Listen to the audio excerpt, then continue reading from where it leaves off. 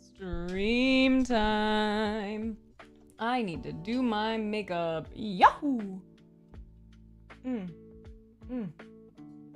I love that my coffee is still warm. Did it say Saturday? I bet that the fucking Streamlabs thing didn't update my info and I must have missed it. Oh well, don't care, don't care, don't care. Did I drop a frame? I think I did. Oh shit. I'm dropping frames. What's going on? Are we back? Are we steady? What's up, mother truckers? Did it do a Saturday thing? Did it tell you Saturday? Is that a thing? Oh god.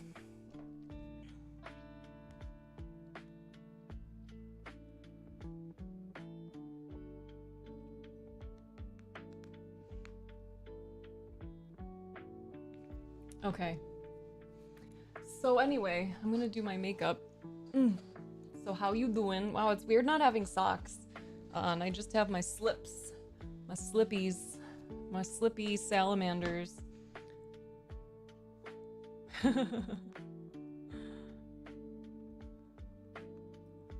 My friend Sandy is she's got laryngitis right now and she can't talk, and she and I bonded over being yappers. Malgoosies, it's a sign.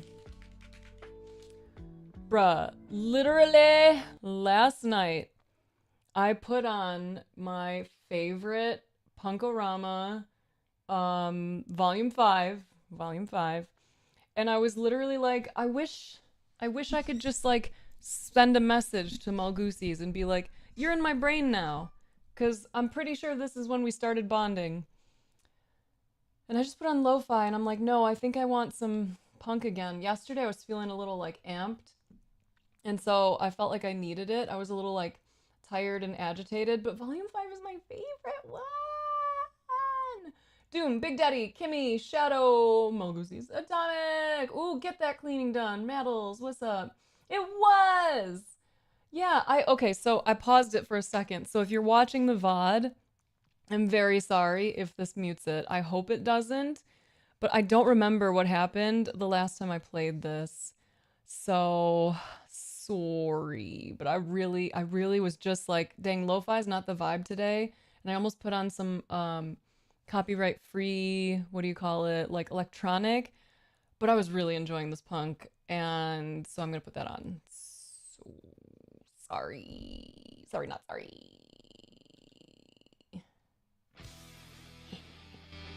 It's just so good. Oh, that's too loud. Sorry. I'm gonna put it on my AirPods too. How was my weekend? This weekend was so interesting. Because like with the holiday, it just feels a little bizarro.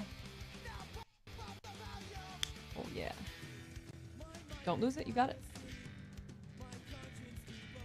I wonder if my AirPods are dying. This is the only pair of AirPods I have ever owned. So I'm proud of them. I wonder if, no, I can't do both. Okay. Makeup.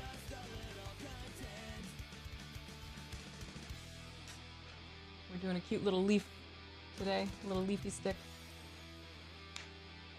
You're here for the thieving of vibes again. I know, I love these AirPods. Soda, you will never be thieving. It will never be thievery, because I will always gladly offer my vibes to you.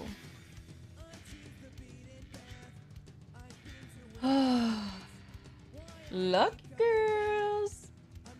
Lucky girls. Lo, are you gonna be, are you work lurking or like clean lurking today? Oh, hi baby.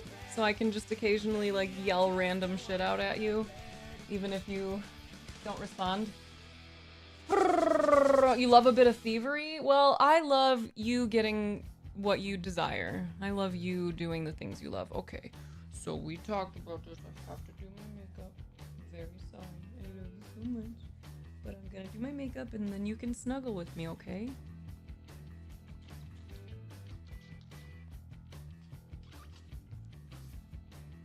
Okay, you're just gonna settle right there. Yeah, good girl. Let me do my makeup on my face. Hey, never feel worried about talking about politics here. I would love to be able to be a space where you feel safe expressing that stuff, and then we can regulate together.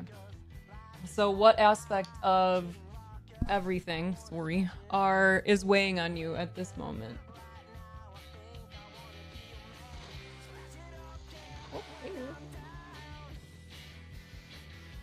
Oh my god, same, Maddles. Shadow, hello. I managed to see my primary care yesterday, my new PCP from my new shit-ass insurance. And this fucking insurance, I should actually probably call them while we're talking. Please share, Malgusies. Turns out he can't be my daughter's primary care, even though this insurance company assigned him as that, because he doesn't see kids. He's not licensed for that. So when I was asking him about that, he was like, oh no, I don't see children, I never have. And I was like, what? And he's like, yeah, I'm not even licensed for that, I can't do it, and I never have. And I was like, cool. So, just gonna have to call them again. And I am waiting. They still haven't sent me the email with the providers that I can see. But I am grateful because the doctor I saw was at least pretty chill and gave me a referral for my mammogram at least. So I still have to wait on the, I'm sorry, I can't give you this arm. I still have to wait on my pelvic ultrasound, but I can at least get a mammogram done. Oh, it's terrifying. Terrifying. My family is Mexican also. My partner, my siblings, my biological dad. Obviously I'm very much white passing, but oh god, that's a lot. I'm so sorry. I was telling people like early on in this, like the fact that you're legal does not mean anything with this administration, because they have been not even hinting, but being very blatant about like, well, we'll have to look at that. We might have to denaturalize some people if they don't like Trump or whatever.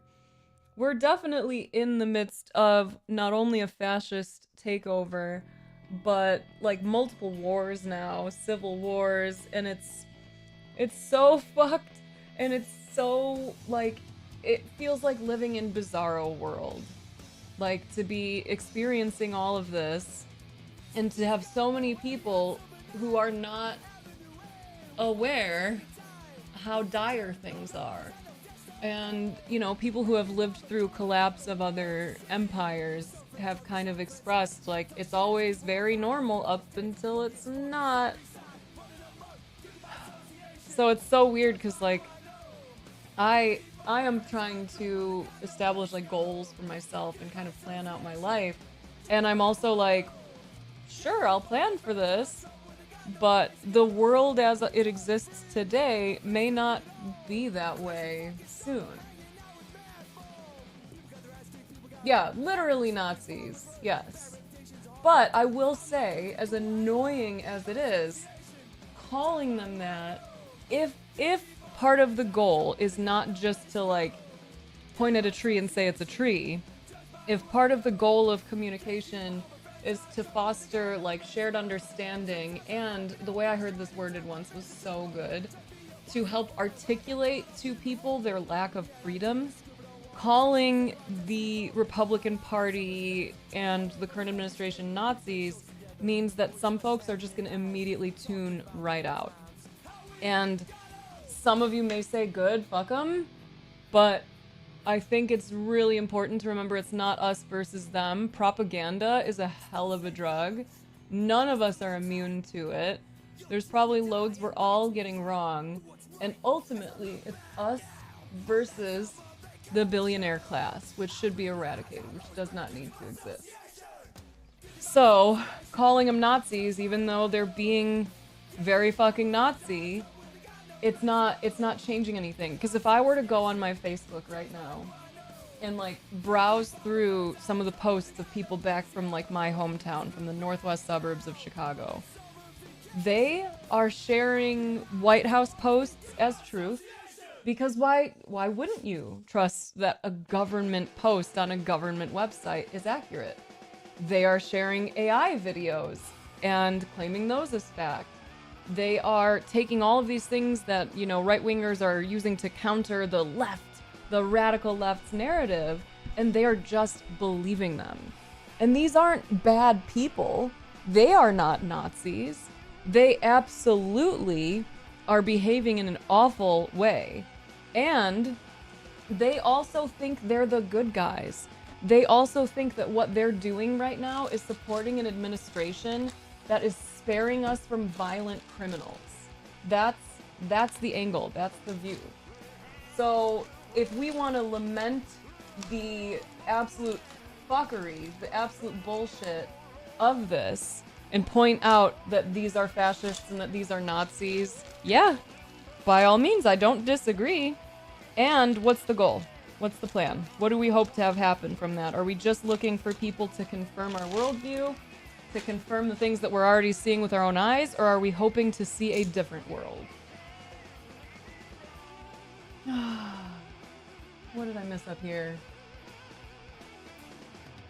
Your response just made me cry. Which part? What got ya?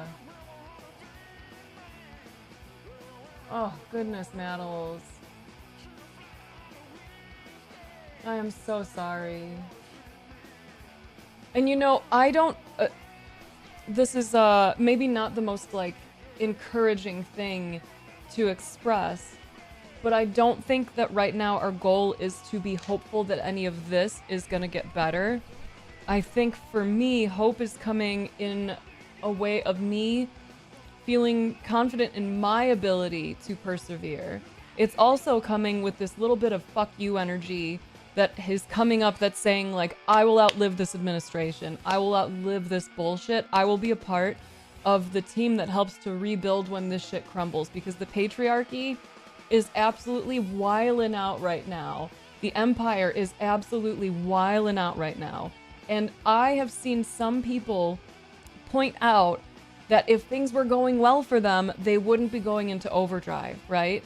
People are more woke than they ever have been. I think that there are, especially with this immigration thing, like they're doing it so indiscriminately that, you know, even white people, even white women are starting to really like wake up and show up for stuff like this. So, hope for me is I have hope and I have faith and I have trust in myself and my capacity to persevere. I have trust that I have a strong enough desire to outlive this shit and be a part of what comes next. And I am aware that things are probably going to get worse while some aspects get better. And that's where like all of the work we do in our daily lives is so important, because if you're doing what you can in your local community, if you're doing what you can for yourself, that's one of the best things that you can do right now, because ultimately stuff is going to continue to break. But it wasn't really working in the first place, especially if you are already a person of color, if you're black, if you're indigenous, if you're a woman. The shit was not working for us anyway. We were already being pushed to the fringe, given like absolute just like meager bits and shit, right? We have not been cared for in the way that we deserve. So we can start by taking care of ourselves well, making sure that we're prioritizing our own well-being and showing up in local community, because if the grid goes down, if you have power outages, if suddenly the federal government is weaponized against your community, who is coming to save you? Your neighbors. That's who's coming. You are going to be the one saving your neighbors are going to be the ones saving you. This shit was already broken. It's just so much more obvious now. It's so much more evident. But if we look historically, the federal government, the state government, the government in general has been weaponized against black and brown people, against trans people, queer people, for fucking ever. Look at the AIDS epidemic, right?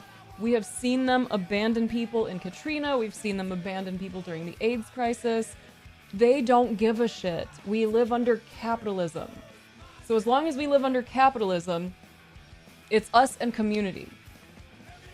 So that's what I'm focused on, is this shit is breaking. Absolutely. This moment right now, do you have food? Do you have water? Do you have even one person who you can trust and count on? If that one person is you, fuck yeah. Do you maybe have a second? If so, you are in a great position to keep doing the work, to keep working on creating the new world that we are going to live in. I was talking about this on my last stream.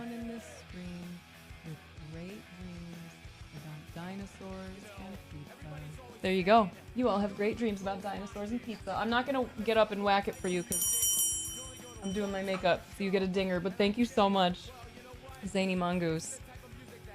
What is the word? Prefiguration. Maybe we'll watch an Andrewism video today. This world is still abundant. It's still abundant. And we saw during COVID how incredibly powerful nature is when people kind of get the fuck out of the way, or maybe even start helping out, you know? So here's what we can do. Here's what we can do. Ooh, I just saw your other things. Those who disregard the rule of law are not entitled to its protection. Pope Hat. How do we change? How do we fix this? I have a master's in public policy and you don't have the damn answer. Because I don't think that this is necessarily just a public policy thing. I have a quote here on my desk from Paulo Freire. We make the road by walking. I think about that so fucking often. Public policy is oftentimes not, it doesn't even respond to the actual will of the people. So what can we do if we're thinking fuck public policy, not give up on it, but fuck trusting that that's going to be the thing that saves us? What do we do outside of that? Oh, okay. Thank you. I think I actually knew that. Exactly, Kimmy. Exactly. The separation of us versus them, normalization of hate and anger, numbness, tuning out. Those are some of the scariest parts of things. And us modeling a way to live that demonstrates our capacity to show up and feel this shit deeply. Let it just crack us open. Let it break our hearts. Let us feel the rage and the despair and all of it. We let it move through us, and then we choose, where do we go from here? Because in my local community, just in my neighborhood, there are a number of things that I can do that will benefit the world. I can put water out for the birds. That's a small thing. It doesn't seem huge, but that's our ecosystem here. That's part of the local ecosystem, and that's important. I can create a garden. I can try to feed myself and my family and possibly some of my friends off of this little bit of land that I have back here. That's pretty cool. Alina and I like to go on trash walks where we walk around with bags and we pick up as much trash as we can. And we talk to the nature. We talk to the universe while we do it. Oh, sorry, tree, let me get that out of there, right? Those are things we can do. You can set up mutual aid in your neighborhood or in your community. You can do a tiny library. You can set up a book club.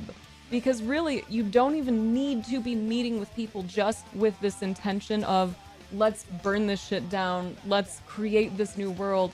You can say, you know what? Let's have a book club. I'm gonna go meet with people in my community. I'm not gonna have any list of rules of who's allowed to be there and who's not. Open to everyone. If people come in and they're bad actors, we'll address that bit by bit. You can set up a book club on anything. It doesn't even have to be, you know, like theory or something, right? You could be reading a fantasy book, giving people an opportunity to dive into something and connect to others. And I super am recommending for everyone to really lean into learning how to communicate effectively and compassionately, because ultimately it will not matter that the dude across the street is a cop and a Trump supporter. It will not matter that the dude down the street has cameras everywhere and has a sign out talking about some right-wing ass shit. If the power goes out, those are people in this local neighborhood who I have connected to, who I know, and who I would work with. I've started talking to more people, like in my children's kind of, or in my child's life, because there's other parents around.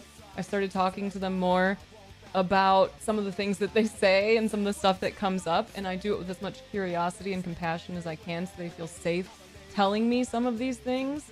Even if, like, it makes me feel, even if my inner response is one of disgust and agitation, like I said, I'm not immune to propaganda. They are not immune. This shit is everywhere. Everywhere, right? If you're into like wellness, guess where the wellness space on the internet is gonna pull you? Right wing. If you're into MMA, guess where that's gonna pull you? Right wing. If you're into creativity, even that. All of these things, they're all pointing that way because social platforms have been taken over by billionaires. Billionaires don't have to believe in borders because they can go wherever they want. So they'll enforce them for all of us. They'll point everyone towards these ideologies that demonize women, minorities, queer folks. We don't need to play that game. We can start doing the work of healing and bridging these divides. And it sucks. And you're okay to be pissed about it. And if you're a minority, sure, you could absolutely say, or a marginalized person, I'm tired of having to educate people. This shouldn't be my work. And I fully fucking agree. It shouldn't be. As a woman, I shouldn't have to educate men on the patriarchy and the ways that they are propping it up and enforcing it and pushing it. And as a person of color or a black person, you shouldn't have to educate, you know, well-meaning white people, liberals, on the things they're doing that are harmful. And yet, here we are. Someone has to do it. Most people are not gonna wake up out of this fog of shit without some support, without someone helping to inquire with curiosity and kindness. Thank you, I appreciate that, Doom. Exactly, Yellow Soda, exactly. It does not matter necessarily the administration because even the so-called left, they are not left. Left is way more center-right at this point. Hello, Pies. I'll click that in a minute. What's up, Vibes? Any signs of hope, joy, community, and safety are huge no matter how small. Exactly. Oh, I love that first order. A bottom wing. Yes, understanding how others are still people, might be feeling or reacting a certain way because of stuff they've been through. Not necessarily because they feel that way deep down. Yes. Yes. And like, remember that what we see online isn't necessarily the reality for the majority of people. Like, some of the stuff I'll see people post, if I were to talk to them in person, I know they wouldn't believe it in that same way. I know for them, it's interpreted and expressed different, you know? So, what do you want your role to be in this? And like, you probably already have a sense of where your fight is, where your work is in this, because some are here to educate, some are here to be the community organizers and leaders, some are here to be at the protests, some are here to be doing some real wild shit. Like, there's a different place for all of us. And I was dealing with a lot of guilt. What up, Schmalby? Let me... No! I was dealing with like a lot of guilt for a while about the fact that like I'm not going to protests, but that's not my role in this particular phase of this existence. What has become clear to me is that where I'm at right now, doing this is what my work is. Communicating with other people, continuing to practice, and ideally help guide people towards healthy ways to communicate, healthy ways to understand themselves. Because a well-resourced version of you is a version of you that can stand up to fascism through community care. Through community care. Not through, like, the fear, which they want, by the way. So, like, no judgment, no shame. The fact that a lot of us feel stress and fear regularly is not our fault. And sometimes it helps me to remember that that is by design. They want us to feel afraid. They want us to be hooked into social media, hooked into these news cycles, because if we are just constantly swiping through these rapid context shifts, guess what we are not doing? We are not supporting each other. We are not learning. We are not growing. We are not tearing this shit down. Thank you, Gambit. Thank you for gifting that sub. Oh, I love that. I'll give you some dingers like that. That's another part right there. Yes, and that's totally understandable, right? Malgusi, of course there's gonna be anxiety. And that anxiety, I think whenever we can relate to that and say this anxiety, this fear is here because I care so fucking much, it allows us more space to redirect and refocus ourselves into stuff we can actually do. So when the anxiety is arising and you're thinking about the world again, take some deep breaths, do what you can for yourself, and then go do something for the world. Go pick up some trash. Go to a community event. Go to a town hall. Set up a book club. Set up a D&D campaign. Join some mutual aid group. Join up with Food Not Bombs. Find some way to show up for yourself as a part of the whole and for the local community. It will change the energy so much. That has been my focus for the last year-ish, is getting more involved in local community, connecting more with people regardless of their belief system, and it has been so fucking helpful. Yo, go you! That's awesome, Malgusies. What up, Dale Corey? Exactly, Mind Flayer. Exactly. Everyone in politics is in it for their own financial gain and their own personal beliefs. I mean, yeah, we have corporate politics here, so it's absolutely terrible. And yes, the only way to combat the state of the world is to build and establish communities and social action. Things like harm reduction, great example. Harm reduction, community response for people in crisis. What do you feel called to do or feel capable of doing? Because your mom probably knows you well enough to know that you would do well if you set up a book club. But is that what's coming up for you? Because for me, the more I processed it and thought about it, the more I was like, okay, it's streaming, it's creativity, it's doing these video chats every other weekend so people have a space to come and share and talk.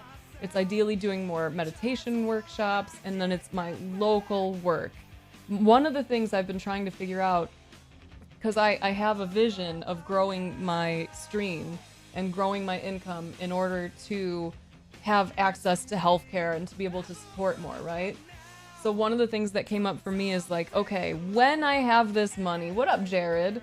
When I have this money, what am I gonna do with it? What's my plan? And the first thing that came to mind is I wanna do a community fridge. I wanna do a free fridge because I think that's such a beautiful form of mutual aid to be able to find an area where there's likely to be a homeless population or people who might be struggling financially, which is kind of fucking everywhere. Put a fridge there and just make sure it's stocked regularly. I would love to do that.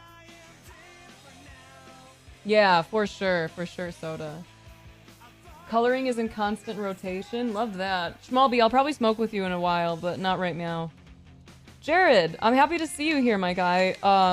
Love the vision you were speaking of, by the way. The retreats and stuff. I didn't know you were moving towards that, and that's pretty sick. Also, you're coming in while we're talking about our role in the current state of the world, and while I'm painting a face on my face. Please share the link. I'm not gonna watch the videos y'all sent until I'm done with my makeup because I have my mirror here and I'll have to kind of be awkward. I also don't know if I knew that you stream on Twitch, or are you just a YouTube kind of gal? Let's see here. Oh, you be doing stuff. June 5th? Was that from 3 years ago? Okay. So maybe not so much. Is the music loud? It might be. Well, I'm gonna follow you on here anyway. Frisky! Girl! Here, I'll turn the music down too in case that's a bit loud. The link you sent is an IG carousel. Thank you. Oh, you're in a coffee shop? Where are you at? My brain is saying Canada, but I don't think that's right. Frisky! Colorado. Oh, sick. Dude, that would be a great spot for a retreat center, too. Yes! We also talked about wanting to create a community hub. I would love that. I would love, love, love that. Because there are not enough third spaces. And I think that would be such a beautiful thing to do, is to find ways to establish that. And do you know what's another way? Like without even needing a secondary space. Oh, hello, girlfriend. If you have enough space in your home or apartment to host a handful of people, start hosting. Start having people over. Start doing like little cutie parties, not like party parties, but you know, like cute opportunities to connect with humans. Yes, yes, yes, yes. Citizens United does need to be overturned, yes. And you know what? That's fair. We should be cautious about blanket statements like that. But clearly, the two-party system is not working. Clearly, allowing lobbying and insider trading, not it. Cutie parties, exactly, Jared. You feel me, dog. Okay. How funny, by the way, that you went through MMTCP as well. Are you still playing a lot, or are you mostly doing coaching these days?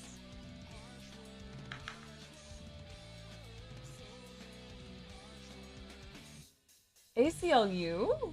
Really? What are you doing, critter? Interesting. Jesus. In today's example of abuse of power, Fox News reports that the FBI has just served subpoenas to several officials here in Minneapolis, including members of the office of Governor Tim Walz. Wow. So do they get to do what what all of the folks in like the Trump administration do and just say like a subpoena? I don't think I'll do that. Are you enjoying that a lot, Jared? The coaching? I guess I have to imagine that you are, given that that's like your primary focus. What do I think of Mark Kelly? I don't know enough to have a huge opinion on him. I've seen some things from him where I'm like, hey, good job. And I do remember looking into him more like a while ago, but it's not fresh. It really is. It really is, Jared. That's on ADHD. Like I'm finally realizing that I should just go where it like fits. And I've been a streamer. I got partnered on Twitch 10 years ago. So I've been doing this for a long time. And I've still managed to convince myself that I'm supposed to do a bunch of different things cuz like, you know, I'm capable of doing different things. But this is an area that when I first started streaming years ago, I remember having a moment of just like my first week or two of doing streams. I quit one of the extra jobs that I had, and I was just like, "Oh, I am like made for this. I am like made for this."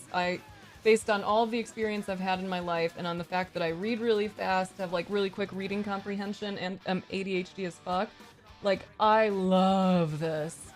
So I just like I leaned in so hard right when I got into it, and I'm feeling that like that zest for it, that energy coming back now that I've kind of gotten out of my own way a bit more. And dealing with like a potential cancer scare, I think is also kind of helping because it really gave me permission to say fuck it more, which is so funny, right? Because like I was the one who gave myself permission in the first place, so I didn't necessarily have to wait until I'm concerned I might be dying, but I'm gonna give you a dinger, Griff, because I'm not standing up to whack it for you until I'm done with my makeup. Please enjoy. Thank you so much, by the way, for 4 months. Griff, I hope you're doing well. Oh, girl. So, I might have cancer. And our medical system is such a joke, and it's gotten so much worse that I might not get to find out until March. Because I got new insurance from the marketplace this year. That's basically a fucking scam. It really is. And like, you're a dad, right? That's been the hardest part of this, is I have a 4-year-old. And I, in November, went to the doctor because I was having some issues. Went to a lady doctor. Well, not a lady who was a doctor, but a doctor for someone with a vagina. So I go to this doctor, who, by the way, sucks in his shit-ass bedside manner. Like, I would love to never have to see an old man for a fucking gyno ever again. So I have, also, tell your partner, your wife, to do those pelvic floor exercises, because no one told me that it's not just about keeping it tight for your man friend, or like not sneezing and like peeing a little, that your inner, ooh, awkward, tell your ex-wife too, hey lady, take care of your pelvic floor, because your internal organs can actually descend. They can descend. Your rectum, your bladder, or your uterus you can basically drop your fucking transmission out your box. And I was not aware of that. They don't tell us that stuff. They just tell you do some Kegels as they're like kicking you out the door once you've blasted out your baby. So my bladder is doing that. It's trying to drop out. That, exactly. I would love it if it would just go back. That'd be neat. Thank you. So, I went to the doctor because I'm dealing with a bladder prolapse. It's very uncomfortable. It fucking sucks. I didn't have insurance at the time because my insurance last year was so expensive that I was just like, fuck it, I'm just gonna self-pay. And then of course that's when like an injury or whatever happens.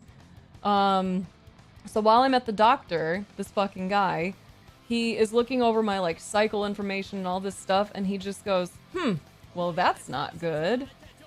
And I'm like, okay, what? So he's concerned about some of the things that he's seeing, and he said he wants me to... Oh, Jared, it's so brutal. Exactly. He's like, I want to get you a pelvic ultrasound and a... I forget what the fuck they called it, like a level 2 mammogram, because he wants to make sure that it's not like fibroids, polyps, or cancer. So again, like he says all of this so fucking nonchalant, and then he gives me my paperwork, and... the 2 tests I would have needed to get done, a pelvic ultrasound and my mammogram, would have been like $1,500 self-pay, which your girl does not have. So I'm like, okay, well that fucking sucks. I guess I'm just gonna have to wait. I'm doing my best to do my pelvic floor exercises in hopes I don't have to have surgery, because I guess they just like staple your shit back up, which is nuts. Nuts. Go ahead, Carp. So I basically decided when January 1st hit and I got my new insurance that I would just try to get all this stuff done. And I apparently got the worst fucking insurance ever.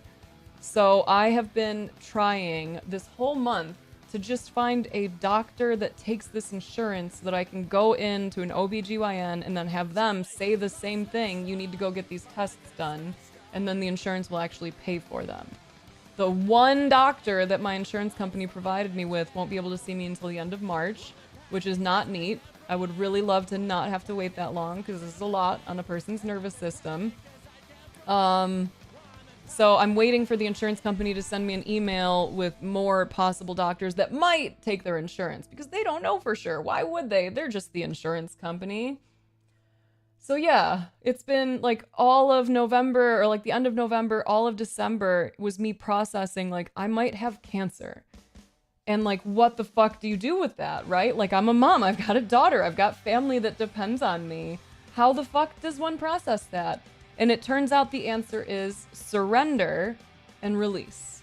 So that's where I'm at. Like, I've come back to streaming, I've come back into a lot of things that I really love, because I realized that if I am potentially dying, this is what I would like to do. I would like to be here because the connection that I have here, the way that I'm able to communicate with people, the community that we've built, this is it. I want to be creative. I want to support people in this community. I want to do mutual aid projects. I want to fundraise for valuable causes. Like, that's what I want to be in terms of career, obviously. And then I want to be present with my daughter, supportive of my partner and my family. So I'm just in that waiting game, and it really fucking sucks nuts. Let's just try and get you care or sooner. Girl, I am trying. You can give me some money. Hold on, where's my... Here are some ways you can help. Give me your fucking money! With love. Otherwise, sharing my stream, you know, checking out the Patreon, all that kind of stuff. Because right now I have to wait for that list. And then I can start reaching out to those doctors and see if I can be seen before March. But otherwise, my new insurance is so fucking expensive that any dollars would be really helpful. And in general, I have intentions now to grow my community again. Because, like, Jared, I've been doing this for so long that for a while I was like, I don't want to do this as my job anymore because I don't want to have to take on sponsors again. I don't want to have to treat this like a job. And then I realized I'm going to have to treat something like a job, and at least this I fucking love. So, full circle type shit. Yeah, sorry, Lubel. Hey, Girlzilla. Carp, what's your question? Oh no, I let this out too long. I gotta wet it again.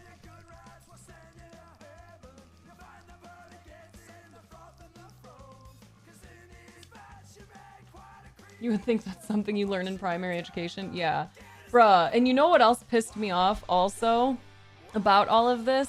And I've shared this so many times on stream. I'm almost 40, bro. No one told me about fibroids. That has never come up in my life. And do you know why I think that's so especially dumb? 70% of women will have fibroids in their lives. 80% of black women. No one ever told me that that's a possibility. And do you know it also pisses me off that they even call them fibroids instead of fucking tumors, which is what they are? Everything about women's health is minimized, and it pisses me off. Oh no, I let it dry out holding it out too long. Girl. Fuck yeah, go you, Schmalby. Bro, I feel like you would actually kill it on TikTok, because you are a yapper. You're a yapper like me. Okay, come on, makeup. There we go. Oh, that wasn't a fun Google? Sorry. What did you Google? Did you Google the prolapses? The fibroids?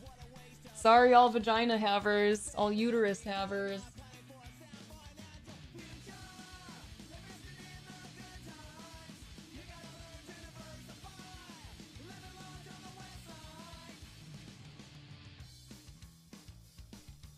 Oh, that's fair. Yeah, don't do it. Don't do it, Albie. Although, you know what's been interesting?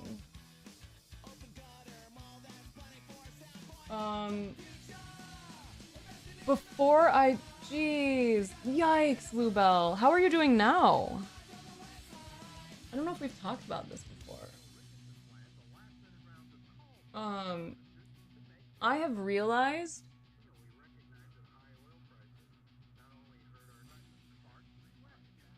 that my relationship to TikTok changes based on how connected I am to what feels right for me to actually be doing. So now that I have like a vision for my life again and I'm working towards it, it's a lot easier for me to pull myself away from TikTok. Because it will fucking get ya. But I know what I'm there for, and I'm so fucking grateful. Oh, thank you, Girlzilla. I appreciate that. Yeah, small goosies.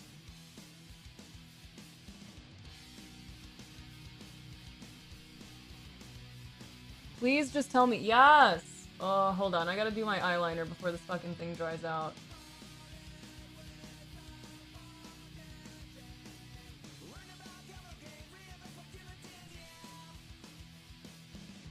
Yeah, absolutely. I understand that, Albie.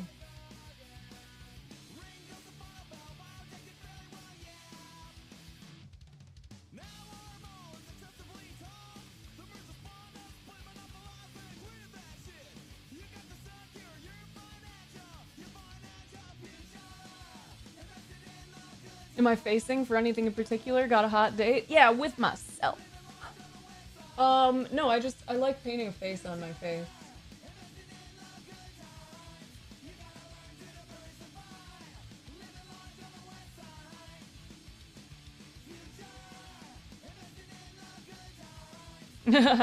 Mommy milk. Yo! Jared! You brought up some mommy milkies! Alright, man, listen. You got me with the 50 bomb, so I will actually stand up to whack it for you. Thank you sincerely. I super fucking appreciate that. That is so super helpful. Thank you. You get a good vibes gong hit, dude. What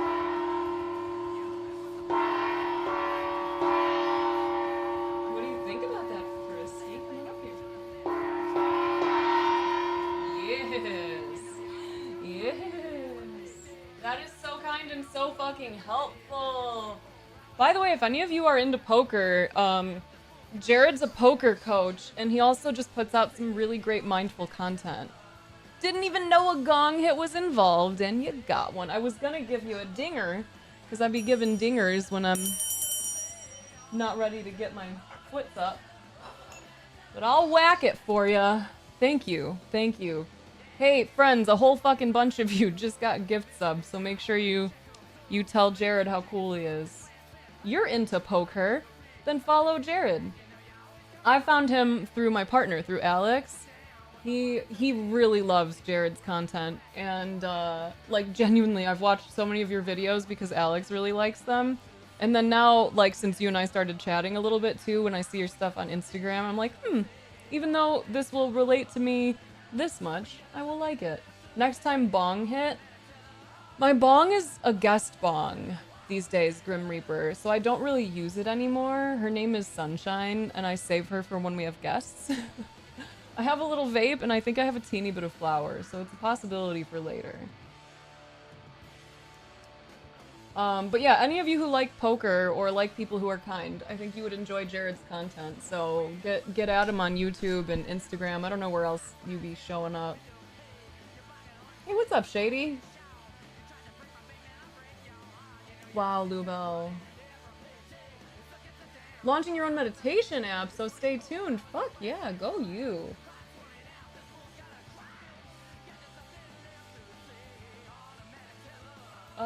Okay, I need to finish this eyeliner and then I'll yap. Hold on.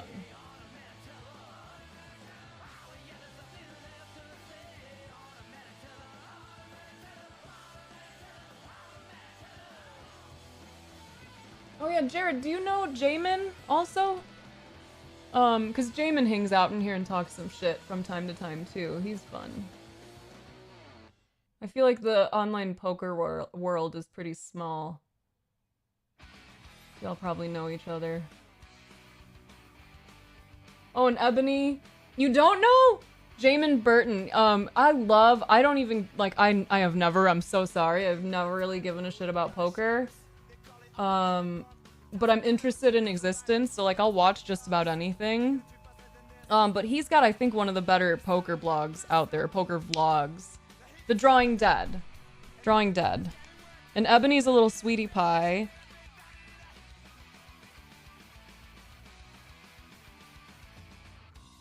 Oh my, bless you.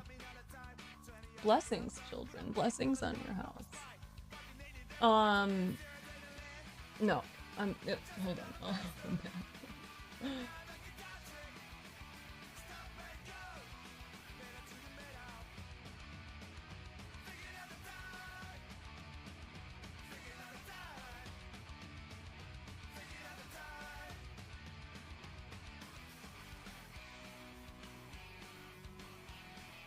What other training have you done in the meditation space? Respect the ADHD eyeliner lock-in. Even my kid, she rarely is capable of, like, not talking to me when I'm around. Hey, Sky. But she knows when I'm doing eyeliner, there will be no response. There will be no emoting, nothing, because that shit is so hard otherwise. Ooh, tell me, Sky.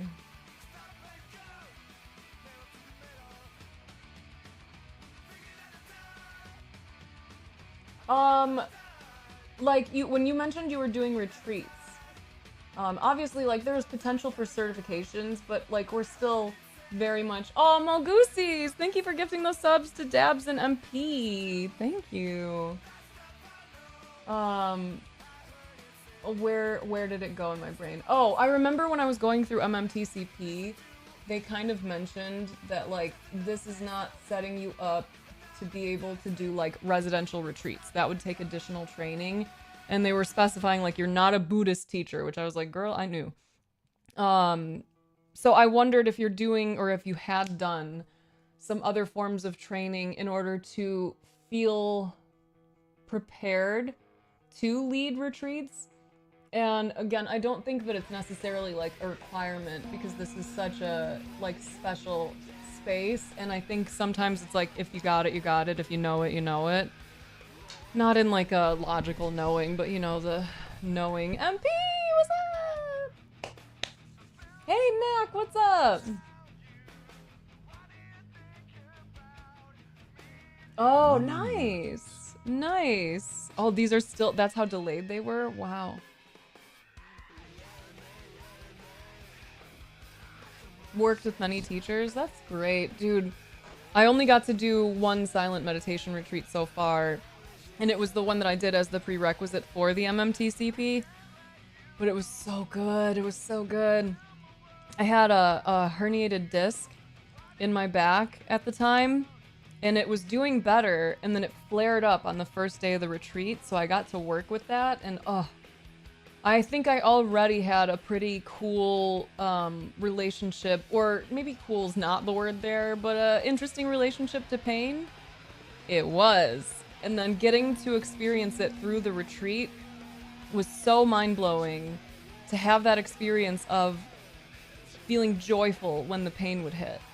Because it was so, oh my, I don't know if you've ever had like a disc issue in your back, but those of you who have, like, whoo hoo hoo hoo, that shit hurt. Like intense pain. And it was so cool how like in the beginning I was so resistant, like, no, this is supposed to be this like gorgeous blah, blah, blah, and I was all like bummed about it. But the more I allowed it to be an anchor and just went into it and played around with the sensations and the experiences of the pain, the more it opened up things in my life. And by the end of the retreat, I remember like feeling the back pain come in, and we're talking shooting intense fucking pains. And I would be like smiling because I'm like, oh my God, hooray. Now I don't have to live in my head, because up here, no fun. I actually did it at home. I was still breastfeeding at the time.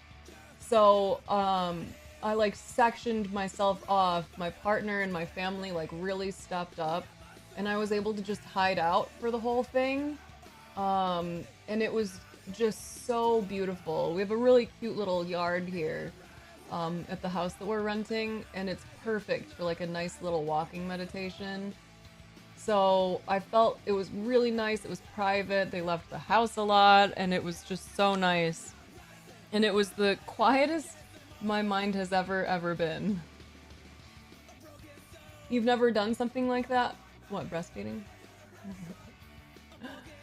Do you have a visual mind? Because whenever I say dumb shit like that, I have to picture it. That you've done. Oh, sorry, my bad. Oh, wait, probably the different role than the one that my brain pictured. Probably the recipient, not the provider.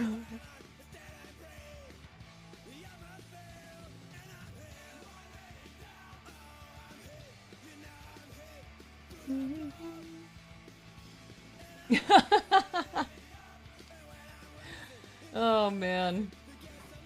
Erica! Hello, I love you. Sky, I'm gonna read your message once I'm done with this part. I need to be done with my ojitos here. Cobbers! What's up, buddy? Yeah, given that it sounds like you're co-parenting, there are probably times when you have your space to yourself. It was actually really interesting because, you know, all the thought patterns that come up related to doing and being and cleaning and all that shit, it was so interesting to kind of urge surf those and just ride the waves and let it pass. And also, given that I have ADHD, like my mind, you can probably tell, my mind go brr. And I remember one point, and it was probably like day 5 or something, that the house was empty. We had finished one of our meditations. We had a little break, and I remember laying on my bed, just staring up at the ceiling, being like, damn, I wish I had something to think about. Like, there just wasn't as much happening, and I was kind of shook by it. Like, I was trying to look around and get, like, stimulated by my environment, but I was so sort of uninterested in it that it was just like, wow, this is a thing that happens. That's interesting.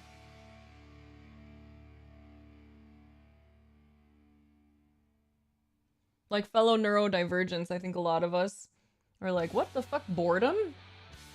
Jared, I would love that. Ooh, did you know that I wrote a little cutie book? A little cutie book?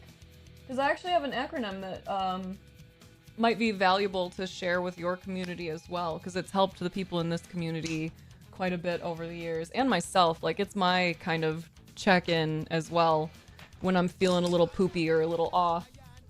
Hi, baby. I'm almost done doing my makeup, and then you can snuggle. Oh, you clicked on that. She's working on her second book too. Oh yeah. Dude, Vibes, you're cool people. I told everyone that one of the things I would really like to do, that not be in that manifestation mode, one of the things I am doing is getting myself set up to do intentional research and to, fuck yeah, soda. I saw I missed some stuff in chat. Friends, I swear I'll catch up. And you know it'll be rapid fire. So just, I'm finishing my makeup and letting my little runoff go here. Girl, did you just break my camera? We are broken. That's a cat. That's on a cat. Okay, Friskers, come here, sweets. One of my intentions is to become skilled at doing research. You're not gonna see my camera for a second because it's frozen. Because there are a lot of things I'm really passionate about, and I really love being able to share things. And I have finally kind of come to terms with the reality that I'm a relatively skilled communicator. And so why not use those skills? Yeah, there we go. Why not use those skills and that capacity to try to help? And there are a lot of things that I would like to learn about that I think would be valuable in that regard. So, Pineapple Galaxy Vibes is helping to encourage me because I would love to write more. I would love to write another, like, actual larger book. I would love to have more time to dive in to some of these things that are coming up for me, especially community care and communication, because I really love that shit. Cats, man, I am saying. Almost done with makeup, kids. Almost done.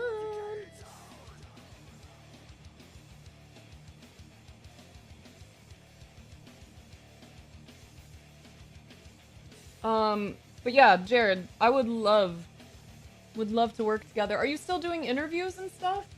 Just stating what you're seeing? Thank you. 'Cause I'd love to come and chat. And I was also thinking about doing interviews on my channel again soon, because I used to. Like, I don't know, I haven't been, keeping an eye on the numbers anymore. But, like, in my peak of things, I've had, like, some pretty solid numbers and community engagement, so I know that that's possible to get back to, and I'm excited to be doing it. Write more in Substack? I actually saw you followed that, thank you. I am going to. I am. That is a part of the plan. I will actually share with you some of the stuff that clicked for me yesterday, the day before, because I've been working in my little idea notebook about, like, one of the things, we're jumping here. One of the things that I saw recently that was talking about folks with ADHD is that we often try to live our lives in a way that aligns with the expectations that others have for themselves and others, and a lot of times it's like neurotypicals. And what tends to work better for us, and I've lived this, is for us to actually honor our own kind of natural rhythms and cycles. So I'm not gonna be forcing myself to have strict deadlines when it comes to podcasts and content anymore. And the Patreon is gonna change. I'm gonna start focusing more on honoring the creative impulse and like whatever is coming up for me, whatever I want to actually create in that moment. Do I want to draw? Do I want to paint? Do I want to write something? Am I doing a podcast? Am I doing a video? It's all going to be based on whatever feels right in that moment. Okay.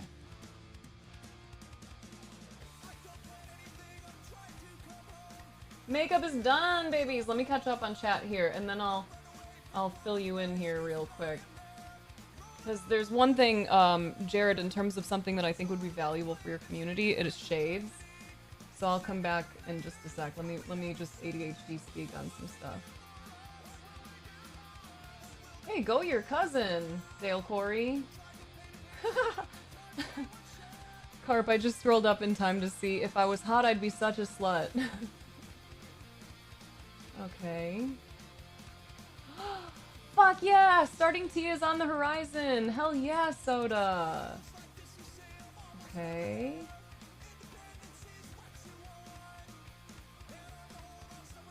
Anxiety can come from your amygdala or the cortex in your brain. So if it's from your amygdala, it means you're shaky, heart racing, sweaty. And if it's from your cortex, you are judging yourself in words and constantly worrying and stuff. Okay, hold on. And then they can activate each other, so it's hard to know where stuff is coming from. Some different ways to let that anxiety dissipate. Okay, let me just... Yeah, baby. Oh, yeah? Cool. Interesting.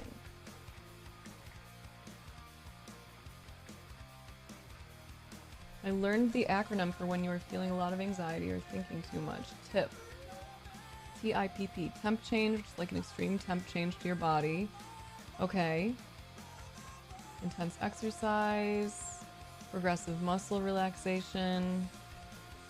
Paced breathing. Okay, I like that as an acronym. TIP. This is actually, where's my thing? That's part of what I want to offer more, is more access to resources like that, to mental models, concepts, ideas that can help us kind of wrap our minds around this stuff. So I'm gonna write that one down. My therapist told me I need to ask myself more questions and be more conscious of my judgments towards myself. There was a book about questions that I really liked. Oh, change your questions, change your life. That sounds right. Yep. Highly recommend. Really nice book. The author put it in like story format to make it even easier to like really grasp and follow along with. It's really good. And also a nice quote. It's none of my business what other people think of me. Yes.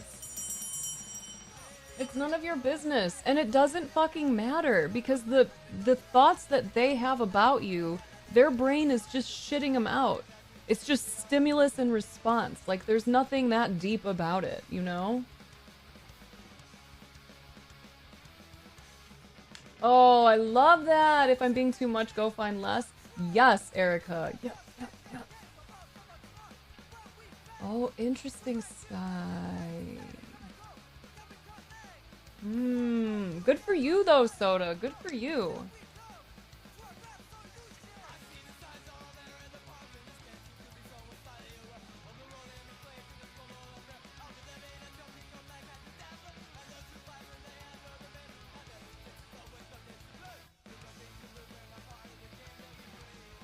My responses have been more reactive and defensive rather than reflecting on the other person, which is very understandable. And that goes back to the nonviolent communication framework, right? The 4 ways to receive criticism. So the 2 ways that are really not supportive, which is what a lot of us have been conditioned to do. One of those is to immediately take that criticism someone has lobbed our way and internalize it. Oh my God, you're right. I really do suck. Oh, I'm such a piece of shit. Or to hear it and be like, no, actually, fuck you. You're the one who is whatever, right? That doesn't really get us anywhere, but that's where we tend to go. The alternative options being to suddenly get very curious about yourself, what you're feeling and needing, or to get curious about them and what they're feeling and needing. You've been thinking about your giraffe ears all weekend? Yay, I love that. I love that. I swear, like, I would buy those things because I think that would be such a good training tool, too. To be like, all right, we got the jackal ears on.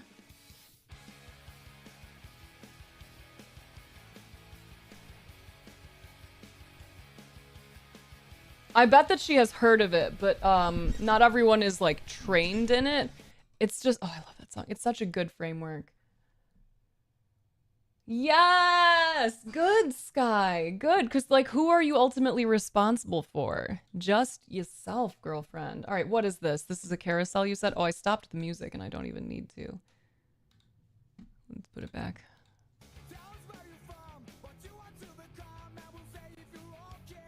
Have you, I'm guessing that you read the book. Jared, have you happened to take any NVC trainings?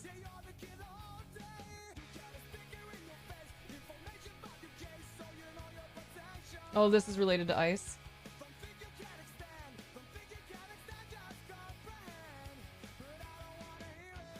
Yeah, the Link Vibes Pineapple Galaxy just put in chat. Definitely recommend taking a peek at it. They're suggesting not to use whistles.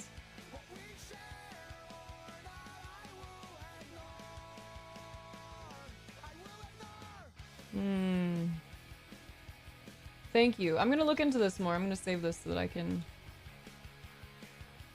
No way! Oh, that's sick. I love his book. What is it? I actually have two of them. One of them, Say What You Mean. The other one is like, You Were Made for This. Which, that one, like, especially in this current climate, has been, like, really supportive for me. Things you needed, wanted, and deserved. Yes. I mean, that is still based on NVC, from what I understand, right?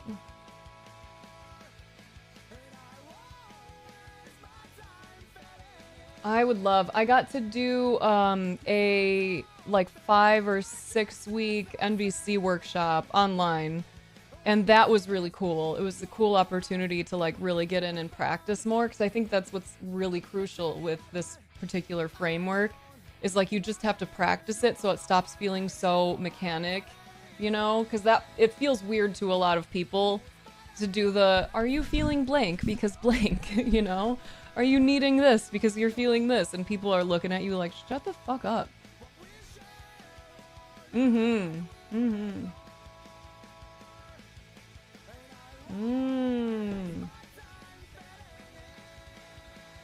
Love that, Sky. Yes! I was just talking to, who was it? My partner, I think? About how, like, naming it is so powerful, and doing that in business, doing that in your personal life, doing that, like, at the fucking grocery store. It's wild how effective that actually is, to just name, whoa, I'm feeling suddenly very overwhelmed. I'm a little nervous. I noticed your face change a little bit, and I'm not really sure what that change meant. And when I expressed that to my partner, he was like, you can just say that to people? Like, yeah. Because most of the time, they'll be like, oh, no, my face changed because, you know? Oh, I bet, Jared. I bet. I'm grateful to have had a number of opportunities to work with people one-on-one, too, though I've started to realize I would like to pivot away from that. Because that's where, like, starting to honor my own rhythms and my own neurodivergence and all of that, it's been interesting for me to realize the things that are much harder on me because of, like, executive dysfunction, and because, like, I'm probably in perimenopause and stuff right now, so that's making, like, all my ADHD worse. Because there was an awesome period of time where I was not medicated anymore. Before I had my daughter, like, I was able to get up and meditate and, like, journal and stare out a window for a while and stretch and maybe, like, smoke a joint and have my coffee. I had all the time to regulate and do my shit, and I don't have that anymore, and all of my stuff is so out of whack that I'm like, ooh, I can't force myself to be a version of me that I used to be, because I'm not that anymore. I have to just, like, let this fucking entity be. Yes! Good for you, Sky. I was so happy seeing your messages. I'm so proud. I'm so grateful. And what I said to you in the last message I sent, Sky, is like, you have the ability to live the life you want right now. This is how you get there, right? Is through those boundaries, through that compassion, through like self-understanding, that self-advocation. It's so incredible. And it's so cool to see that like the only behavior we really need to be focused on is ourselves. If we have that stuff on lock, if we know how to handle our own boundaries, how to not let other people's energy fuck us up, we can handle it all, man. What up, Myth? Yes, a lot of people are actually super understanding of that kind of communication. Agreed. Good, Sky. Good. Good. Yo, I see you over there on YouTube, Erika. And yes, you can. Okay. If you haven't taken a deep breath in a while, now would probably be a great time, okay? Yes!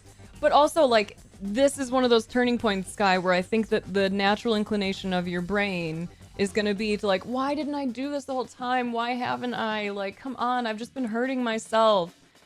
But like, you can let that go if that comes up. Let it go. Because you didn't know, and now you know. When we know better, we do better. Myth, I got you on that. Good. Good. Glad we noticed it. And you can release it now. The Circus Peanut, what's up? Thank you for the follow. Welcome. Blessings on your house. Okay, so I want to talk about shades. Can someone hit exclamation point shades and then hit exclamation point book? So when I used to do more public speaking, and I'm going to be doing it again now, I've got a talk coming up at a women's empowerment conference. One of the things that I introduced people to was the 5 steps to better mental health, and then shades, which was for self-care. And I did that because I used to, like I mentioned, I've been streaming on Twitch for, oh, is that scary? For 10 years, right? For those of you who are newer, my name on Twitch is She Snaps because I used to be a rage monster. And I actually left, if you go on my She Snaps YouTube account, need no cables. If you go on my She Snaps YouTube account, the original, not the Mind of Snaps one, you can see plenty of the old content. I've purposefully left it up there. I haven't deleted any like old tweets or anything. Girl? Hello? This isn't even a cat doing anything, that's just the cable. Can we not? Are we done? We're done. Blow on it, right? Sky, you know I got you on that all the time. They truly are. Have you ever done psychedelics? I swear, they always know. So anyway. Used to be... it could be. Used to be a rage monster. I started out on Twitch doing more like competitive gaming. And so people would come here and they kind of knew to expect that I was probably going to be yelling at someone. I was probably going to be getting upset or talking some shit. And, you know, trolls would come in here and say their usual nasty stuff. And I would be exhilarated by an opportunity to let them know all about their mother's late night activities. And then I met my current partner and he introduced me to meditation. And then suddenly I kind of came face to face with the reality that I was angrier and in a worse space than I thought mentally. And I had been through a bunch of abusive relationships before, and I was like, wow, I'm kind of putting him through similar stuff. Even though I'm not pointing this anger at him, I'm not like picking on him, he doesn't know if he's gonna come out in the morning and see me like, oh, hey, baby, all excited to see him, or if he's gonna come out and see me like throwing shit around because I'm pissed. Ow, that's my body. Thank you, girl. So I kind of like made a vow in that moment. I was like, man, I am sick and tired of being sick and tired and angry. I'm gonna beat depression, anxiety. I'm done with this stuff.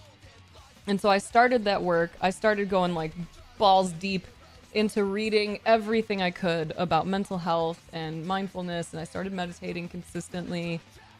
And it was a really fascinating experience because like unintentionally, people in my streams started noticing that I wasn't raging out in games anymore, that I wasn't talking shit anymore. At least three vibes. And I started getting a lot of questions of like, what the fuck is going on? You've changed and why? So then I started sharing, what up, Mama Bear? What it is that I did that helped me to feel different. And that's kind of how the 5 steps to better mental health in shades came about, is over the course of the years where I was able to move past depression and social anxiety and panic attacks, insomnia, finally released so much anger, because for a long time I really believed I have anger issues. Like, this is a part of me. This is what was modeled for me growing up. This is just something I'm going to have to deal with forever. Like, bit by bit, all of it kind of fell away, you know? Such a power transformation. You hate typos? How does that hate feel in your body, Jared? So yeah, that's how I started, like, giving talks and stuff. And, like, I sat down with all my notebooks. Oh my goodness, look at this. Let's fix this real quick. Imagine fucking ads.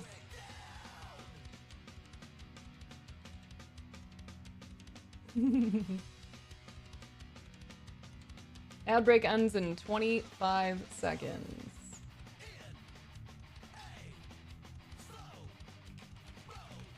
Mummy Milkies. Mummy Milkies. Ashmane, hello.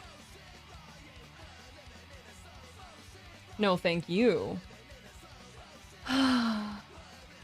So anyway, that's where like the 5 steps to better mental health in shades came from, is people were asking me what I did to be different, to feel different. And so I went through all my notes and all my notebooks, and then I worked to create an acronym that I felt kind of covered all of the things that I did that made the biggest impact. So shades is the acronym that I wanted to share. This is what I think is probably the most valuable when it comes to sharing with, like, communities and stuff, and what I'll be talking about at that Women's Empowerment Conference. So SHADE stands for sleep, hydration, air, meaning like go the fuck outside, diet, exercise, and stillness. Thank you, Myth. And what we've been doing in this community is we utilize this both proactively and reactively. So we're aiming for roughly 80-20 in each of those areas, where we make like 80% choices that feel really supportive of our needs, of the needs of this body-mind system. The remaining 20%, we give ourselves permission to be human and to fuck around and to just, enjoy life and to stay up late and watch the dumb shows and to, have some fun couch rotting once in a while, or to eat a bunch of stuff that isn't necessarily nutritious. I also do enjoy that, Sky. How nice. Fucking cat. So when it comes to working proactively, when I plan out my week, I knew someone would say it. When I plan out my week, I try to plan with those things in mind. How can I make sure that I have each of these needs kind of addressed so that I'm showing up with as many resources as this body-mind system can have, so that I can really like roll with the punches, so I can process the things that come up, so I can think creatively and clearly and critically about whatever I might need to, so I feel capable. It doesn't mean, obviously, that you're not still going to get dick kicked by life sometimes, but you will have the capacity to stand up and to process and to move through it. And then when I'm doing it reactively, if I have a day where I'm like, oh my god, I just feel like such a fucking grump right now, I'm agitated, I'm tired, my stomach feels yuckers, it's not fun, that's when I start thinking reactively, and I just go down the list. Okay, sleep. How did I do it with sleep? Okay, I probably feel a little shitty because I'm tired. For me, sleep is probably the worst of all of the stuff. If I'm tired, I have way lower capacity for just about everything. Like, I can be hungry, I can be thirsty, I can be, like, overwhelmed, whatever, but if I'm tired and it adds to it, it makes it so much harder. So then I go down to hydration. Okay, so, reactively again. So with sleep, didn't really sleep well last night. I'm gonna have good sleep hygiene tonight. I'm gonna do a real good wind down, make sure I go to bed on time. Hydration. When's the last time I drank water? Let's maybe drink some water now. Then I think air. Have I been outside of these fucking walls in a while? If the answer is no, then I probably need to go outside and see the sky, because it's way harder for me to think clearly and feel like I'm okay if I just exist inside all the time. Oh, hey, Chucks. I'm gonna close this door a little bit. She's out there trying to get a man. But then you have to hiss at the sun. Jared, I'm gonna bully you into loving life. Into loving all aspects of it. Because I think you already have that, like, that juice for mindfulness and stuff. But, like, go smile. Not directly at it, but, like, hey, son, you fucking cute cutie. Good. It was hard to imagine that you wouldn't actually enjoy the outside time. But, like, if I don't spend enough time outside, I definitely am not the same person. Everything contracts, you know? I feel smaller when my space is not expansive. So, reactively, if I'm feeling poopy on some day, moving through that list, then I would get to... We hit air, going outside, seeing some sky. Diet. Diet is not dieting. No, but I'm a scuba diver. Diet is about mindful, like being aware. The food you're eating, does it make your tummy hurt? Are you having good poops? Do you tend to feel like you just need a nap every time you eat? Because maybe you need some work on your D, right? Thank you, Mama Bear. Yeah, because the D is not necessarily about being restrictive. If anything, we want to add before we subtract, add nutrients, add things that are good for us in some way. But it's just that mindful inquiry. Like, the things that I'm eating, are they supporting me or are they making this fucking harder?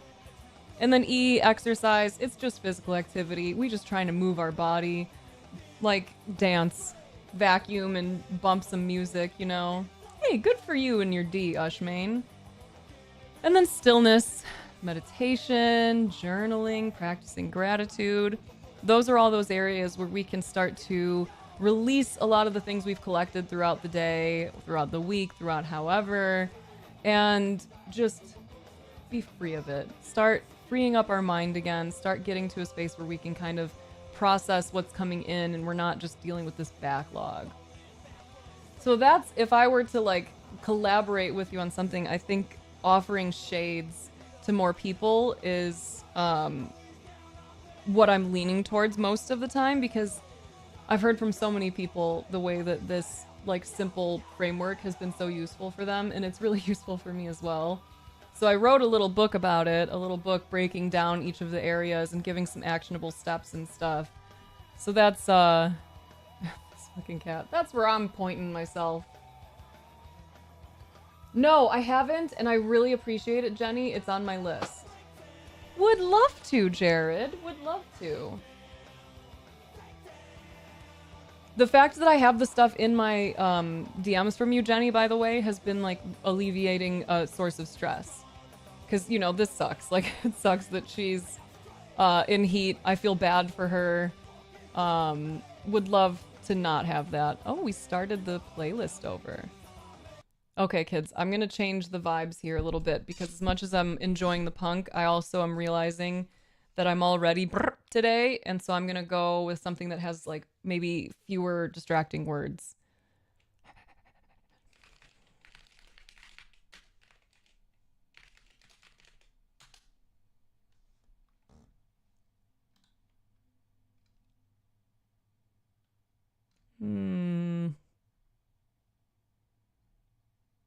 High energy lo-fi? Oh, but you don't say copyright free.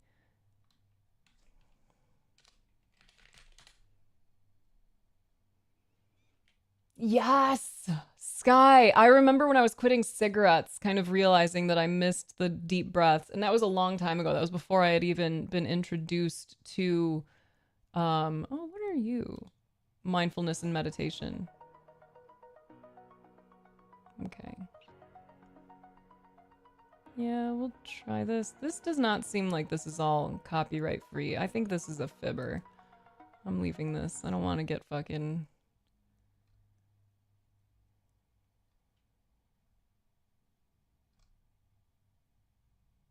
What is this?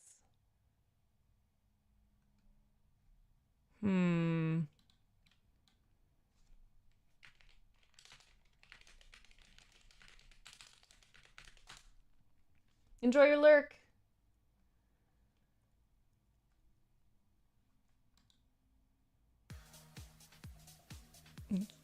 Okay, we'll go with that for now.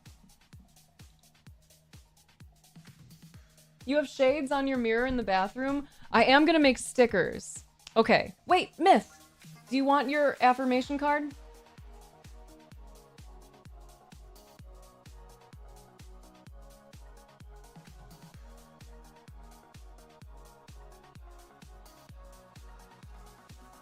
Yeah, I'm glad that it's not SIGs, for sure.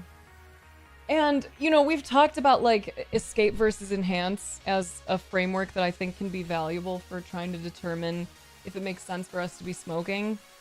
Because, like, weed is awesome. It is. I like it. And also, it's not always going to be supportive. Like, you know, video games, sex, any of the number of things that we do that are enjoyable for us, it's not always the right move. If you're feeling some feelings and you don't process those feelings and instead you're like, oh my god, I need to smoke. I just need to numb myself. I'm gonna go scroll. I'm gonna go play some video games. I'm gonna go, you know, get sauced up and bang around a little bit. Like, it's probably not helping you.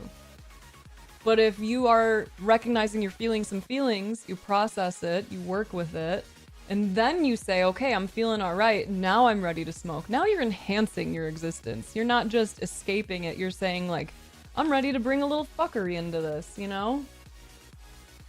Love that, Sky, because you're the sky, not the weather, right? Love it, love it, love it. Okay. Myth, if you unlurk and you want your affirmation card, by all means, let me know. Okay, so do you all want to hear my... Exactly. Do you all want to hear where I've ended up? I'm gonna take this out of my ear now, actually. Okay. So, I have been thinking about my work. I've been thinking about the Patreon, about the stream, about the goals that I have here. And where I got is I was like, okay, so I'm in this like manifestation mode, right? I'm gonna make this shit happen. I feel very aligned. I feel very ready to exist in this way that I've kind of always wanted to. And I mentioned before that like I created the Mind of Snaps brand because I wanted to feel safe just fucking around and seeing where it led me.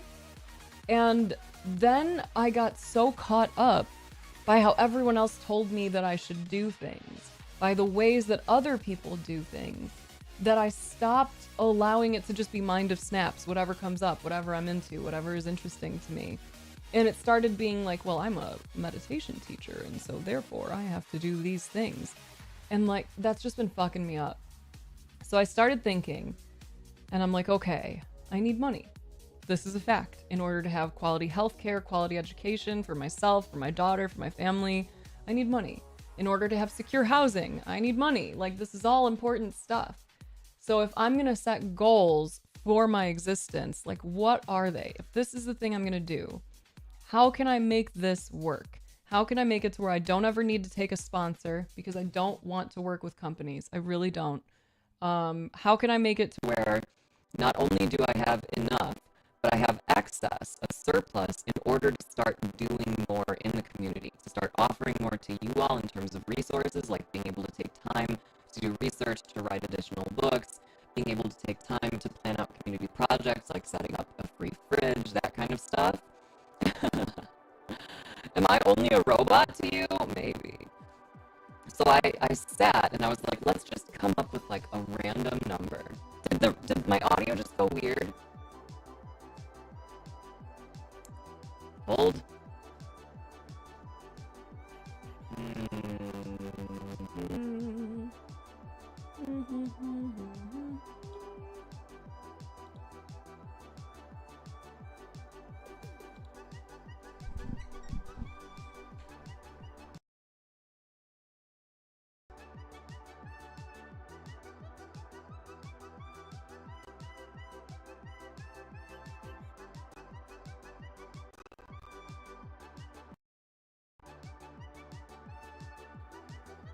Holding. Okay, are we back? Am I still a bot? Or are we better? I probably do need to drink more water. What up, Omega? What up, Unicorn Therapy? That felt very therapist. Everything's okay. No more bots! Hooray! Okay. So I was thinking about numbers, and I was like, okay, what is the goal then? Because I talked about like creating a community center at one point. I still think that would be incredible. And I also want to just start like smaller projects. I want to start working up, like doing as much as I can in the community, running more workshops, supporting people doing backpack drives, funding like mutual aid programs. And I also envision a future where we have a local, like, not local, but us within this community, there is ease of access to some kind of mutual aid where people who are in this community who are struggling in any kind of way can go and put their names in, and we can just help fund, or maybe we rotate a couple people a month and we try to help make sure that they have what they need. So I came up with some numbers. The highest sub count I've ever had on Twitch was 1,000 something. Pretty sure. Somewhere around there. And that was when I was streaming like way more consistently. I was at 1,000 subs. That was pretty fucking helpful. That was enough to be able to just kind of barely cover, because like at the time I was still doing sponsorships and things. So I was like, okay, you know what? We're going big, because I believe in this fucking vision. I believe in the potential, and I feel so aligned with the like wholesome nature of this. I am so uninterested in wealth for the sake of things. I don't care necessarily to even be like a world traveler anymore. I'm more interested in showing up and doing the work. So my current goal is 2,000 subscribers on Twitch and 1,000 subscribers on Patreon at the $10 tier. Because I know that is some shmoney. And I believe that would put me in a position to where I could do so much for the community, so much for my family, for my health. Like I could go to a fucking dentist. That would be neat. I could figure out my health issues. That would be neat. So I've been carrying around my little cutie, my like work notebook, and going through my ideas and stuff.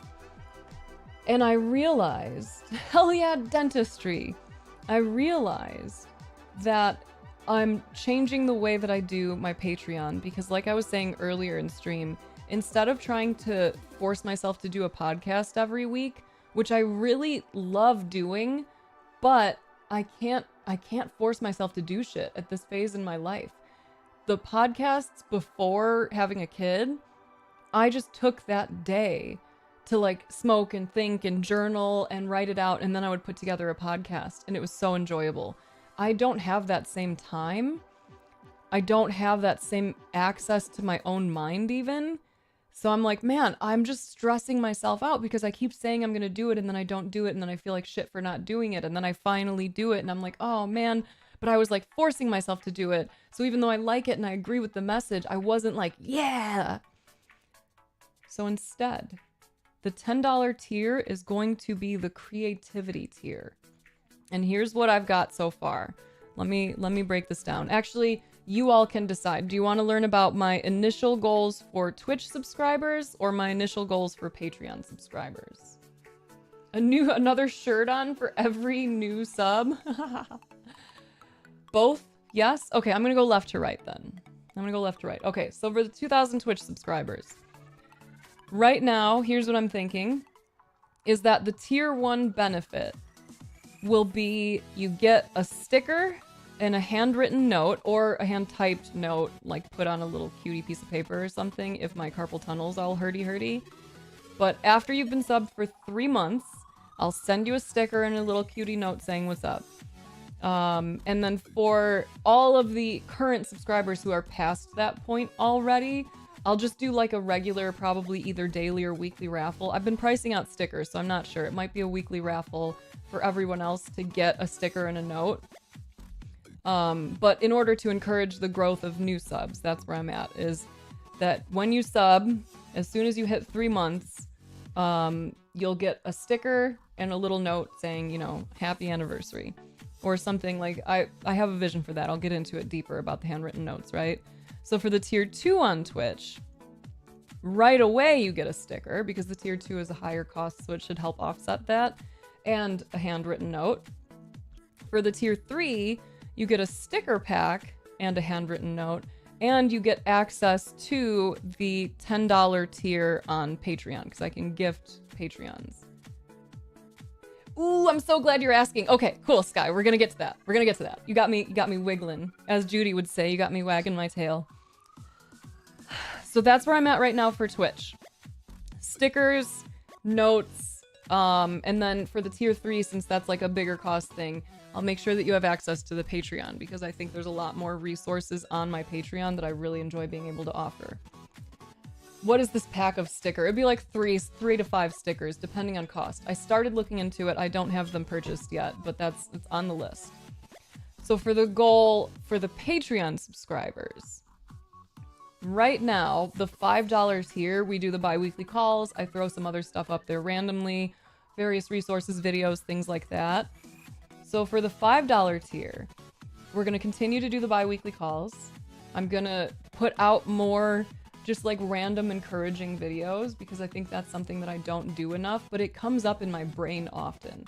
Like, I think of all of you so much. So if I'm having, you know, some time and I'm getting ready in the morning, or I'm just fucking around with Alina, I can just record a quick video and put it out there and be like, you fucking got this, okay?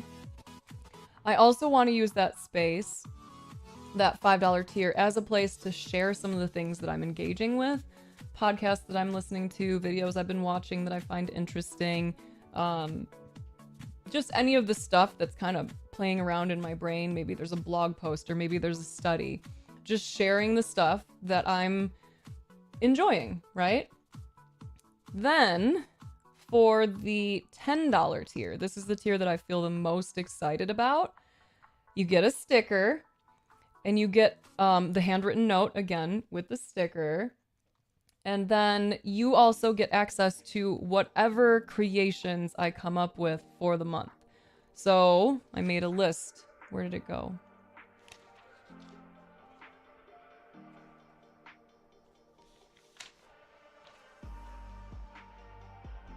Oh yeah. So you might get art, writing, photography, podcasts, videos, maybe a fucking PowerPoint, because I love a good visual presentation.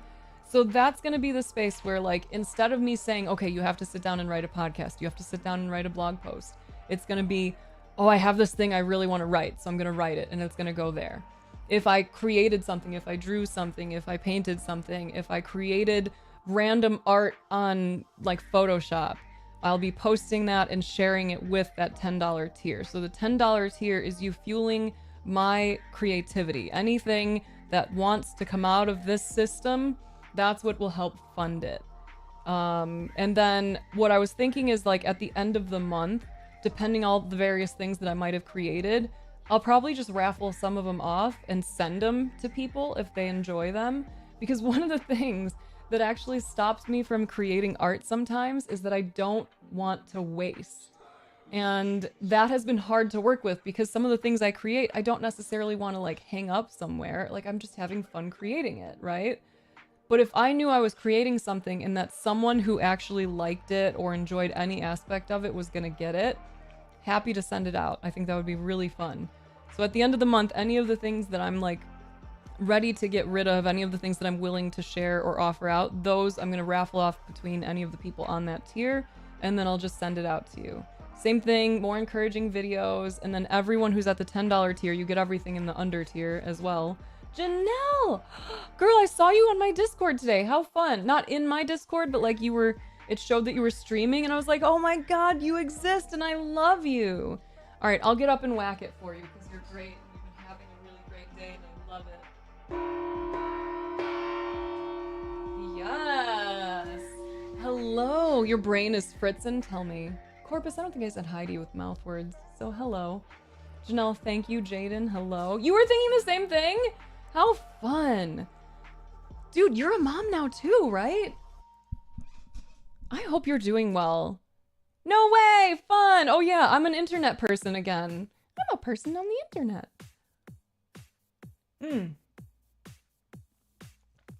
Thank you for that follow, Sir Pantero. Thank you, welcome. Janelle, you probably got to host and ghost. You probably got to do some stuff. Yeah, baby nap time, so baby's up. Time to go be mom. Thank you so much. Thank you for coming in. I'm so happy to see you. I love that we just like found each other again after all this time. What were you guys doing today? Everyone who was in Janelle's stream, you can tell me. Almost 2 hours! Hell yeah! I bet that felt great. Girl, same. I see you. Thank you. Thank you. Like I said, if you gotta go do things, please take care of yourself. Everyone else, if you're new here, I'm Snaps or Jessica or what the fuck ever. I don't really care. Jaden, thank you for the follow. Oh, fun. Galamy? Is that how I say it? Prepping for her PC switch. Fuck yeah. That's nice. Okay, so if you're new here, I'm Snaps. We talk about anything and everything here as long as you can do it compassionately and kindly. There's genuinely nothing off the table. I don't allow passive-aggressive commentary. So if we're talking politics, for example, and you start dropping some LOL, okay, I'm coming for you. We're not doing that. We don't play that game here. So if you can bring up whatever it is you want to talk about in a compassionate, kind, open-minded way, we will happily discuss it with you. I am a meditation teacher. I believe very much in mindfulness and meditation, so we talk about a lot of that. All right, fuck off, buddy. We talk about a lot of that. We're vulgar. Many of the people in here are stoners. Like, this is a very chill place.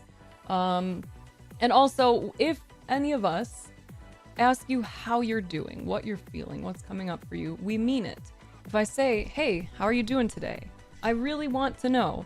It doesn't matter if it's going to be a text wall. I happen to be blessed with the opportunity to read really fast. So if you have something on your mind, on your heart that you want to share at any given point, please feel free to blast it into my chat. No one's going to be like, my chat experience, how dare you? No one will care. We will be very happy to support you in whatever way we can. So if we're in a goofy mood, if we're all weird and in a strange land and you're feeling sad or heavy, don't feel like you're going to be bringing us down by sharing the reality of your experience. I believe, many of us believe, that all of that can exist at once. So if we're feeling high and you're feeling low, cool, now we're feeling high and low together. If you are feeling really animated and excitable and we're talking about death or grief or loss or the reality of all of these heartbreaking things happening in the world today, you don't have to feel like you're not allowed to be happy here either. You can still share your wins. You can still share the things that you're proud of yourself or excited about. So, we welcome your whole self, however you are existing in this current moment, to come, share, express, befriend, get weird with it. I have only stoned one person, so I'm not sure that constitutes me as a stoner. Like, I once played basketball, but I wouldn't consider myself a basketball player. Have you also tarred and feathered, folks, Jared? What the fuck? Yes, Jaden. And I understand it. Not everyone has the capacity or feels safe talking about things like that. So, like, you know, no hate to any content creators or streamers who aren't willing to have those conversations. But I find them to be very valuable. And as you're probably noticing, I have ADHD. I can talk really fast. I can read really fast. So we can bounce. We can go wherever you want to go. We can be, and we have, had conversations where we're deep in talks about death or loss or grief. And then we're also laughing in another way about some goofy shit. So we are all over the place. And I want you to feel safe showing up however it is. Jericho, thank you. Appreciate that. You have not tarred and feathered anyone yet. Good for you. Good for you. So, what you kids came into... Wait, hold on. Run it back. If you enjoy the vibe of this community, you might also enjoy my Patreon. I have a bunch of different resources on there. We do a mindfulness group where we meet and do like a support group for half of it, and the other half we talk about meditation and mindfulness. We're actually going through a series right now where we're talking about the Four Noble Truths. So it's been really fun. Not in a dogmatic, like you have to believe this kind of way, but in an exploratory, does this ring true for me kind of way. So if you like the vibes here, join us in the Discord. That's free. Check out the Patreon. I also wrote a book on self-care. We were talking about that earlier. If someone wants to pop the self-care acronym SHADES, you can learn more about that. I think that can be really valuable for people who, you know, maybe you're feeling a little fucky today. Maybe you're not in the greatest energy. Maybe you feel a little poopy. Maybe your body hurts in some way. Maybe there's some way for you to check in with yourself using Shades and see if you can offer yourself some support. I talked to him. He is going through it, Sky, but he's okay. So any of you who haven't talked to Eigen in a while, send him some love. I'm sure he would appreciate it. Okay. So, Carp, I'm going to get to you in a second. Let me just run through this. What we were going through before you all came in is, I'm surprised that a lot of them did, Ushmane. What we were going through before you came in is this current vision that I have for my future, for the future of this community. We're going to be doing more community events. We're going to start next month because I used to do an art showcase night, an open mic night, and we're going to start doing something called Nerd Out Days. I'll tell you more about that in a bit, but just know that you'll have opportunities to share the things that you're creating here on stream with people if you're into that kind of thing. It could be a fun way to kind of push yourself out of your comfort zone a little bit, sharing your poetry or your creative writing or sharing your artwork or whatever. Oh, of course, Ushmane, just like the dick name command, right? This is kind of driving me nuts. I need to wash this off. So what you came into was me sharing my vision for, yes, honestly, Sky, yes.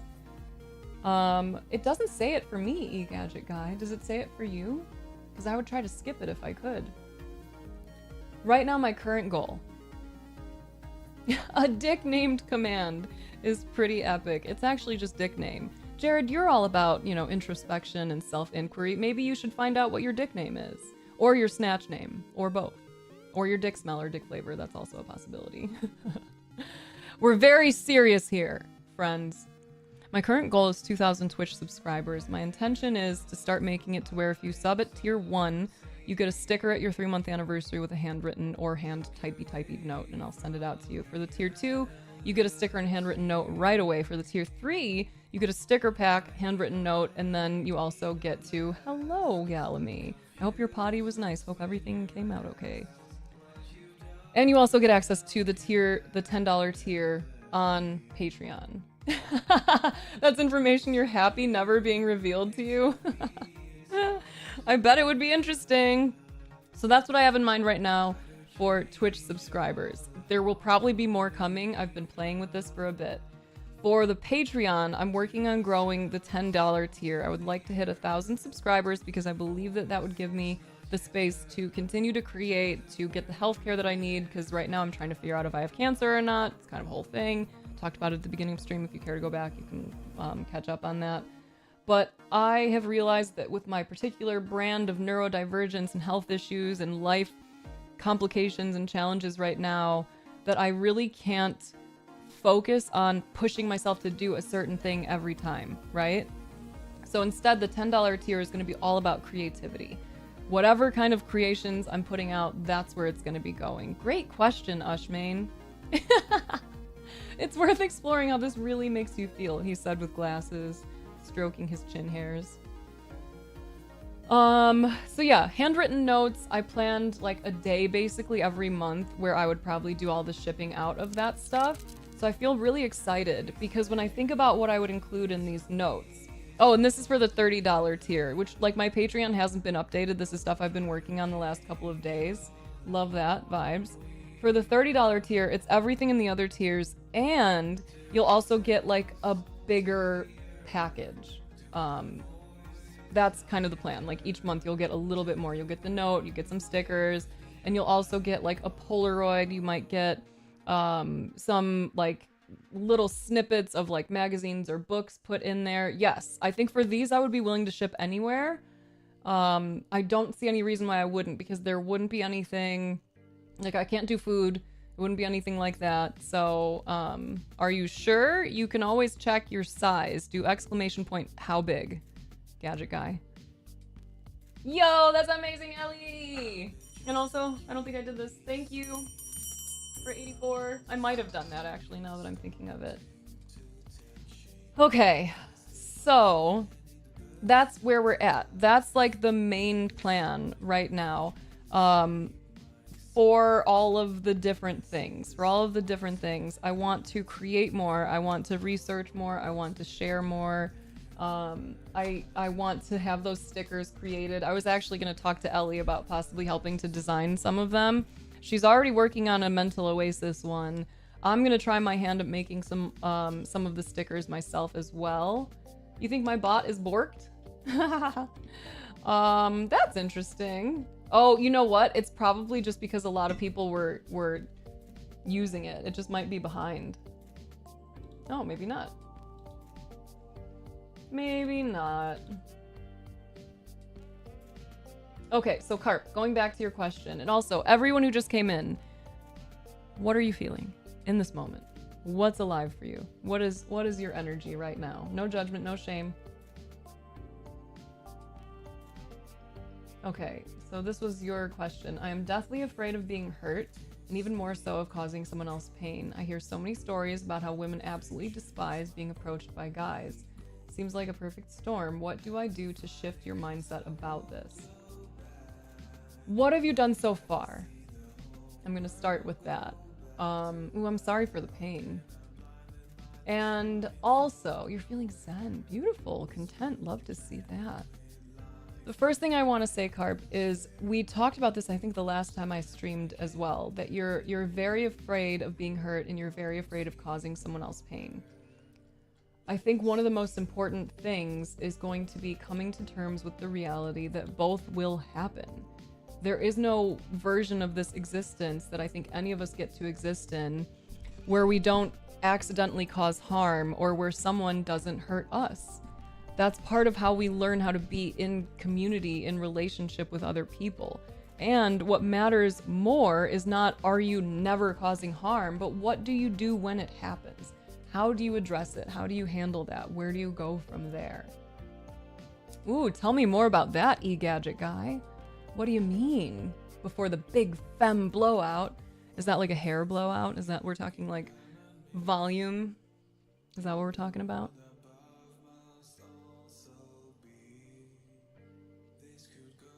You're starting to feel anxious. I started to think a lot. Okay, so what's the plan, Sky? It's the fact that you don't want to be the person who's one among many who's contributing to the feeling of all guys are creeps. Well, first of all, that's not a feeling, that's a belief, and it's a belief that not everyone has. I don't believe all guys are creeps. I believe that the patriarchy points a lot of men towards doing things that are creepy, right? Doing things that are inappropriate, are gross. I don't know if it's the majority. I don't know. I don't know what the numbers are. I know that it's dangerous to be a woman, and that sucks. And I appreciate that you are trying to be considerate of that reality. And it's okay. It's okay if you fuck up sometimes. How are you planning on addressing that? Are you going to take accountability and work to learn? That's it. That's the most important part. Because we can't just like all in one shot unlearn all of the internalized misogyny, all of the internalized racism, all of that stuff that has dug its way so deep into our minds and our psyches. It's gonna come out. I'm gonna say and do things that are harmful at times. That's okay. It's not ideal. I wouldn't want it that way, but it's gonna happen. So if we think about intent versus impact, like the intent is a good intent, right? The impact is that sometimes I cause harm. If I do, my aim is to apologize and to take some steps to ensure that I don't do it again. Sir Pantero, we literally were talking about that on Friday. And you don't have to use like censored words here. You can say kill, you can say whatever. What up, John? Because yes, men are afraid women will laugh at them. Women are afraid that men will kill them. Thank you. Thank you. Thank you. I appreciate you, John. Thank you. Okay, what he was saying about not approachable gals, but men can be creeps. That is interesting, E-Gadget guy. Oh, thank you, Roist. Thank you. Am I saying your name right? Not approachable gals.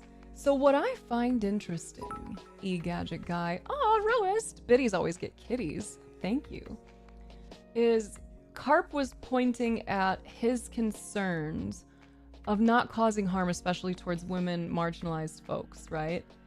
And then the framing from your side here seems to be kind of doing like an Uno reverse and pointing more at women, because he's talking about how he's trying not to be a creepy dude, and you are referencing not approachable gals. Like, I don't know if this is a language thing, so if English is not your first language, I want to try to understand you. But it was interesting to notice the way that kind of changed in how you reference. Because yes, some men can absolutely be creeps, and a lot of them are rewarded for it, which is really fucking unfortunate. Practice looking forward more, seeing into fruition. Yes, yes, good vibes, love it. Oh, I'm very sorry to hear that, Rois. And I appreciate you sharing your perspective on that. Hey, okay. I'm so happy for you and your relationship, Jaden. How do I see that you put in pronouns I'm personally unfamiliar with. What, how do I pronounce those? Can you hit me with some phonetics? I'm worried that someone will try to label me a creep, and worse, no matter what I try to convince myself of, I'm worried that they're right.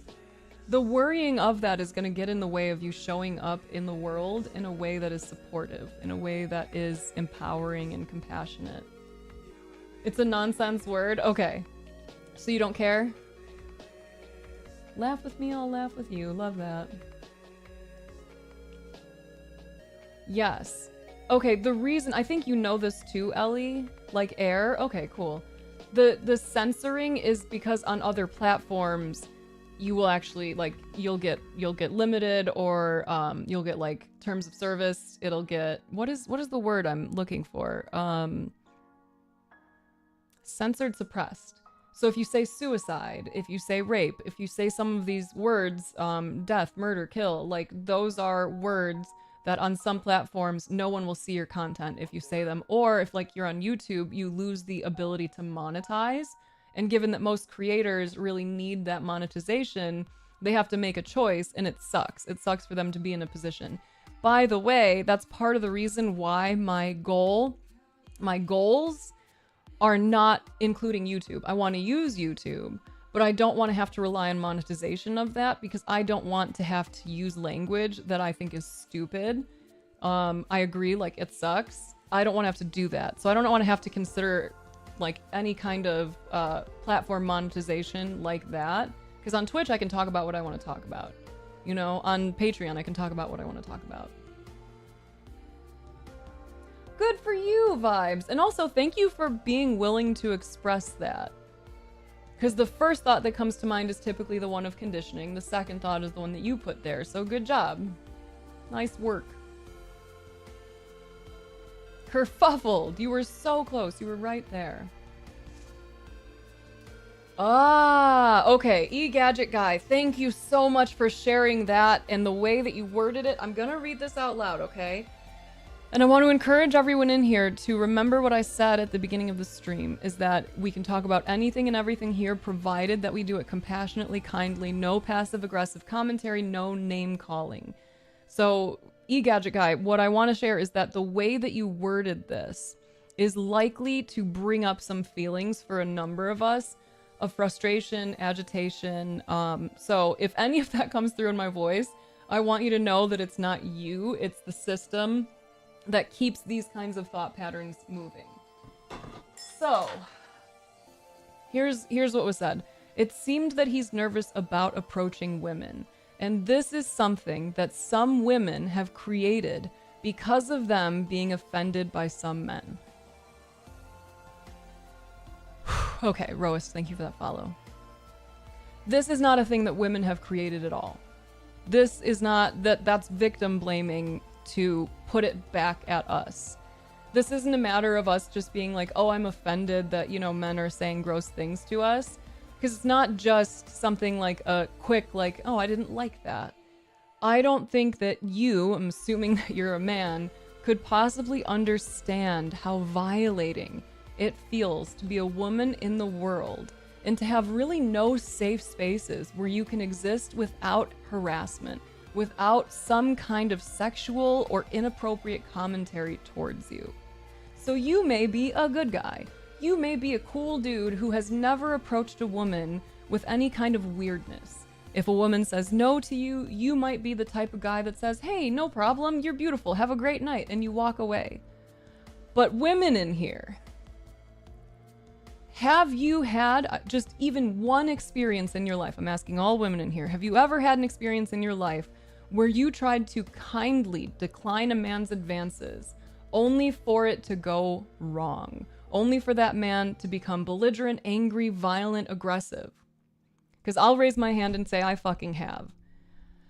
So when men started approaching me and started to get different responses, ones that were more dismissive, ones that were more aggressive, more direct, it was because I had had too many men approach me and not take no for an answer. I had too many men think it was appropriate to touch me in ways that were not okay without my consent. For men to think that it was appropriate to follow me from multiple places. For men, like one teeny example, I could talk about this for fucking hours. One teeny example, I remember being in my car once. My ex went inside the gas station to get a drink or something, and I'm sitting in my car waiting for him to come out. A man walks in front of my car, sees me sitting in the car, and starts blowing kisses at me. And all I did is this. Do you know what that guy did? He slammed his hands on the roof of my car and started screaming curses at me as he walked away. I had a man at a club once try to pull me over to where he was with his friends. I pulled my hand back. I said no, as loud as I could. It's a club, it's loud as fuck, right? Say no. The guy tries to grab my hands again, continues to pull me physically towards him. I pull my hand back again. I say no in a more harsh tone. The guy pulls me and grabs me as hard as he can, and that's when I hit him. I have had no choice but to become aggressive, direct, blunt, and even violent with men in order to protect myself. So someone had shared that quote of like, men are afraid women will laugh at them, women are afraid that men will kill them. It sucks that it's not easy to necessarily approach women, but it's not women's fault. It's the fault of the men who have made us live in a way where we feel unsafe. Right? Because if I, for example, want to just go for a night walk because it's beautiful and I love to be outside at night, if someone comes and hurts me while I'm on a night walk, who's getting blamed? Me, because I dared to be a woman outside at night. So you're gonna notice the tone is coming up because, ooh, it pisses me off. You didn't piss me off, but this patriarchy, this system of constantly blaming women for all the things we did or didn't do and how that has influenced men's behaviors, it's bullshit. It's inaccurate. We live in a system that was designed by men for the benefit of men, specifically white men, and it has been throwing women under the bus every chance it gets. So, going back, women didn't create this system because we are offended. Women are trying our best to take care of ourselves in a world that does not give a shit about us, our needs, our safety, our sexual or physical autonomy. So what is coming up for you in response to all of that? I would love to know. Did my shit freeze? Is it freezing? Are we frame dropping? I can't tell if this is just weirdness.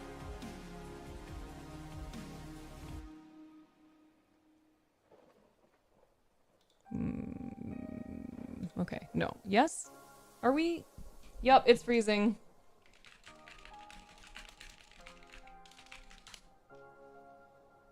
Okay, do we get to come back? Okay, and nope. I think this is on Twitch's end. I don't think this is mine.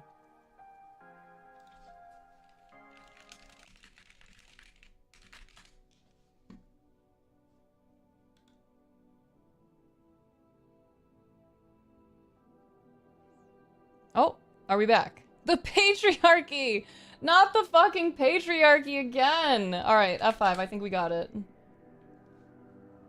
Yeah. Okay. Gonna try to catch up here again. I'm grateful that I was raised by parents who didn't force anything on me or hide things from me, like my mom was open and honest. Good, I'm glad that you got to grow up with that as well. Your brain will automatically go down those patterns. Yes! Yes! That's hilarious, Melphis. Carp, it's so important to remember that your mind is gonna go down those patterns. But what matters the most is that you notice the pattern and choose a different one. Raider Rich, what up, my brother? Okay. Oh, yeah, I don't like that people are using that in real life. That's interesting. That's weird.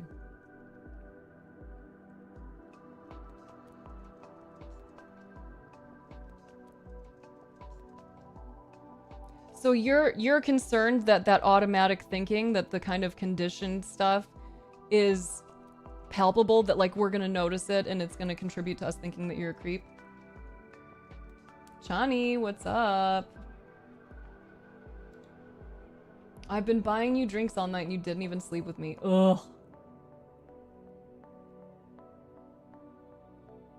Okay, are we all back? First. I love a hashtag. Big Brother caught on to the topic and is limiting the bandwidth, right? Okay, if you missed anything, please let me know. What kind of Archie would be ideal? Well, from my personal perspective, I enjoy a lot of aspects of what I've learned about anarchy, about anarchic ideals. I like ideas that involve a lack of hierarchy. I think that it's possible for us to live in a world that is more collaborative than authoritative. I know that it's really difficult for a lot of people to visualize that, but I do think that it's possible. So anything that allows us to reject the systems that say there has to be a leader, that a man's role is blank, a woman's role is blank, I think anything outside of that is great. You're out here being afraid you're gonna make them feel uncomfortable, especially at the gym, so you'll catch me looking at the roof or floor a lot. Great, good, good. Like, I'm sorry that the patriarchy is harming you also in this way, to where you don't feel as safe, like having conversations and just like, you know, making eye contact with a woman out in the world. And I'm glad that you're seeing that your behavior could make someone uncomfortable and you're choosing to do something different. That's a great analogy. Dear men, think about it this way. If there is a pool and you can't see through the water, and I tell you there's a pretty high chance there's a shark in that, would you go for a swim? Yes. Unicorn therapy, yes. That says a lot about the society and culture it has adapted. Often you will have to notice it and fight against the mask that the world gets you to wear in order to perpetuate the stereotype. Yes. And even, for me personally, I'm trying to reduce the amount of times that I use language like fight, because I think the noticing gives opportunities to release and redirect.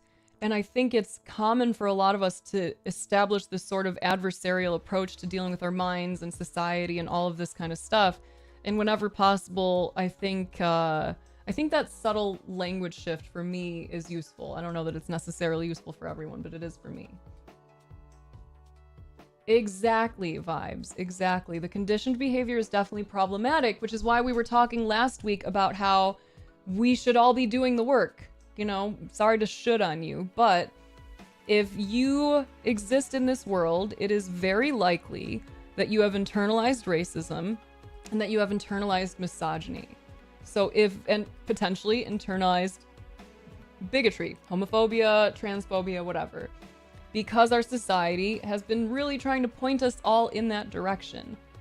So when you notice that, that's when your opportunity arises to do something about it. To say, okay, I'm not just gonna say I'm not one of those guys.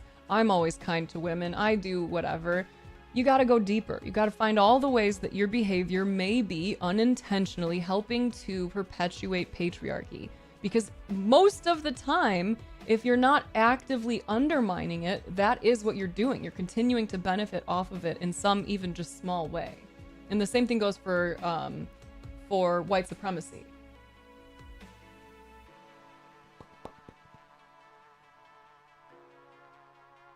Anarchy is like the Wild West. I don't think it has to be. I think that anarchy can be something that is more community focused. You know, the principle of free association applies. You can come and go as you please, and everyone has an opportunity to show up in the way they want to in that community and do what they can, do what they're most effective or skilled at. No, it's cool, Gadget Guy. What are your thoughts related to the... Ooh, I want to talk about that phobia is fear thing, but someone else might beat me to it. What are your thoughts related to my comments on how you would phrase the stuff about, like, some women being offended? Are you understanding my perspective on that? That this isn't a situation where just like women are offended and so now men can't approach women? That women have been made to feel unsafe. And so we are doing our best to kind of keep ourselves safe.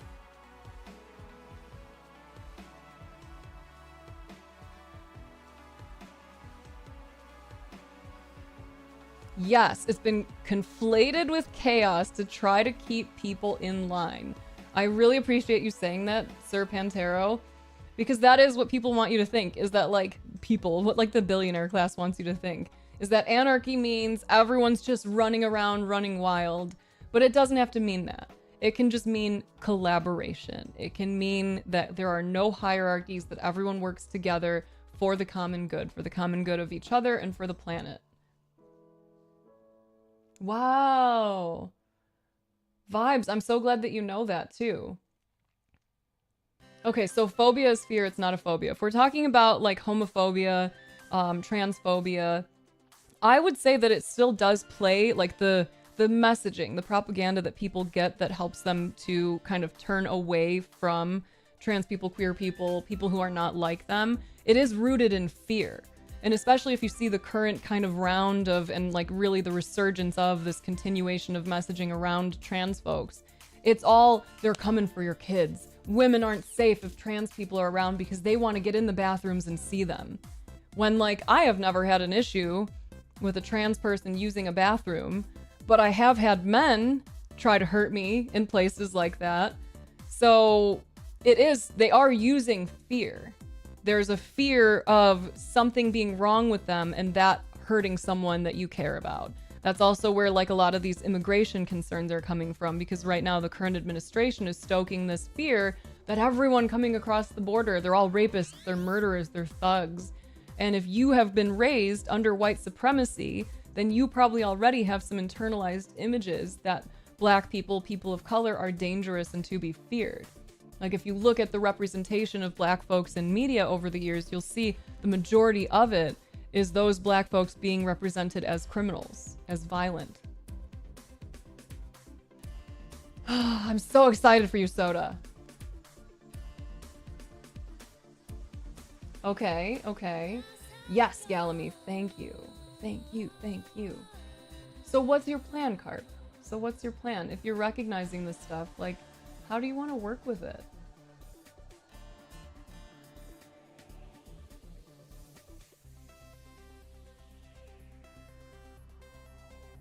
It has old versions, just like socialism. Yes, and this pisses me off so much. Not like from from anything that any one person is doing, but we were talking about this last week when it came to the notion of like toxic masculinity, right? I agree. We have to use different language. We can't just say toxic masculinity, because unfortunately, there are a number of people who, as soon as they hear that, they will immediately become defensive. Not because they want to, but because their internal response to hearing those words is that they are hearing that men or masculinity is inherently toxic.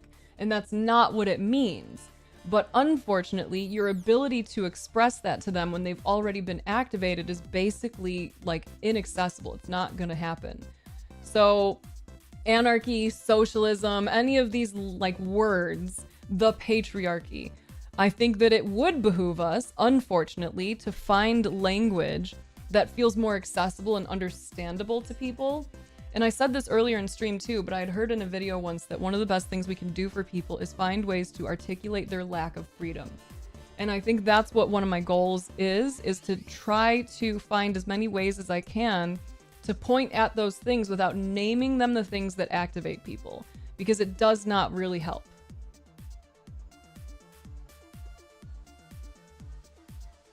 We're all different shades of brown and all humans. Did you know that race is made up, by the way? That's an aside, but just did you know that? Being male isn't toxic, but males can be toxic. Okay, so if I say toxic masculinity is harming men and women and people, what comes up for you in response to that, eGadget guy? That part, Sir Pantero. Yeah, race is made up. Welcome back, Jared. Like time is a construct. Yes. Like there's no scientific basis for race though.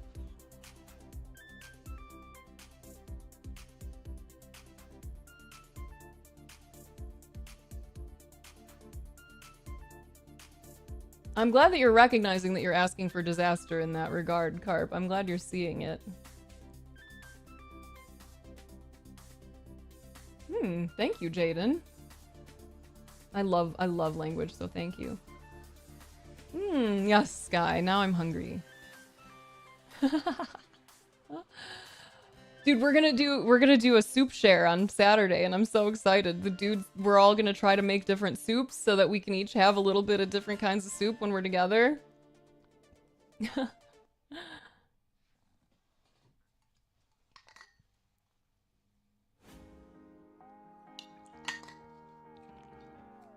Yes, yes, yes.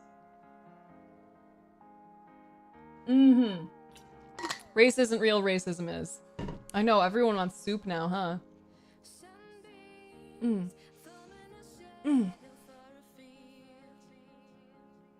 Being a toxic person is the problem. If people wouldn't be toxic. Okay, so then what I would like to do is to take this opportunity to express what is meant by toxic masculinity. When people use that phrasing, they are not saying masculinity in and of itself is toxic.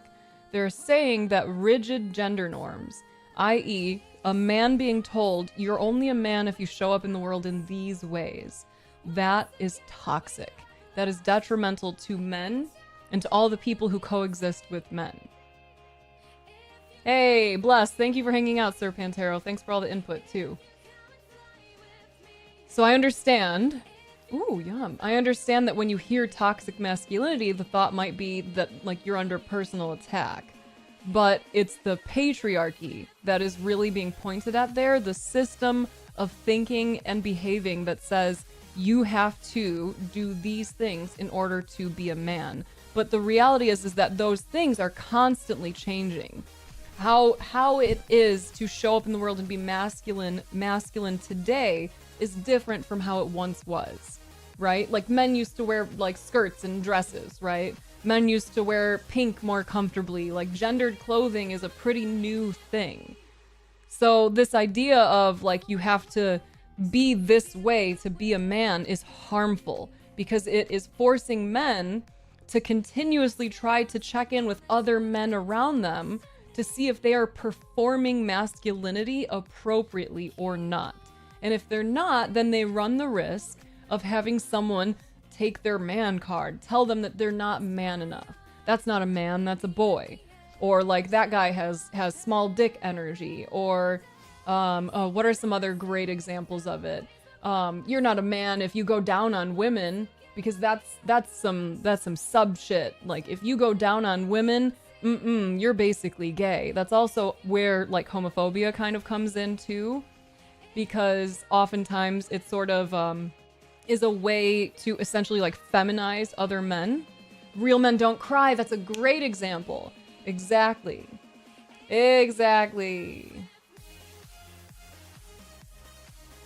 Yes, any female-coded social norms and behaviorisms like empathy, emotion, softness, gentle ways of speaking, wearing certain clothes. Yes. It's okay to bring up Harry Potter, especially if we can all acknowledge that, you know, J.K. Rowling is doing some really harmful shit, and if you can avoid giving her brand money, then it means she doesn't have as much money to attack trans people.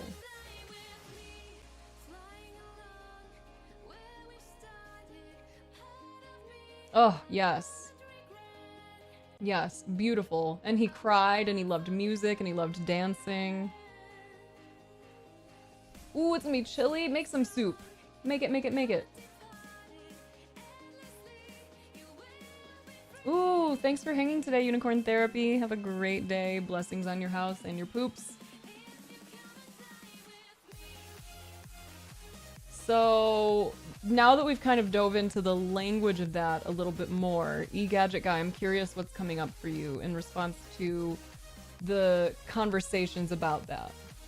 Also, I am gay and I like going down on anyone. Doom, no! Okay. I agree on the reading books. I agree so much on the reading books. And we were talking about that last week too. If you're a man, it would be really awesome if you started intentionally reading more books written by women. If you intentionally started working on trying to understand women's perspectives in this world, because we have been forced to understand a man's perspective because who gets published, who gets platformed, right? We don't have that same access to like our own types of perspectives. But men, you have a great opportunity to help undermine the patriarchy by understanding women better. You know? Understanding the ways that the patriarchy just fucks us over every chance it gets. I need to pee in the potty. Oh, I love trash TV. Lansing and I just started a new Love Island UK. We watched some last night. I love it. It's so fun from like a behavioral standpoint. I love to watch like the psychological components of it. Really? Oh my gosh, I don't know how I'd feel watching the one in Germany. That'd be fun. Bless you. All right, I'm gonna pee.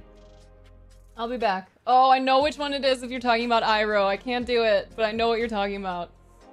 I'm gonna go pee in a potty and then I'll be back and then we'll continue to have these conversations. Thank you everyone for being so compassionate and so great with your communication today. Love it, because I know, boy, it is easy. It is easy to go the other direction. Yes. Yes, Jaden. Yes. Okay, BRB, kids. Agreed. Oh gosh. Okay, I gotta hold it for a second. Okay, yes. How men seem to control industry, but we need to come together, not be split apart. Part of us coming together requires acknowledgement of the reality that we are currently facing. So it's cool to be like, hey, why can't we all just get along? But first you have to hear us. You have to understand that we feel inherently unsafe. You have to understand that we are facing so many systemic challenges that make it hard for us to show up in the world. You have to understand what your role is in undermining those systems that seek to keep us separated and seek to keep us in the kitchen and knocked up, right? So yes, I agree. We do need to come together. That's one of the biggest things that I think I try to push here is communication, is bridging the divide, is connecting with other people regardless of their belief systems. And it requires understanding first. Seek first to understand, then be understood. It requires connection in order for us to start collaborating. Because otherwise, if the roles were reversed, right?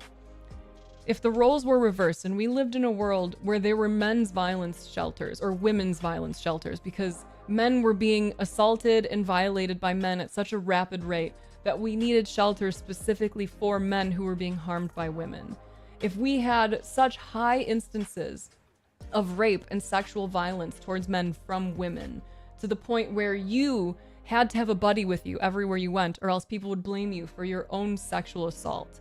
If you had to live in a world like that, you would probably also want for us to acknowledge that, to see it, to hear your pain and the reality of how hard it is to exist in a world, and especially if you're a hetero woman, to date the people who are most likely to harm you, your biggest predators in this world, to try and date them.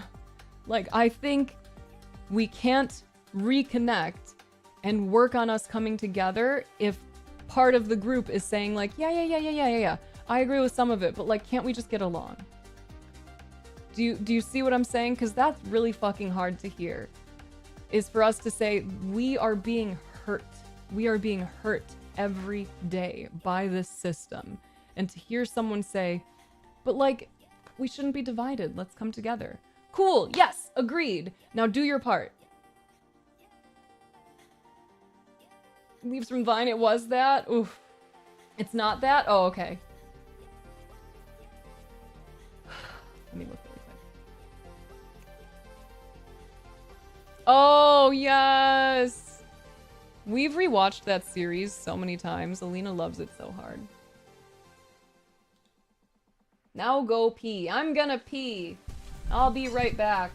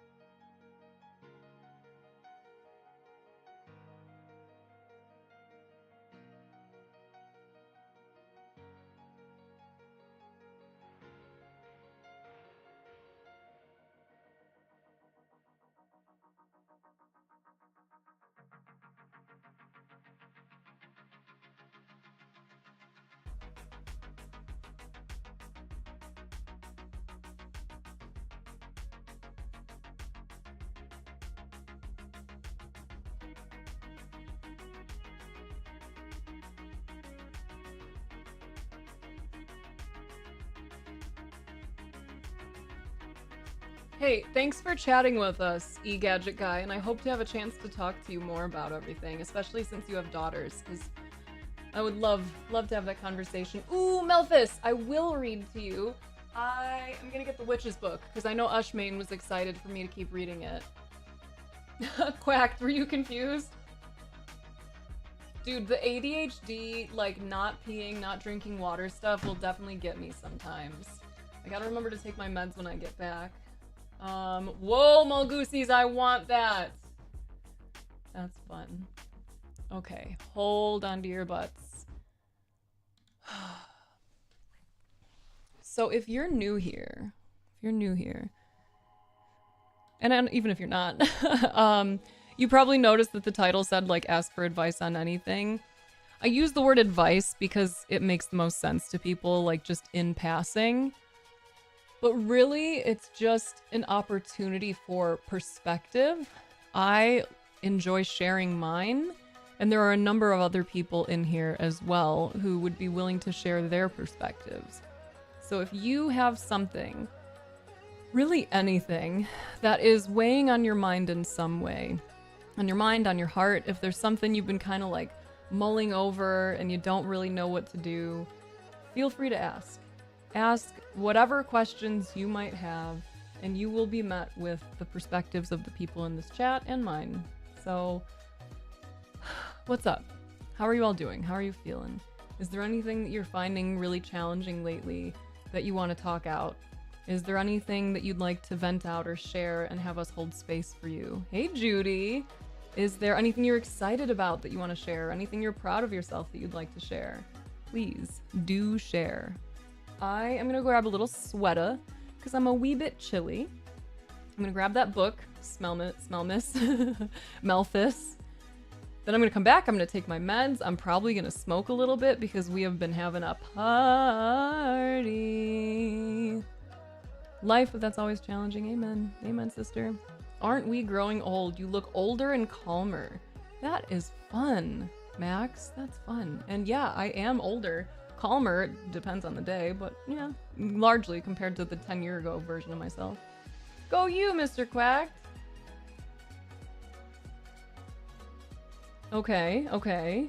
So what are the steps now if you take those goals and you start backing into them? What are the steps you could be taking today to move towards those things? Any of them. Any. Chili.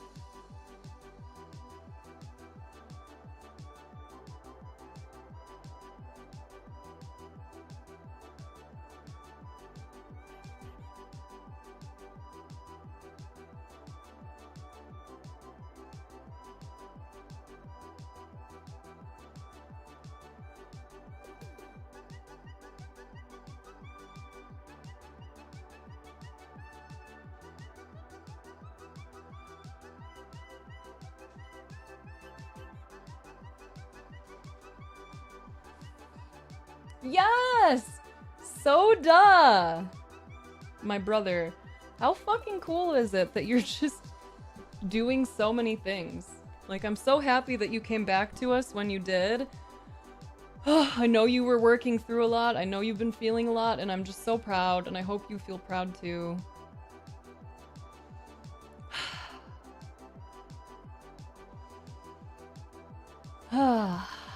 And now I have warmth. Oh, you know why else I'm probably chilly? I don't have socks on. I almost always have socks on, but I'm wearing my amazing slippers from Melphis. Okay. So physicality. Got it. So that's one step. What about like your day-to-day stuff? Yo, I will be proud of you. Actually, you know what? Here's what we're gonna do. Here's what we're gonna do. Brought my little hand warmers because I'm so chilly. Here's what we're gonna do. I'm all jacked up. I feel like I had Mountain Dew. I put a little bit more caffeine in my coffee today than I meant to because I've been doing like this much regular coffee and like this much decaf. So I'm slightly over caffeinated. And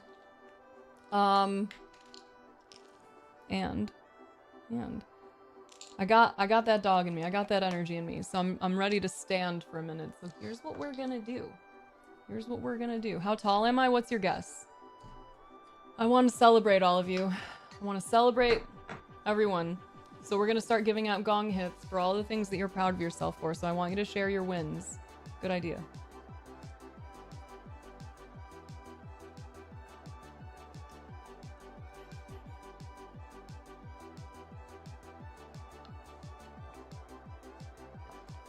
Okay.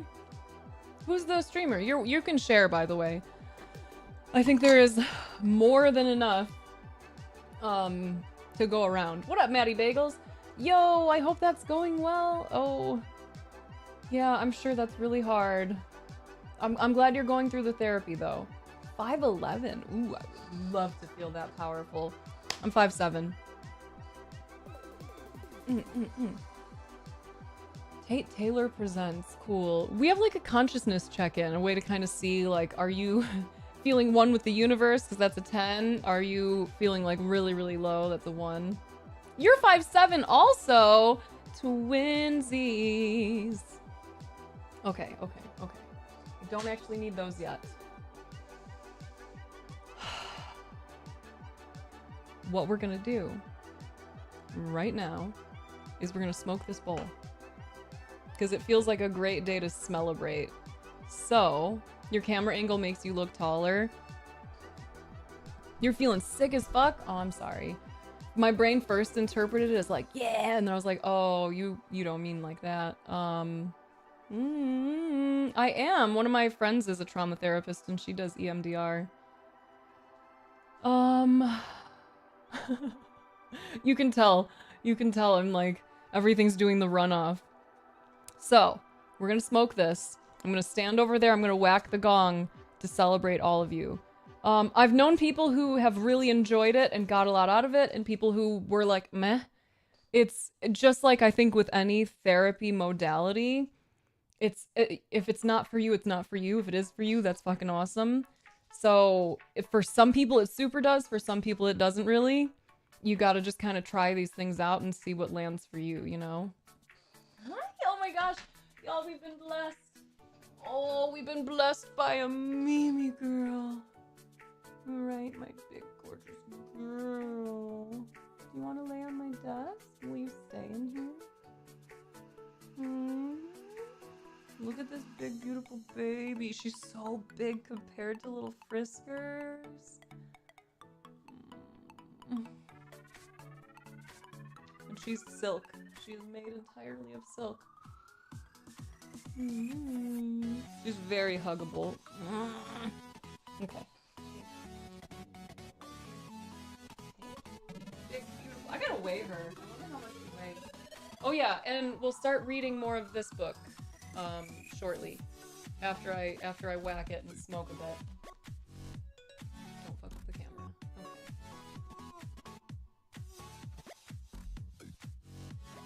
We have 2 cats, and then my birth mom's dog is currently staying with us because she is dog sitting. She does in-home dog sitting for people.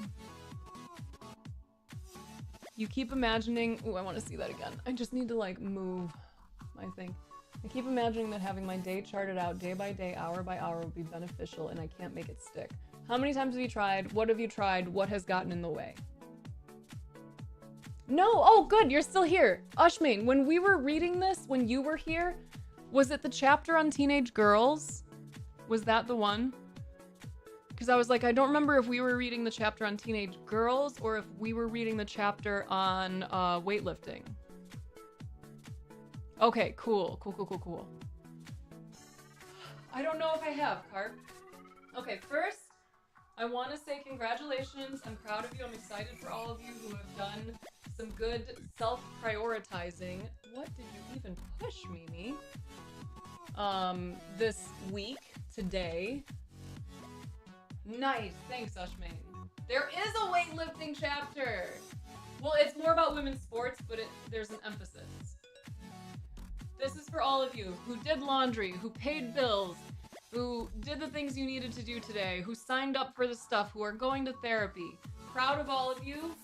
I love you.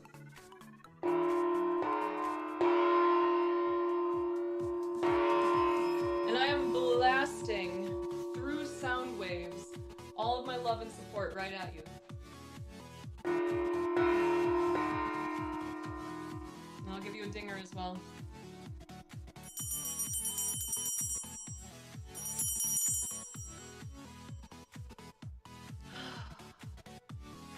Okay.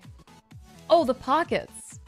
The pockets. Isn't this so cute, dude? My sister got me this, or gave me this. Look at it! This one has a little frog and mushrooms. And this one is just mushroom. I know! My little sweetie. I love this. It's so cute. Ushmain, I would love to hear your thoughts on more of this book. Honestly, it's very good. It's very good. Oh, Mimi, should I move some stuff so you have more space? I'm sorry, girlfriend. Here. Here, baby. Yeah, there you go. Come over here and lay, you gorgeous queen. You beautiful baby. Good girl.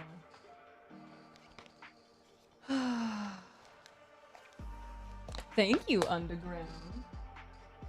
Oh, and Alex stole my little tree out of here. Celebration bowl. Yeah, I'm gonna smoke with y'all.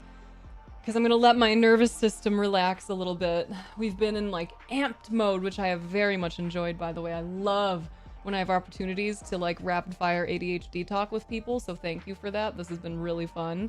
Also, did you know I wrote a book about self-care? Because I did, exclamation point book.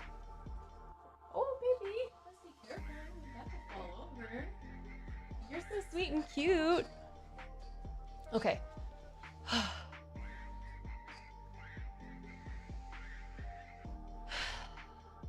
I'm very proud of that book also. I do want to make that clear. I'm very proud of it. I worked really hard on it, and I had some professionals review it to ensure that I wasn't missing anything or misrepresenting anything, and I feel very, very excited. It was! It's under 50 pages. It's just a little guy, but... And, where are we?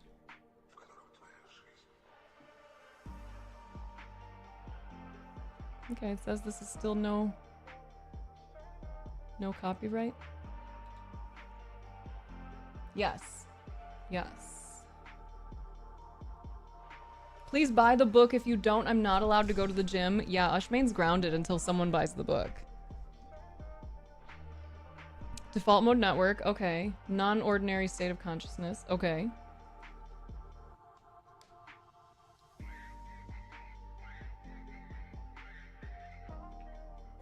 Exclamation point book. It's on my Patreon. So if you click that link, it should bring you to the homepage of my Patreon. Patreon.com/mindofsnaps. Yes. Okay, I'm gonna let myself chill a little bit. Cool. And as I was talking about earlier, I intend to do more like intentional research and put out more video content and put out more books and things. I have so many ideas, kids. I am an idea machine. The execution of those ideas has been more limited in the past, and I'm excited to correct that. Okay, so next month we're gonna do art showcase night again. We're gonna do open mic night again, and we're gonna start doing Nerd Out Day talks, and I'm very excited for those. Cheers, babies.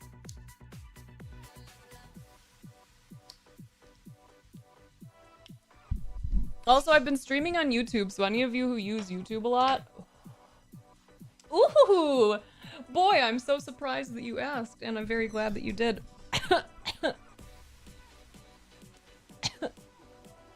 So a Nerd Out Day talk, aka a Nod talk, N-O-D. I put Keef on there, by the way. Keef Queens! Oh, I need a Keef Queens sticker! Oh, that'd be so good! Okay. So, for those of you who have been around for a while, I'm gonna see if I can get this guy to take a break. We used to do, like when I was streaming more consistently, like full time, we used to do these awesome community events. Clearly. Where people would basically take over my stream for a few hours regularly. So we would do art showcase night, where people can sign up or show up, and they can share any art that they feel like sharing. So you can share, you know, your photography, you can share anything visual. We had someone record them doing pottery for us once, as an example, and we watched that video. And then they explain what they're doing over Discord, and they allow for questions after. So it's a really cool thing. You can self-promote if you're like a professional artist.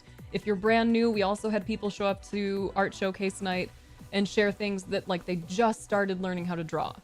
So it's genuinely like we are your parents, all of us, and we are sitting here just so excited for you to show us whatever art you've made, basically. So that's art showcase night. Open mic night is that, but for, you know, mouth words and things. So if you do creative writing, you can share like a small excerpt of like a book or a chapter that you've written, or an essay that you wrote, or poetry. Like one of our friends in here, Timon, shows up and does poetry at open mic every time. He writes so much beautiful poetry. You know, spoken word, like anything. If it's something that you can kind of verbalize, that would be the space for it. Singing, music is also for open mic. So like that's how we met some of our friends, because they came in and shared their music and it was super cool. So those are the 2 nights we're going to do next month. I'm going to announce the dates in Discord and on socials when I get a chance. The new thing, Nerd Out Day. What I've wanted to do for a long time is to set us up with a way where y'all can teach us stuff. And you don't have to be an expert on it at all. You just have to want to share something. So if you have knowledge on anything, and like friends on the spectrum, whatever your special interest is, like this is your time. You have an opportunity. I'm deciding still on the time, but I'm thinking at least 10 minutes.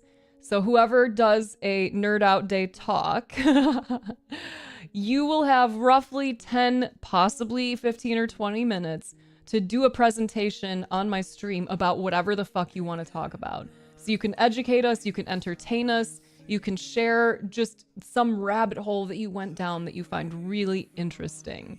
It does not matter. You will be sending the stuff to me in advance, because I do have to protect my channel, like my like, you know, all of this, to make sure that whatever you're going to share is like good. And we're going to be cautious about potential for misinformation. So while you don't have to be an expert, you do have to provide sources. That way we can be certain that we're not potentially causing harm with whatever ideas are being platformed. But it's genuinely, it's like TED Talks, but just for us, and it can be goofy stuff, it can be serious stuff, it can be weird, like random internet rabbit hole type stuff, you know, whatever the fuck you want. It doesn't matter if it's the most obscure thing and you know that there's a good chance no one in this stream has ever heard of it. That's what we get to learn from you. And you're going to create a presentation. I expect slides. I don't anticipate, like, we don't want them to be wordy, but in order for us to understand, it's always easier to have visual representations as well. So it could be a single line of text and an image or something, you know, or even just a single line of text, something for us to help drive your points home. And you can do it live, or you can pre-record on YouTube. Yo, this is a wild day. You can pre-record it on YouTube, and then we'll play the recording, and then you do a question response session after. And it's not a question and answer, because we're not going to necessarily be out there trying to claim we have the answers to everything, but we are going to say that I will have a response for whatever question you have. And it might be, I don't know. It might be, here's this resource. It might be, oh yes, I could talk about that for days. Perfect, Albie. That's literally, like, you have the knowledge. You have done it. I think you know, Mr. Silly Pants right now. I think you know that this is more related to, like, if you're sharing something medical or psychological, right? If you're saying, like, here's what you can do for ADHD, but you haven't actually, like, validated some of the stuff or presented it in a way that is, like, safe, you know? Which can be, hey, here's this thing that I learned about from TikTok, and I looked into it, and there's some scientific backing. It's not for sure, but I chose to run with it, and now that I've run with it, it's helped me in this way. Even that would be totally fine. Dang gang, my brain broke. I had to let it run. I wasn't gonna be able to interrupt that. Oh, the girls are fighting. Girlfriends. Thank you. Thank you so much. Wait, do I have it? Hold on. Nope. Well, can you hear it? Because look, it says, I am so not good at 69. You can hear it tiny bit, I think. Wow. Thank you for gifting those 10 subs, man. That's... I'll, like, really whack it. I'll really whack it. I love this stream so much. It's wild how, like... It's wild how small our thinking can become and how quickly it can happen when we don't have the time, prioritize the time to reflect and be introspective and self-compassionate. Because, like, boy, I don't know what the fuck I've been doing, you know? And I've been okay through it. It's been heavy, it's been hard, you know, I ride the waves, I do my thing. But I haven't been able to feel so connected to everything in a long time, even when I'm, like, feeling not the best.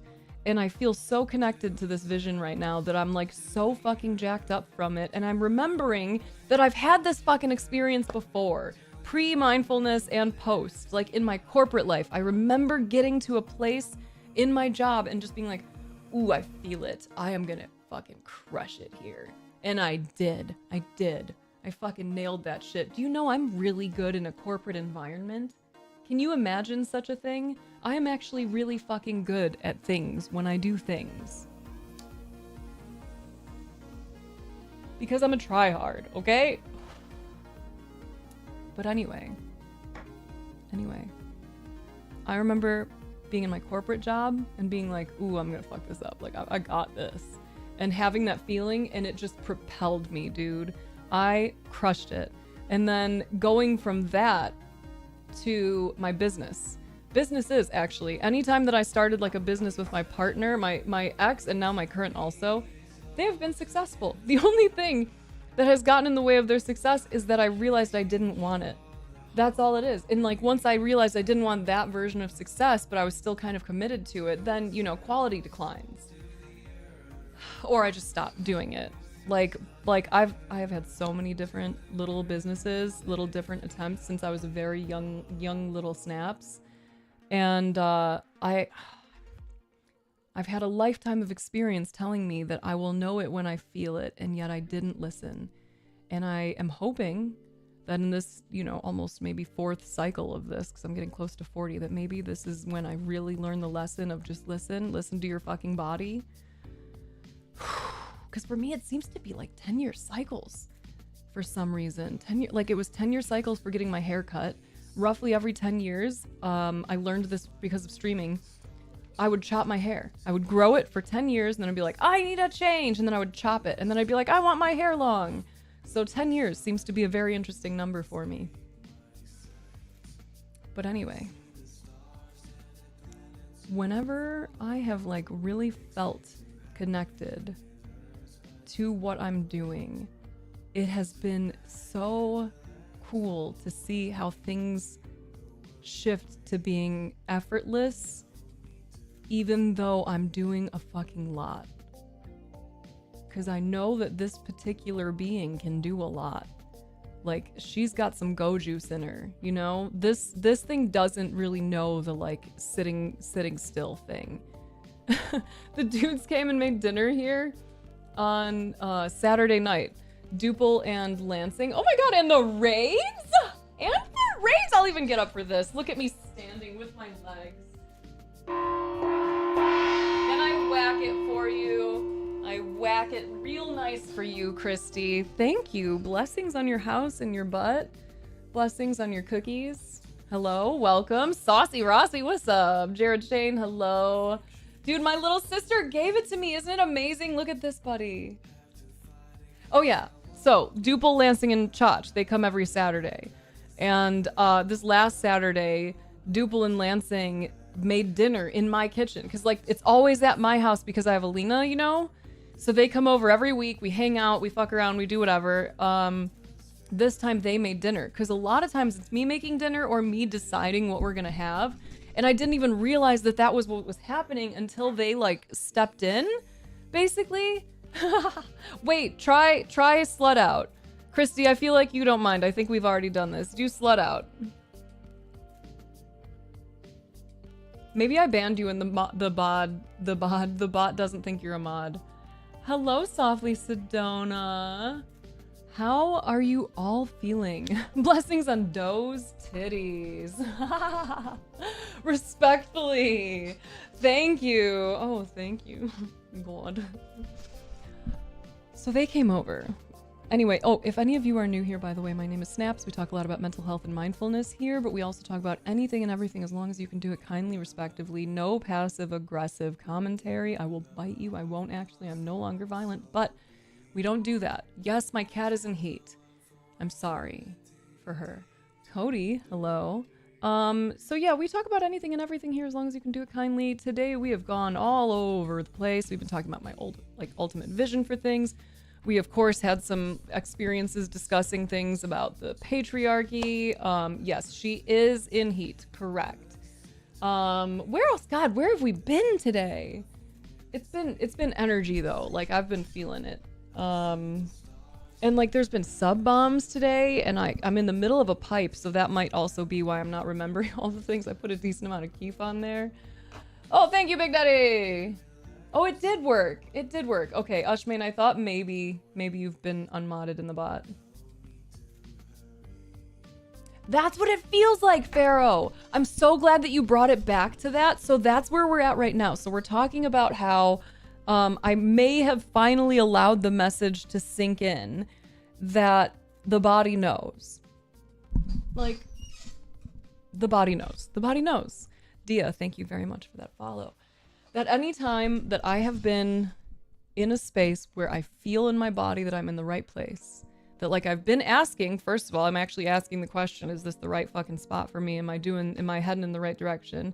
But then I'm listening and I'm feeling, and when it feels the way it feels now, shit gets really fucking interesting for me. And it's just so, it's so cool now based on, like, the way this most recent kind of cycle of, like, forgetting went. It's cool to see how the remembering kicked back in. You know? Wait, you didn't know that? Ushmain, Lansing lived here before us. And then Dupe and Chach moved out here, so we get to hang out with them every Saturday. I was gonna say come visit us, but...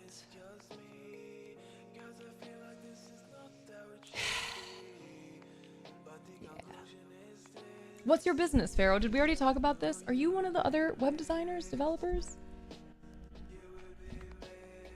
Christy, what were you doing on stream? What kind of shenanigans and fuckery were you shenaniganing and fuckerying? Okay, cool. Love that. Love that for you. You know what's cool? It was me getting back into that really clicked for me because I knew I liked that industry. I really do enjoy the web space. I'm glad that I still get to have a role in it. but have it be way more relaxed. Like I'm still gonna help my partner with a little bit of sales. I might do a bit of project management here and there, but really like I'm trying to just let that be his thing again. And ooh, it's so fun. It's so fun. Because getting into that and going full send and being like, damn, but like I'm good at this. And I know very deeply where this is going if I stay at this pace, but I just don't want that. Damn, I thought I had it again. And then having it come back to streaming and Mind of Snaps and all of that and be like, oh my God, I've known the whole time that this is all I want to do.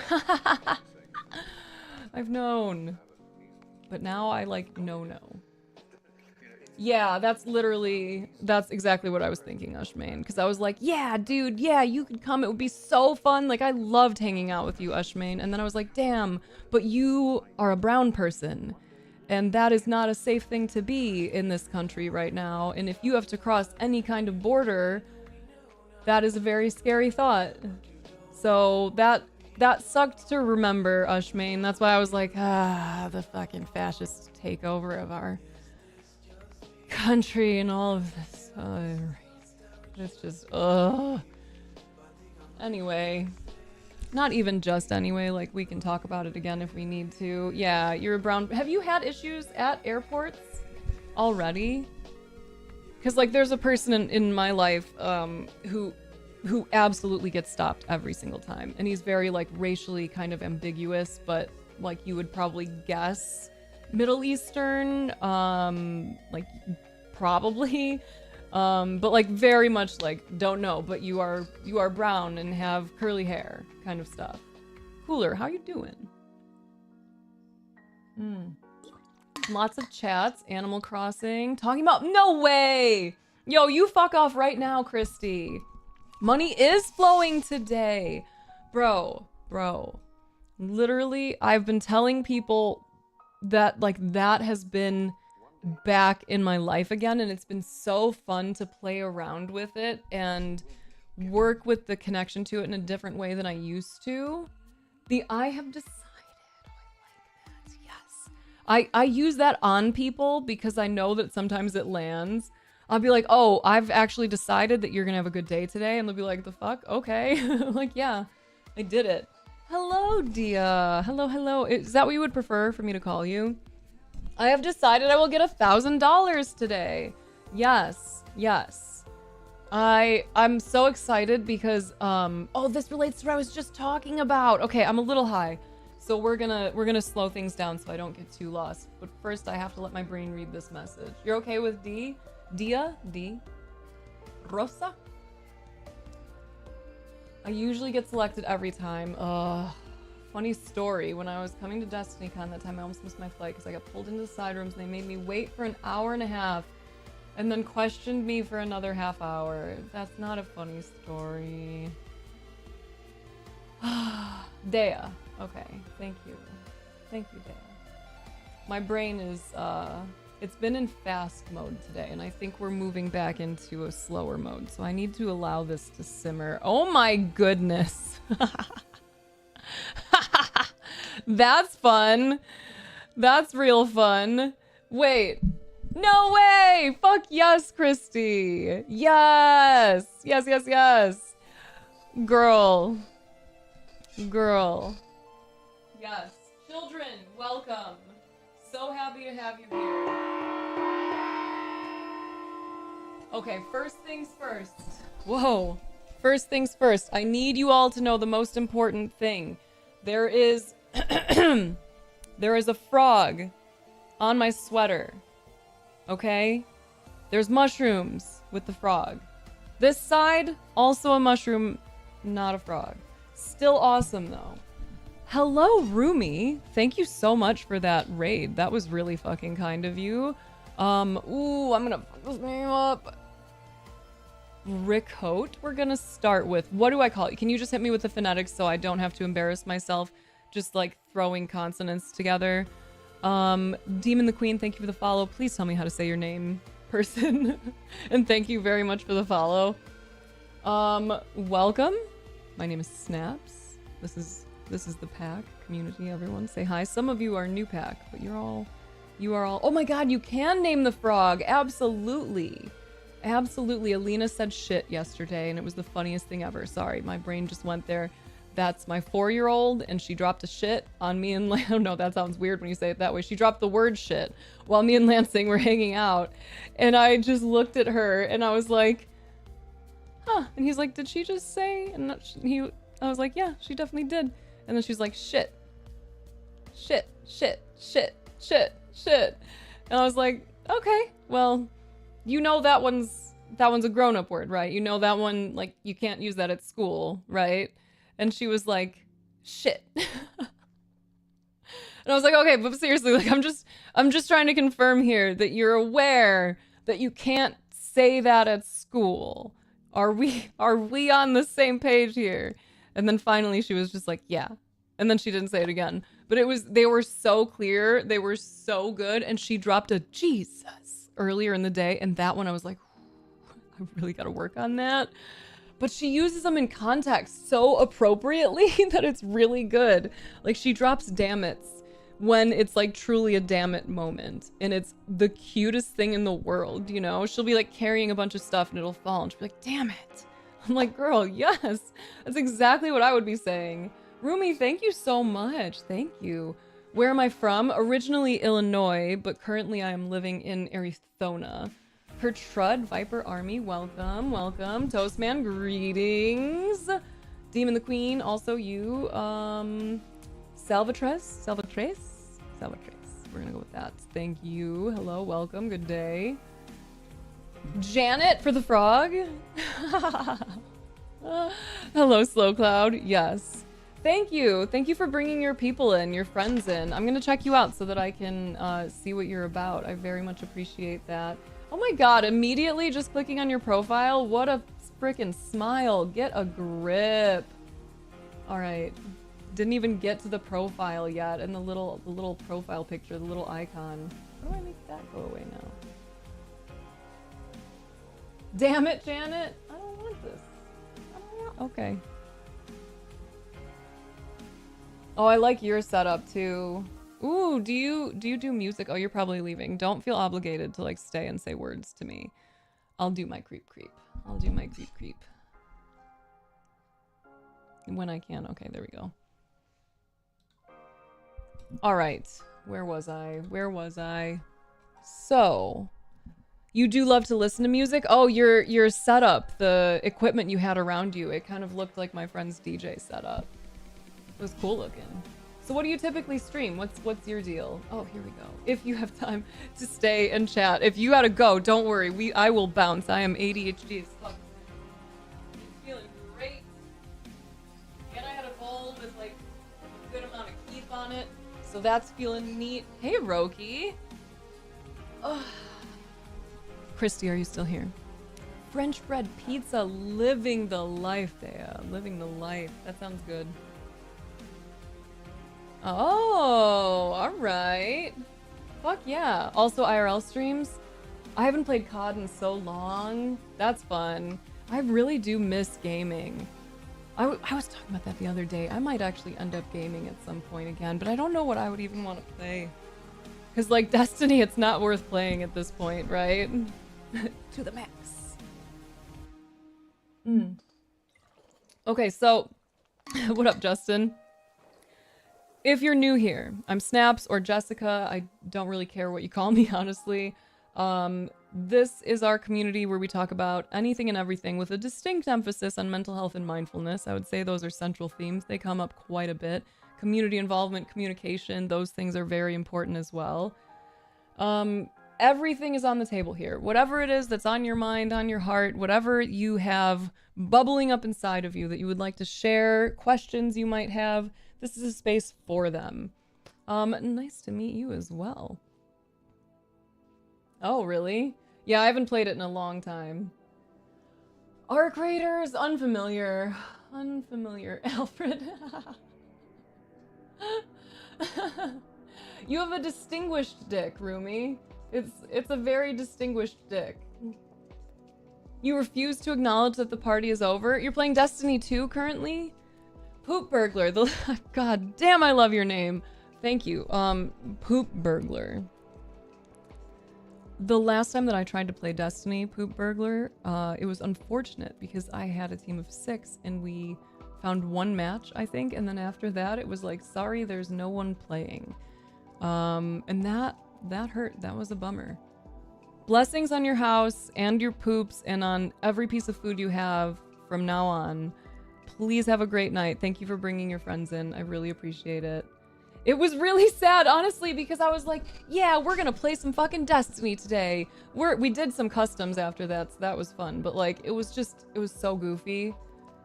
And I definitely would need so much time to get used to any kind of guns again. Any. Your toilet is the poop burglar around here. Okay. Why are we burgling butt fudge? I actually haven't used this system in a long time, but Dea, I need to do this. So, do I have a mod here who remembers how to quote things? Because if not, I'm gonna do it. Look at me clicking buttons right now. I'm trying to figure it out. Okay, stream interaction. Any poop name gets us every fucking time. Oh, there's also, we haven't seen him in a very long time, but Twat Swatter will almost forever, I think, be one of my favorite names that I've seen on Twitch. Doodoo Poo Poo, another incredible one. Great community member. Delighted to know the person. Like, it's just great. It's just great. Oh, you did it! Can you please save that? Because I feel like an out of context question like that, why are we burgling butt fudge? I feel like we need to be able to be reminded that that was, like, brought into existence at some point in the future. Thank you, Roki. I'm gonna see if I can get my body to, like, chill and go through a few things, and then we'll do a little... Ooh, it's a little later than I meant. We'll do a little meditation. A little guy. What's your process if somebody activates you with their opinions? That is a great question, Sky. I think it does, Galamy. I think the first thing that I would identify or try to recognize is that they didn't activate you with their opinions. Like, you were activated, your body and mind were activated by this external stimuli, but the phrasing of that sort of implies that it was their doing, their fault, when it's just like, you know, this thing happens after. It's just cause and effect type shit. So, okay, we have noticed an activation is where I would go from there. Like, I've noticed that I'm feeling really activated right now. What's going on? What am I feeling? What am I needing? That's where I would be starting. Is it true that whoever gets 10 million points on my channel gets a free dinner? No. It's not. Thank you, Ushmane. I love that you actually remembered that.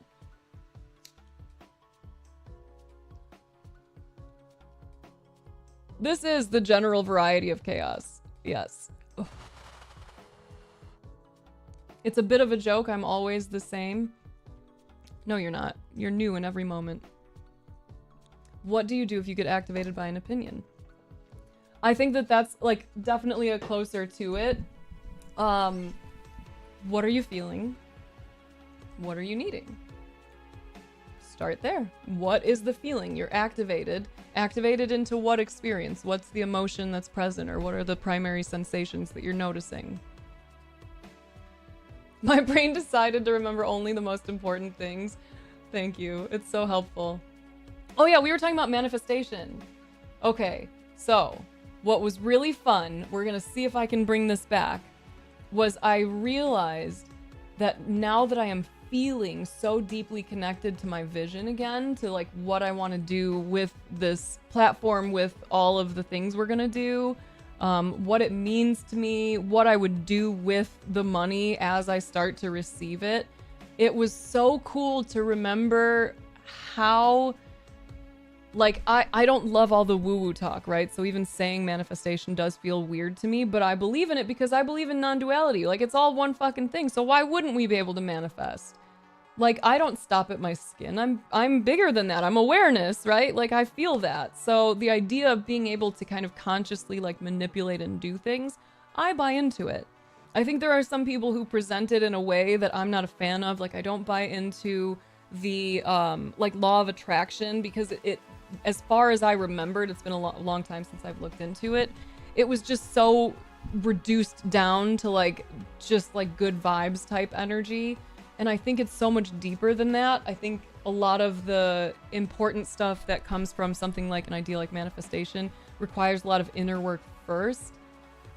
That like once you really tap in and find what feels right, find what feels like the direction that you're meant to be headed, then you almost get to just feel yourself being propelled towards it. Especially, I think, if you have that understanding that like you're one with everything.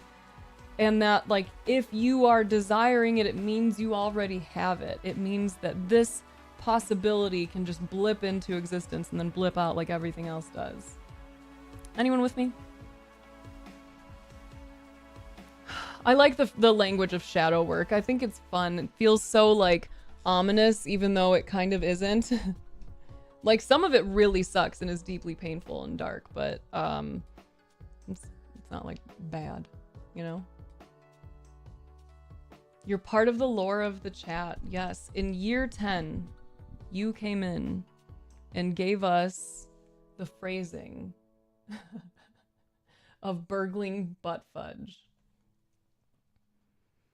Yes. Yes. It's because, you know what it is? Alex and I were watching a video the other night that was about manifestation from this content creator who I really enjoy. Like, she's a great communicator. I love her style. But something that like loses me immediately in that space is when someone says, I've studied psychology, I've studied quantum mechanics, I've studied physics. And I'm like, girl, you're 20. Like, of course you have read books about those things. You may have gone to college and studied some of them for a short amount of time.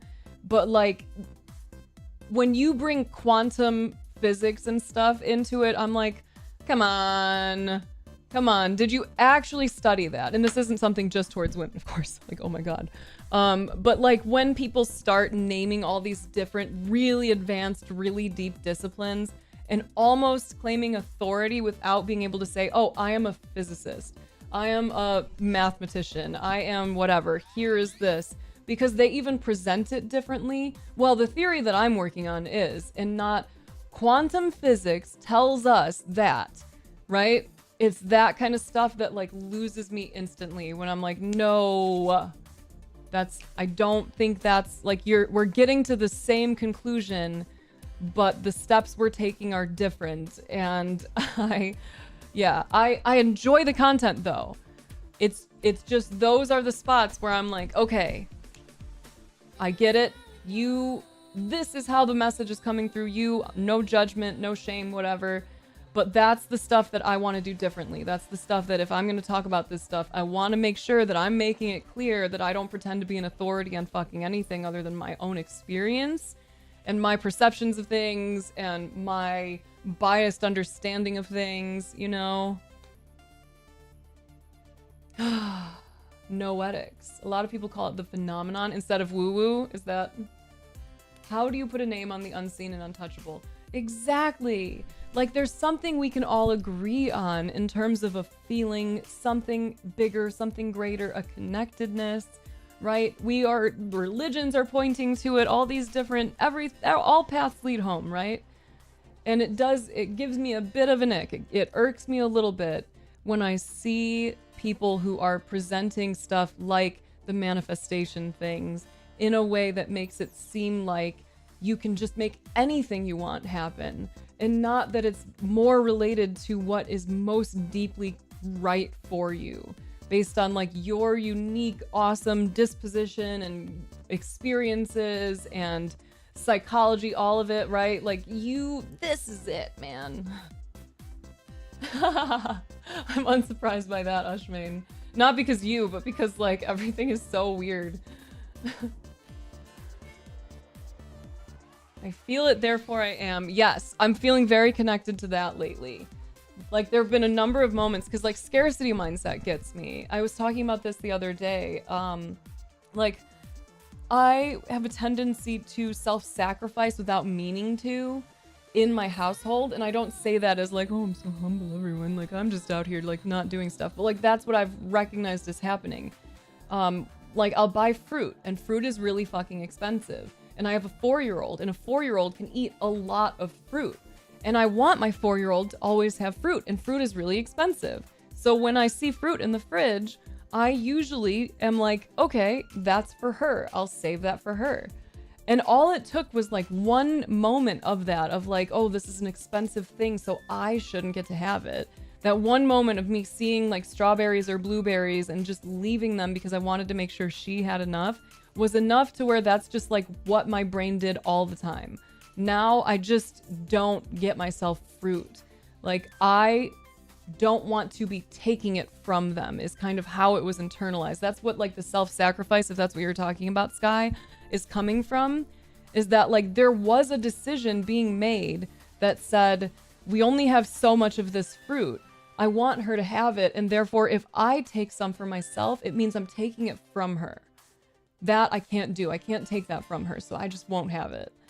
Like that's it's all these little ways that I would adapt or modify my behavior to ensure that everyone else around me was comfortable and like well fed, and then just say like, I'm okay, I'm okay, I'm okay, right?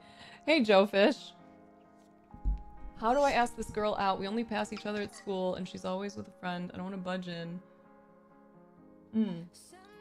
We only say hey to each other when passing. That is a great question. Okay, so can I ask, Cooler, how old are you, if you're comfortable sharing? Is that all that you've done in terms of contact? Is like you've just passed each other in the halls? Like, is there any more you can give us that might make this easier to play around with? Oh, that's Joe Fish. 19. Okay. So this is at college. You've known each other for a while. Quanta without relying on quantum.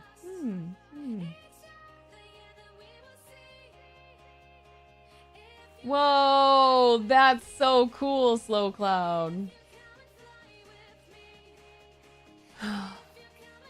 If I feel it, therefore I am it. Oh, that one. Okay. Oh, okay. Hold on. I gotta let my brain decide which one it wants to answer first. What is your, like, are you feeling, Cooler, like you two have a vibe? Like you've known each other for a while, you've hung out and stuff, but now all you do is like a quick little wave when you go by? Do you feel like she would probably say yes? Do you have a sense that this is like going in a favorable direction? What a long time ago. Yo, same. This is more related to the idea of identities, Sky, because like we can utilize and kind of hold on to identities in a way, but we're doing it very lightly, very loosely. And so if you are thinking in like the kind of manifestation space that we were talking about, what a lot of people would recommend is that you work to get yourself into the state of feeling that you would be experiencing in this like dream life scenario, right? So like if you, for example, wanted to be an artist, that was what you wanted to manifest for yourself, is a life where you are an artist and you get to wake up slow in the morning and go like paint or go do something like pottery or whatever. Then instead of visualizing yourself in that space and just like wishing you could be there, you would tune into what you imagine it would feel like if you were already living that life. You would bring yourself into that kind of state of being of, I already have it. What does it feel like? How does this version of Sky live her life? And then you basically do that instead of what you would normally do. You would say, okay, future Sky who wakes up and does pottery butt naked, like she wakes up and goes right into this room to sun her yoni and to do a fucking and to do a coffee enema or something, you know? I don't know why it went that direction. It's so funny that my brain turned you into just like max hippie. Like buying stuff from Gwyneth Paltrow, like goop stuff. But that's the idea, right? Is like the I feel it, therefore I am it. It's not necessarily saying like that's all you are. It's saying like if you want to become a different version of yourself, one way to start the process of getting there is to imagine you're already there, see what it feels like, and then do what you can to kind of replicate or call forth that feeling again. Okay. Oh, cute. Okay. How comfortable do you feel, Cooler, with the idea of being bold here? Of just like approaching and saying like, hey, can I talk to you for a quick second? Put a picture in our minds there. It went so fucking weird. I love it. But honestly, like naked pottery, like that would probably be messy, but fun in a way. Like you'd probably not want to be totally naked. You'd probably want to have your box covered and your balls covered. Doing the thing. Yes. It really, like, especially because you're young, like, it builds such confidence to try and fail at things and remember that it didn't matter when you did. That, like, you asked out a girl and it was embarrassing for a second and then it wasn't, you know? Like, to just keep trying, to keep getting in there and seeing how it goes for you. So what is your dream life, Sky? I don't know if I've ever gotten to hear that. What's all of your dream lives? If you were to point yourself in a direction energetically, where would you want to be pointed?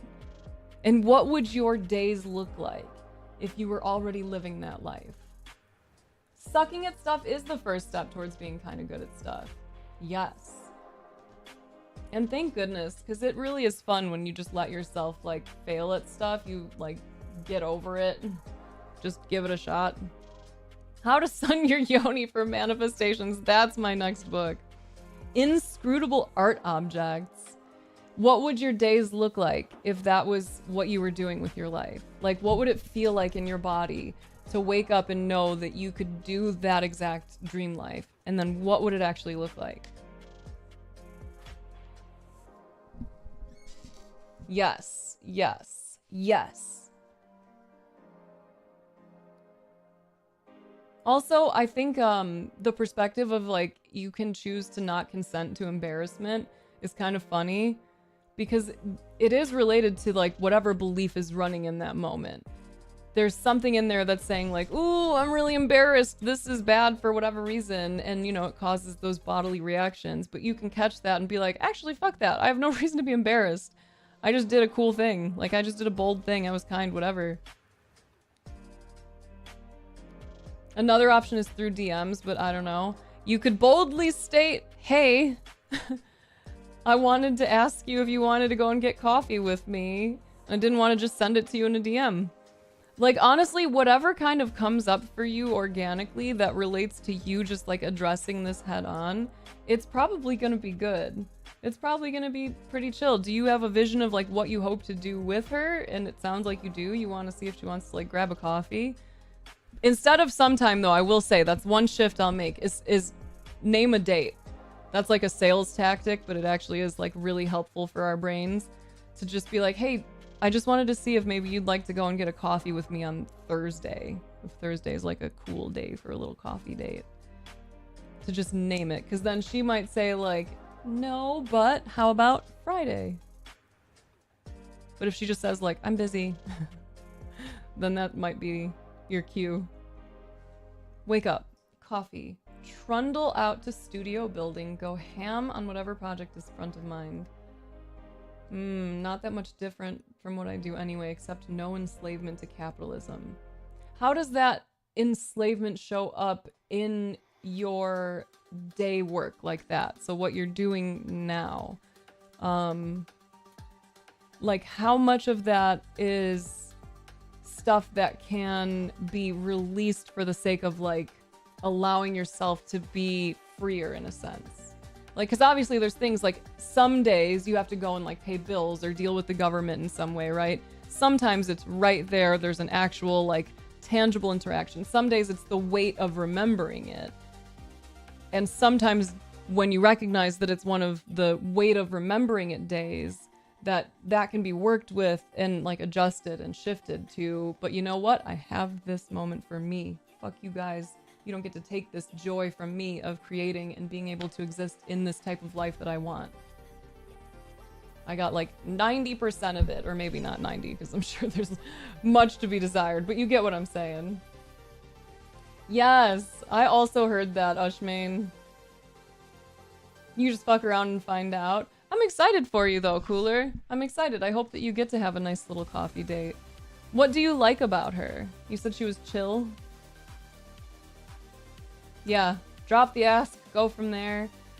Whenever possible, if you feel a little nervy, just slow down your speech. That can be really helpful and good for your confidence too. It's present in the room right now. What about tomorrow morning when you wake up? Yeah, let's do it. Let's let everything slow down for a second here. Especially because that is amped.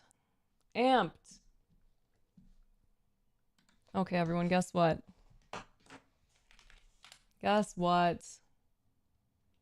Do you take breaks, Radium? Like, would it be possible to start your morning with emphasis on you and your creations and then go that way? Where am I? Oh, yeah.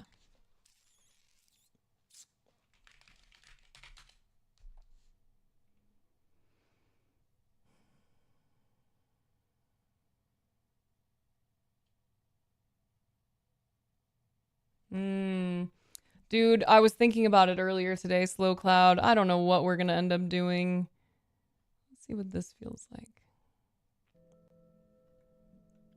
We're just gonna have to be in a go with the flow kind of thing.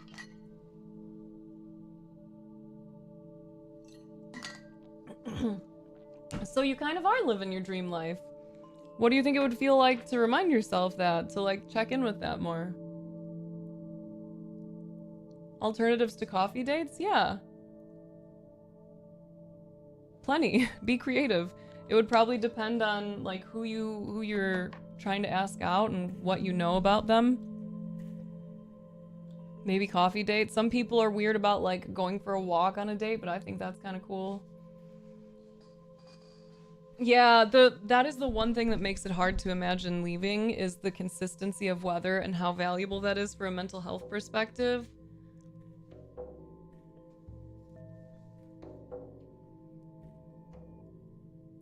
You probably shouldn't say. Wait, why? No, say it. Share it. I love that. Animals, going to shows, going to clubs. Love that.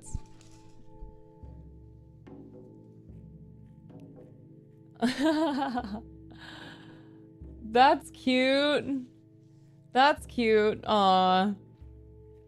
The energy of that, like, think about those things before you go and talk to her, because I bet that the way that that comes out of your body would be really nice to receive. Because I don't know, like, I know how my daughter reacts, for example, when I'm, like, in that mode where I'm really seeing her and thinking about how wonderful she is. Like, I just feel so much, like, love and care pouring out of me, and she'll see it and feel it. And I think that'd be cute to, like, experience that, to have someone come up and approach with like genuine like excitement and care and be like, hey, can I take you out for coffee on Thursday? I was gonna DM you, but I don't want to do that. Okay, let's do a little short sit here. This is unguided because that's what was redeemed. I love that as a dream. How close are you to that, Sky? What would it take? Okay, so if you would like to just let your body chill for a second, see what's going on in your mind and bod, then maybe right now you might want to sit up a little straighter. Nothing too aggressive, just, you know, a more alert posture. Maybe you've been shramping. Maybe you were a really cute little just curled up baby. That's okay. Maybe you're sitting very bisexually. In fact, I will uncross my legs right now. Whatever it is that's going on, maybe right now you would like to just sit up a little straighter, roll out your shoulders. Thank you, Robin.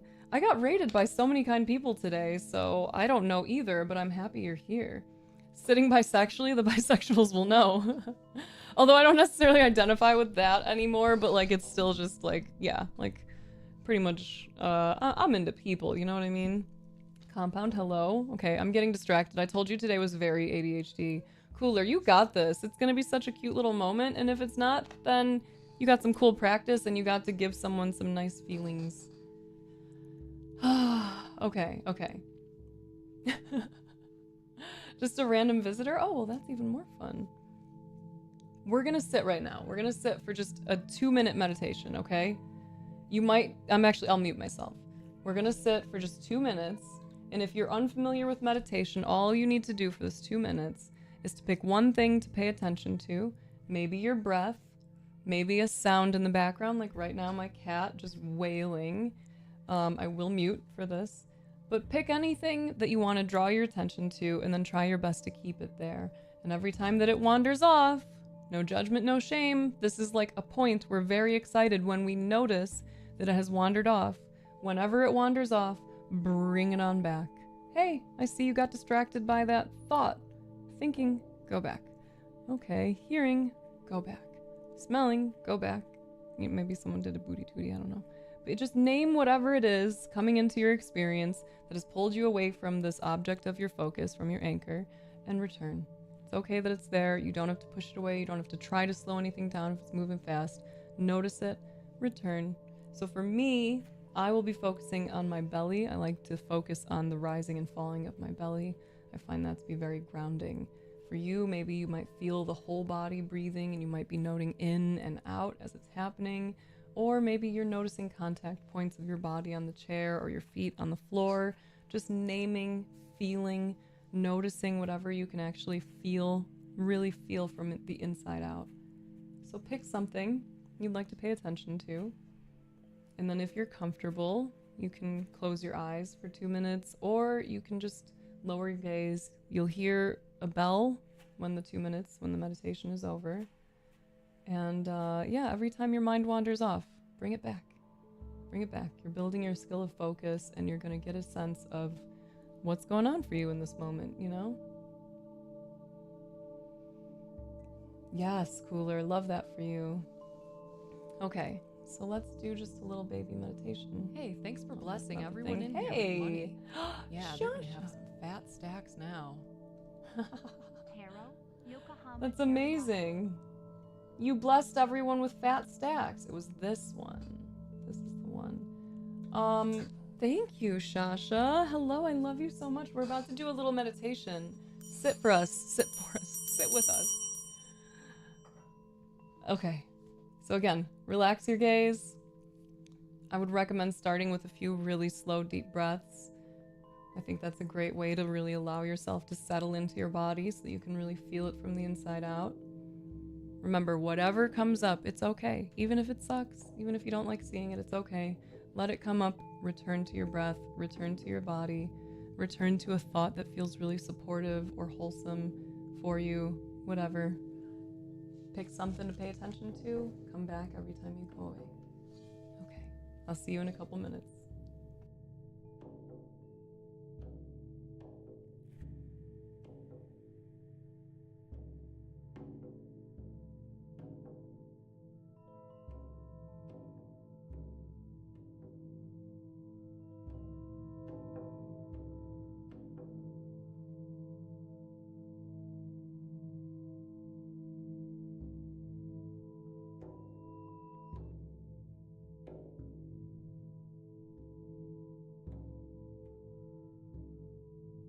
If your mind has wandered off, just bring it on back.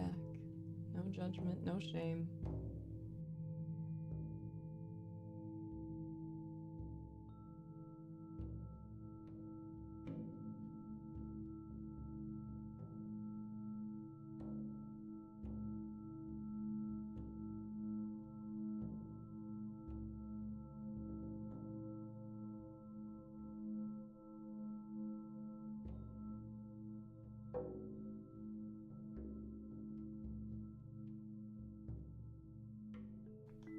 And return again.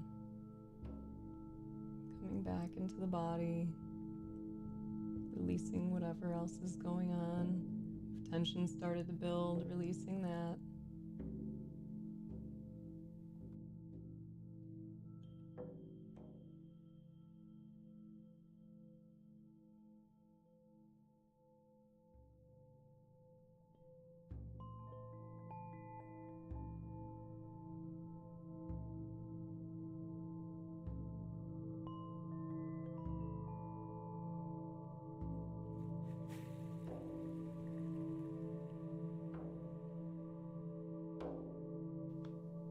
Coming back again to your breath, to your body, to this moment.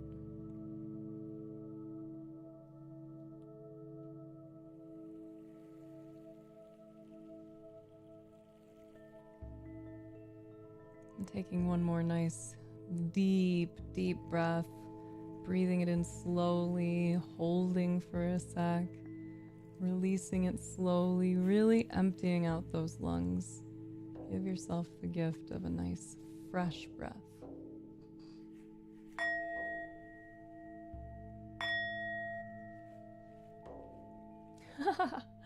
That sounds really fun, Cooler. Oop. Where's the button? Truck slamming into you sounds is a very interesting idea. I love people. I love creative people. Shasha, I'm gonna whack it for you, by the way. Deshaun, what's up? Bro, today has been such a good day. It's been so nice. I'm so happy for all of the conversations that we've gotten to have. I'm so happy being able to have so many opportunities to talk to you about the vision and how excited I am to be here. Shasha, I love you, by the way. Also, hi, Mr. Word.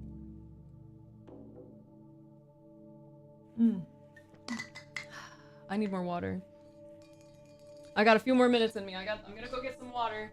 I might be able to stay on a little longer. Oh, actually, should I? I just realized that I actually could. I could get weird. I could stay on as long as I wanted to. Because I'm not on mom duty tonight. Imagine that. Asperius, hello. Jarago, I will, hi Kiki. I will get into that as soon as I return. I am in need of water right now, and I bet some of you are also. So, my friends, check in with your bodies. Do you need to go pee-pee in a potty? Do you need a snack? Do you need some water? Maybe now would be a great opportunity for you to take care of yourself and then come on back if you want to. But if you have shit to do, go do it. You'll feel so much better when you do it, because it's not as fun doing the things you love to do when you have the weight of that thing that you know you need to do on you. It's way nicer of an experience, in my experience, to do the thing that you need to do and then let yourself do the fuckery, because then the fuckery has freedom to be full fuckery without guilt. You know what I mean? I'm so excited for you, Cooler. Please update us. Let us know how it went. I will be delighted by an update. Yeah, this is from a channel called Calm Whale. I really, really love. You just mindfully cut carrots? Nice. Ooh, I didn't even know you were doing that. Okay. That you started doing your Fansly more often, had more followers, consistency, and then that would turn into your dream job. Yeah, that is, Anj, I was just talking about how much I want to play games again, so I might end up doing that at some point. I've also been kind of yearning for Fortnite, which feels strange to say. No, Alex and I have a schedule. I just rarely, I usually have shit to do after stream, but I'm gonna check my schedule because I actually don't think I do. I don't think I do. Sky, we're gonna talk about this. We're gonna get into it. I feel like a toddler watching a TV show right now. Because I'm realizing that my body needs to move, and the same time I'm realizing that I need water. This is like Alina watching Unicorn Academy. Just climbing on all the furniture and stuff. The chaos of a game like Tarkov, doesn't that require a lot of stuff, a lot of learning of a lot of things? My baby girl, will you stay here? Will you stay? And I'll be right back. I'm just gonna go get some water. Okay, you stay. We'll be right back.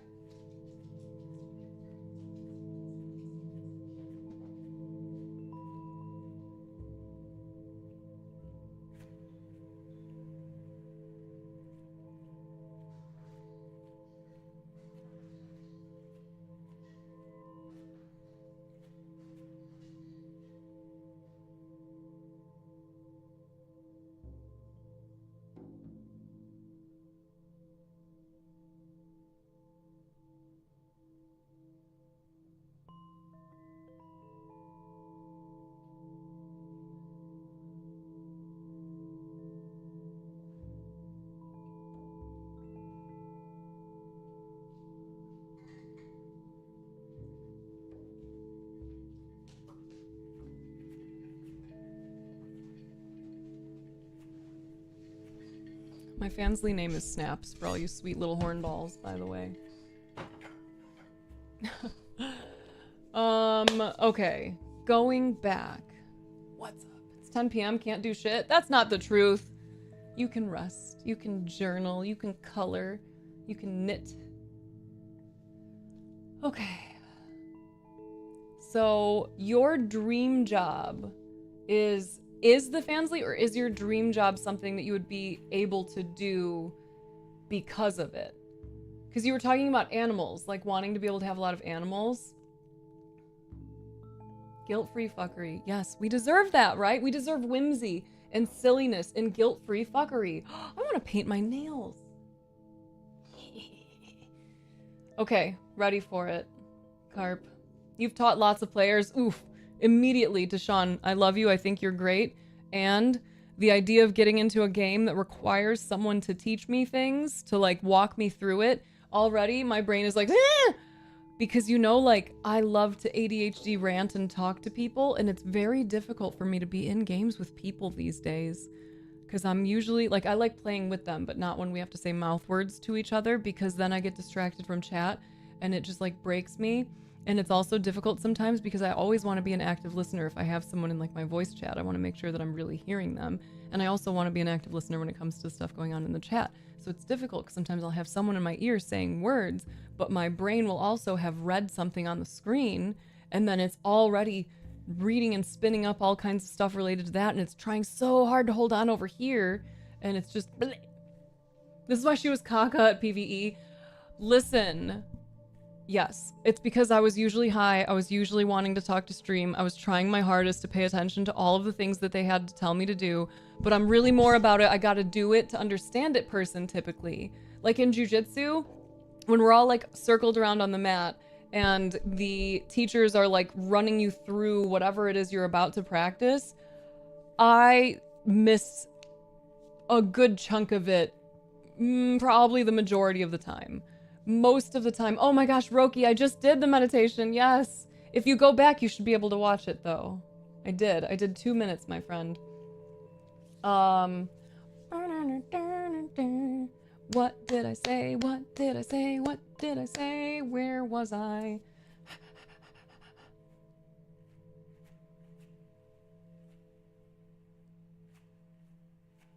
Jiu-jitsu.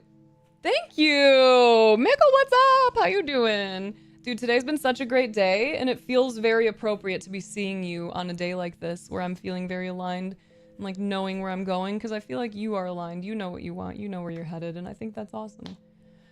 Yes! Okay. Thank you.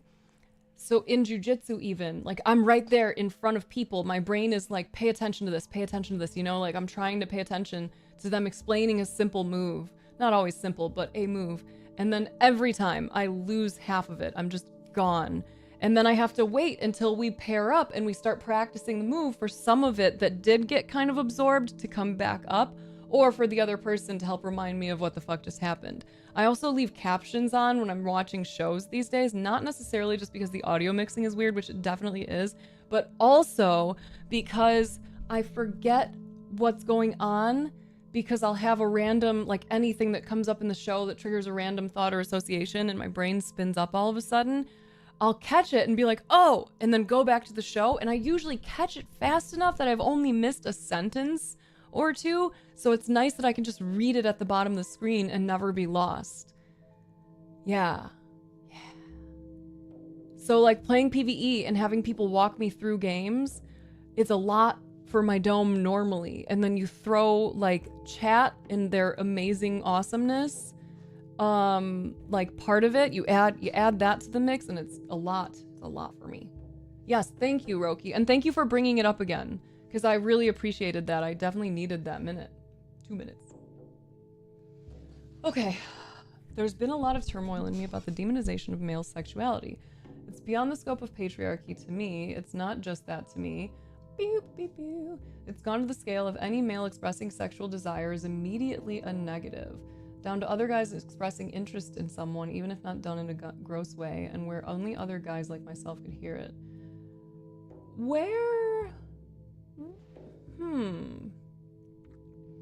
where is that messaging coming from? Any male expressing sexual desire is immediately a negative. Because that doesn't reflect to my experience. Obviously not a male. But I'm curious where that's coming from. And I'm curious, anyone else in chat, if that's something that like resonates with you. Where you think that's coming from, what you think that's about. Doesn't have to be the cat calling gross stuff. It's the male expression of horn. It gives me the ick. My own, someone else doesn't matter. I think it's incredibly unhelpful. Okay. Got it. You did specify. Yes, pies, yes. Yeah, it's fucked up, Slow Cloud. Agreed. I think that's a government thing too. That was the most polite way to say hell no. I really dig it. Yeah, because like, oh man, as soon as what we were talking about this earlier too. I am of the belief that just expressing the feelings that are coming up is probably the best way to go about any kind of conversation, because then it shows that it has nothing to do with the other person. So just be like, wow, so here's what happened inside of me. I started to feel nervous almost immediately because my brain was like, no, we can't do this. We're not actually capable of it. We just can't, man. And so I thought, okay, I should probably clue you in to that reality, that as much as I think it would be sick to game with you, like my brain would break. It would break, and I felt anxious immediately thinking about it. And I have so much experience of like PvP was totally different because my body just did it, man. There was like the quick, it's very, I'm realizing something so nice. It's so ADHD friendly because it's just quick call outs, basic strategy. I point my mind in a direction. You take that path, I'm gonna take this path. I'm gonna circle around here. I'm gonna be over here. And then you try to do the thing. And that I can do while having all of the conversations on stream. That is possible for me. Okay, how the hell do I separate what's acceptable, what's not? How do I not immediately harshly turn anything down? My dad was always trying to point out to me girls my age that were cute, and whenever he did that, it felt disgusting to me. Okay, well that would feel weird to like have to deal with that, I'm sure. You know, having people constantly like, hey look, a girl, hey look, a girl. Ooh, yeah, no fun, Soda, no fun. Cute! Oh, that makes me so happy for you, Ellie, that you got to have that experience. Okay, as a straight male, I concur. The main problem is that the signals have crossed over the years. Kind of leans into the... what does MGTOW stand for again? Can you hit me with that again? I remember looking it up, but it's not... I might know it by a different term or by like its main name.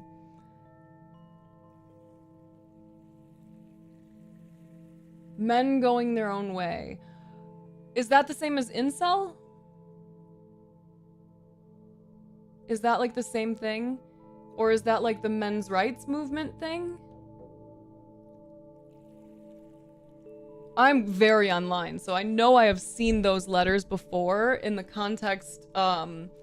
It feels like it's leaning into like Andrew Tate territory, but that might be more extreme than this particular group, ideology, idea.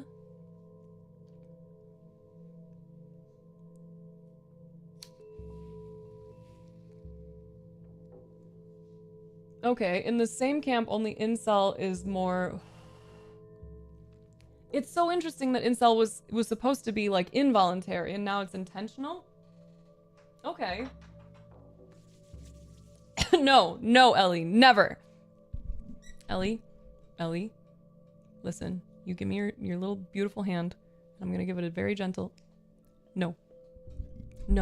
We do not minimize our joy over beautiful aspects of life. We do not do it. Okay? And we also, women, especially, do not over apologize. I'm carrying around a little squirt bottle, a little spray bottle. It's like the mist one. Puppy! Of water. And every time a woman in my life apologizes to me unnecessarily, I'm gonna just...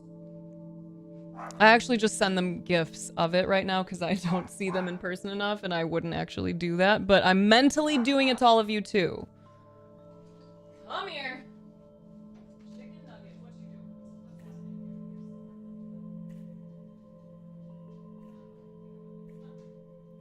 Come on. Come on. Come on in here. Good boy. You're gonna lay in here now, dude.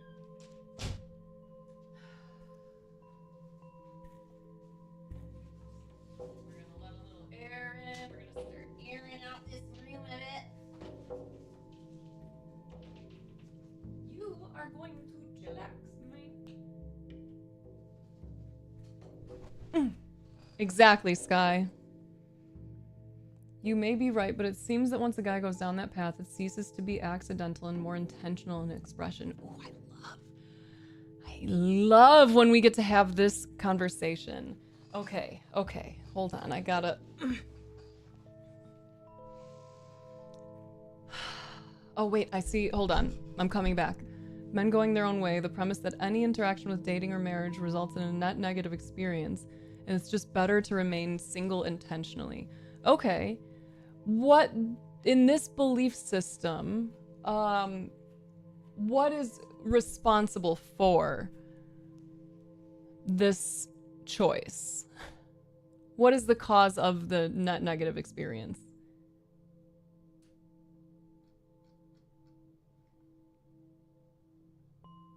Also, hi, Tony.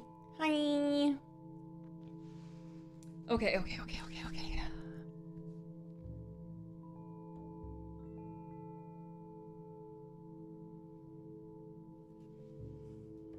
Okay, so an incel would say women don't want me because I'm a nice guy. Oh, I see what you're saying. Okay. Wait, I missed something from Lumpy?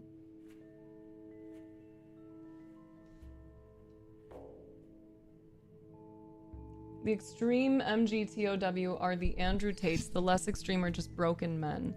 That's interesting. What does that mean to you, Lumpy? Broken men?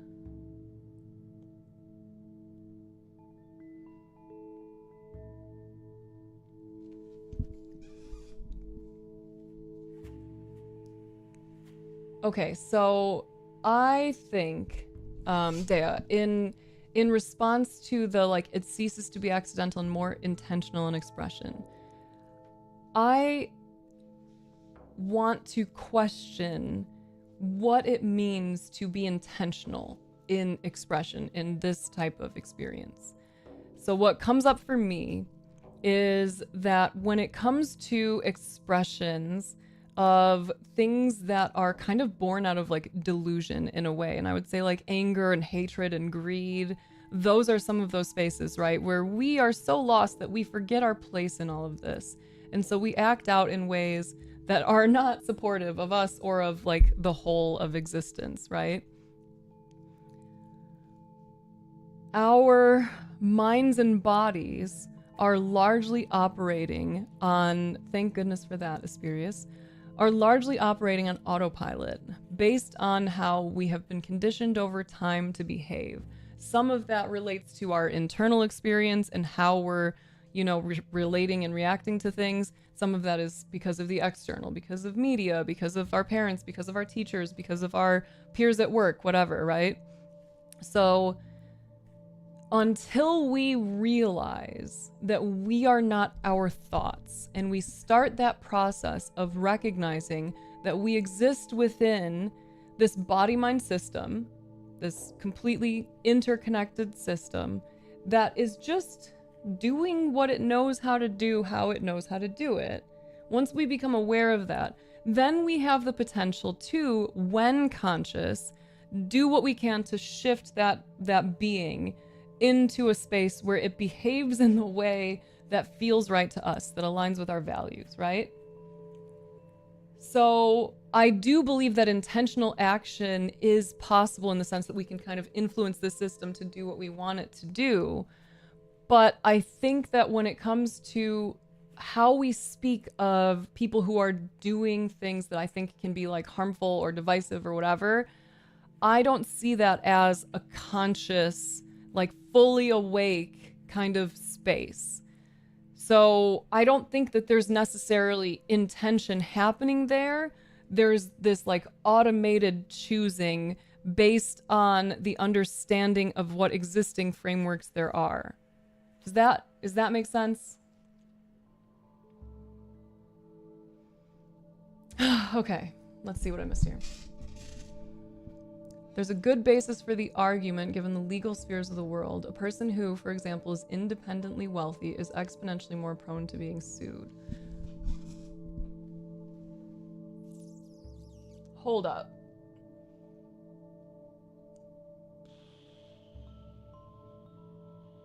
How does that relate to this? Being sued. How does that relate to this? Men going their own way. And are you going to answer my question, Asperius? Did you hear it? You said that the premise is that any interaction with dating and marriage results in a net negative experience, and it's just better to remain single intentionally. What is the purpose, or not the purpose, what is the cause from this perspective of the negative experience? What's negative about it? That any interaction with dating and marriage results in a net negative experience.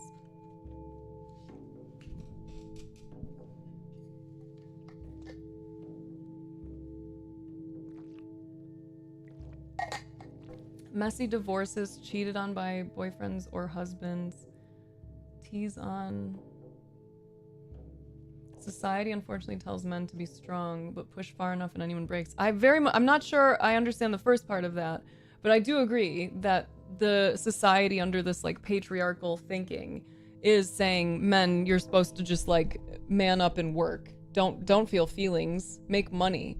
That's what will help you. Just make money. Be strong, man. Be physically strong. That's what makes this work. That's what fixes everything. Or like sometimes just like shit on women. That's what will fix this. Make sure that they can't rise up at all because that will work.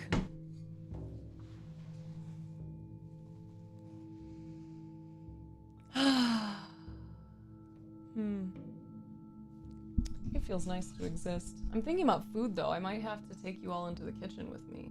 And I think the kitchen is chaotic from last night's food.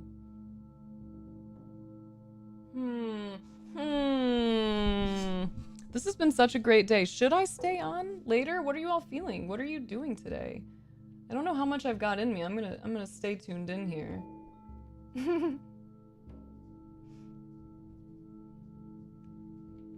Oh, thank you for reminding me. I do want to do that too. Ooh, but I can't paint my nails and then eat because I'll bop them. I'll mess them up. That the legal system is far from balanced, feeling feelings and making money only to lose all of it if their spouse suddenly decides that they want to be independent and take 7 figures of their wealth from them. Okay. What are your thoughts on, like the opposite side of that?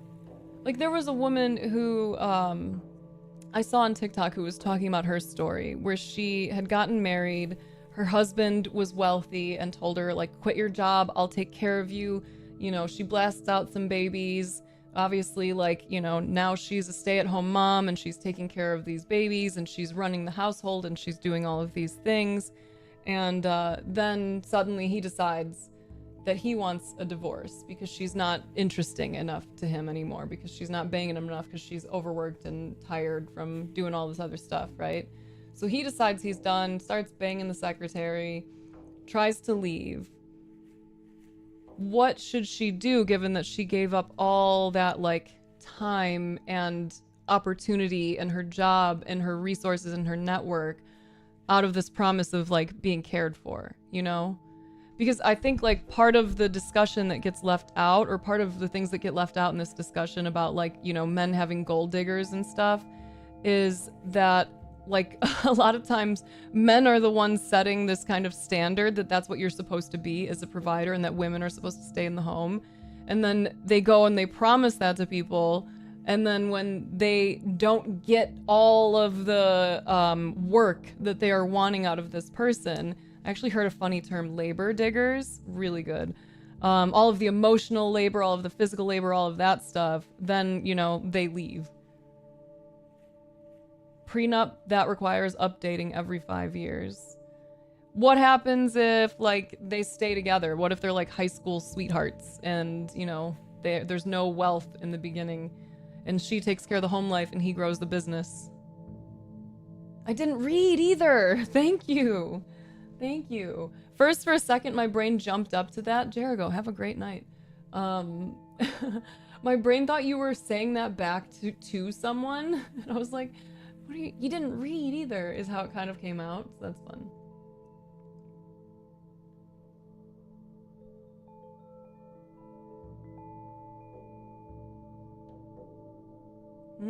That's interesting, Taya. So like in that space, when you were finding yourself kind of going the path of like isolation or alienation, when that was where you were headed, did that feel like a very like conscious and kind of aligned space in your life? That's kind of what I'm pointing at. Possibly, at least, because I did put a lot of keef on that pipe. My therapist told me I need to think about my thoughts right. So I realized I hear someone else, like you talking, then I hear in my head, oh, my girlfriend. Yeah. So after that, do I think of what I think about it, and then where do I go? Okay, hold on. This is such... I really love that question, and I love the way that you asked it. So thank you. Thank you for that. Thank you, Ryomu. I need some of the layers trimmed a little, but do you know I have a blow dryer now? I've joined the future. I have a blow dryer now and I use it. And yeah, this. Okay. Getting interrupted. What's going on, Carp? What are you getting interrupted by? Hi, Monster.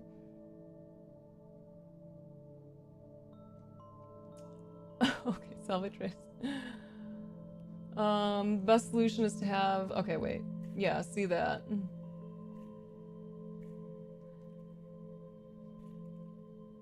Interesting.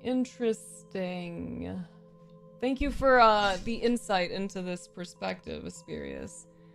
Back to the topic of gaming again. Sky, I'm gonna come back to you, but my brain is doing the thing, you know? If any of you are new here, I want you to know that I just follow this thing where it goes, okay? So sometimes I'm gonna miss things, sometimes I'm like really on it. But it bounces and it organizes thoughts and responses in ways that seem most efficient or effective for it, and I just let it do it. So I'm sorry if sometimes I start to respond to you and then I get pulled somewhere else. It's because I've realized that if I try to fight that and bring it back to one thing that I was doing, that it just jumbles up the whole thing. So instead I have to say, sorry, I need to pause that one, but I'm coming back to it. I'm gonna go over here and then I'll be back. And then sometimes something comes in the middle of that and I have to be like, ooh, this one's kind of a long one, but I know I'm not gonna be able to answer these until this, or like, ooh, this one's a long one, so I need to answer these, and then I'll go over there. So anyway, thank you for your patience while I bounce. Wander stop. I don't know what kind of game I want. Let me see what happens when I just like look through my games and look through like see what that feels like, because I don't know if I want to play a cozy game. I don't know if I want to play like an FPS.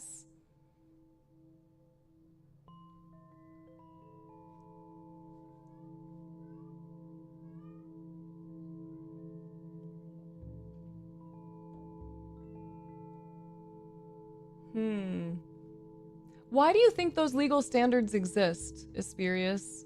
Where do you think they came from?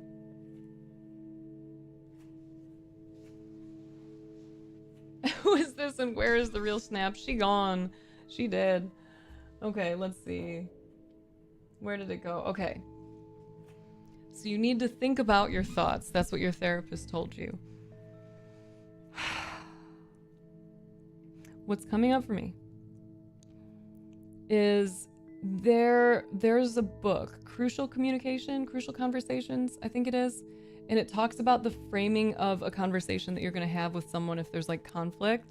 And one of the things it's saying is determine if you are having a conversation with this person about a singular instance, or if this is about a pattern of instances, or about something else. I don't remember what the other, I think there was a third option there.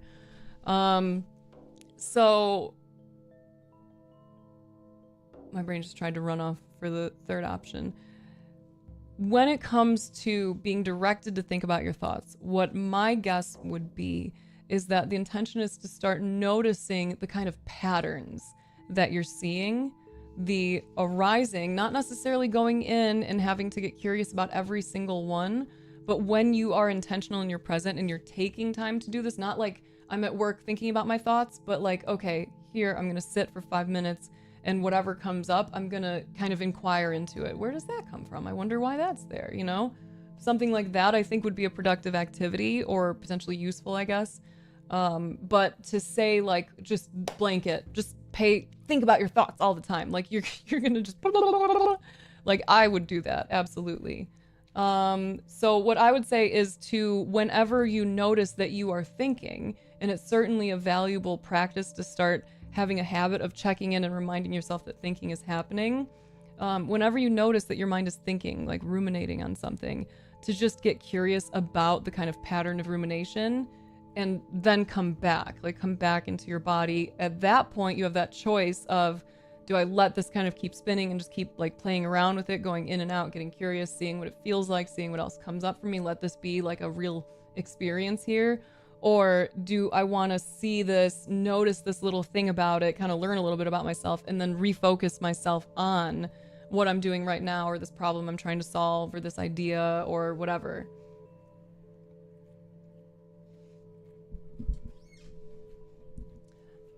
Okay. The psychologist in me says that it's dependent on local culture, state by state, to determine what's tolerable and right. Okay. This is something that I am not certain of, but I heard recently is that many times the states that have laws that are asserting like women's access to marital whatever, or premarital even, to some kind of wealth, those laws were put in place because of the amount of women that were basically being left on their own, that had been put in situations where they were just suddenly completely without any wealth, without any money, without housing, without support, sometimes moved away from their support systems, their communities. Like, my understanding was that the reason why those laws are there is because so many women were essentially abused and kind of like left.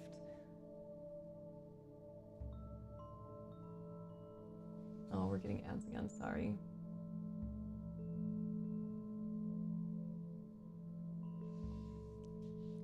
Yeah, I love that. I love that though. No, but that's so important that you can see it now.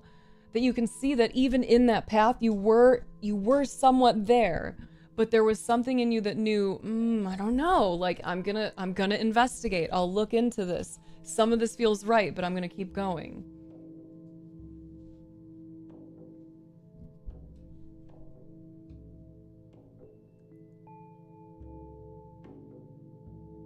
Okay. Let me see, Carp. Let me see.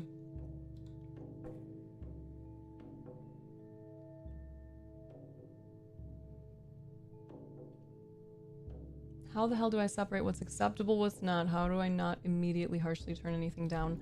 Carp, this kind of relates to what I was talking to Sky about, if you're still here. Like, I think it's important to remember that those are thought patterns, that's not something that has to define anything or be the final decision. Your brain is gonna have those thoughts. They're gonna feel ick in the body. I'm sure that feels terrible when that comes up. And now that you know that this is something that comes up in these specific situations, you can work with it. You can see that stuff arise. You can offer yourself some kind of care, some acknowledgement. It's okay that it's there. You didn't put it there. Like, it's okay. Notice it and then refocus. What do you want to be thinking about instead? What would you like to be doing instead? What would you like to be feeling in your body instead? Not like in your body, but like, you know. Just a student of psychology. Like, you went, I don't remember if we talked about this before. Did you go to college for that? Is that what you mean? Or do you mean like you've just like read a lot of books, studied it in that way?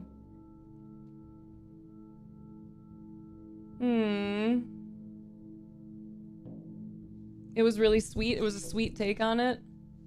You can drop it. I'll check it out.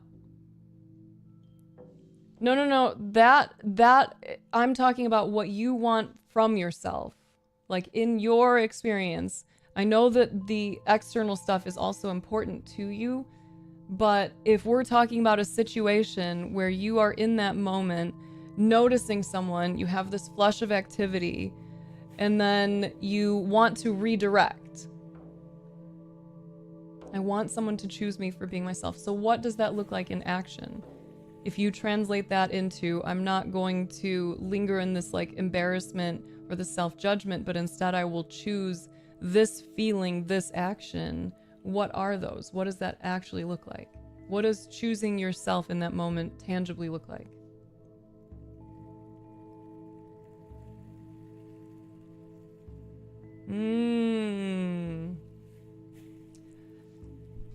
Dea, I have like a similar, well, not from the like queer aspect or anything trans, anything like that.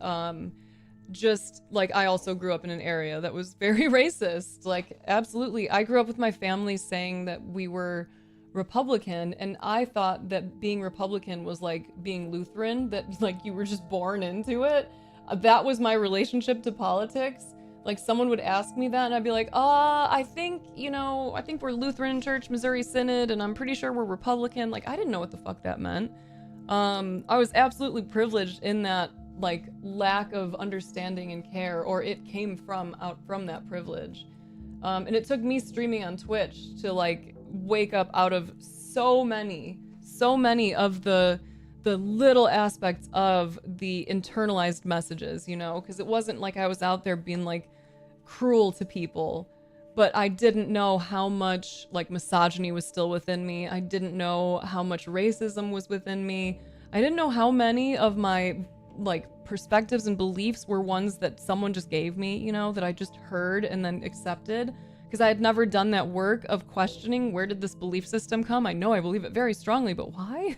Why? Honeydew buns, hello. I'm sorry to hear that. What does numb feel like for you? Dual degrees in psychology and business? Nice. What? My partner and I were talking about school. That's a part of the vision also. I would love to start taking classes at the community college. So that's going to be a future thing when I'm able to release certain income streams and focus on the ones that I'm like really jazzed about. I think that would be what would invite in the time to start taking a class or two at a time, because like I'm in no rush. I will take what I can get. I love knowledge. I love connecting, and I would love to be able to pursue this more. A steady line of solids. Blockage, numb. Like, are you saying like your whole body just feels very solid?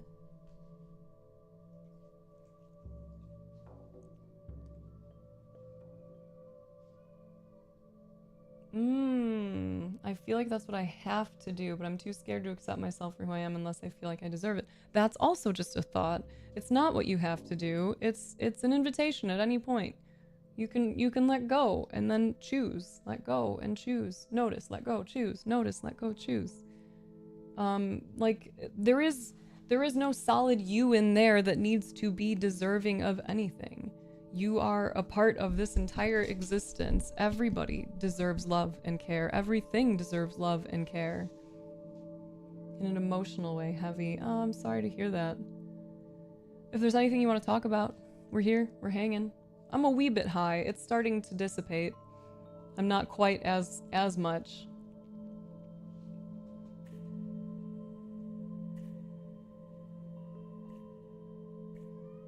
Yeah, I'm unsurprised by that.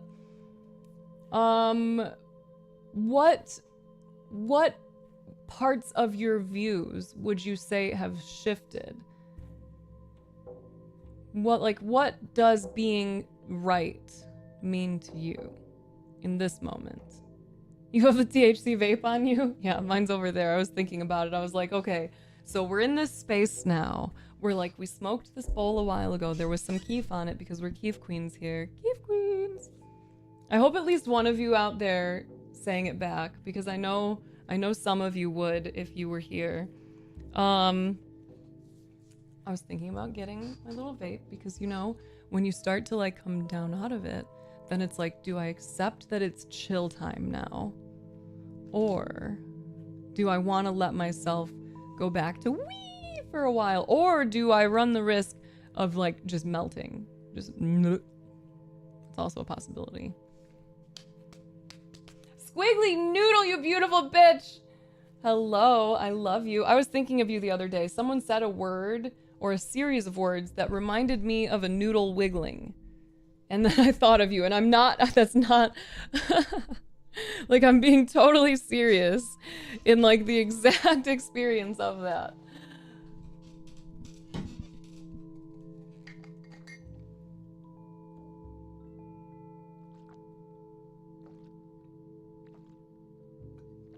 Ah.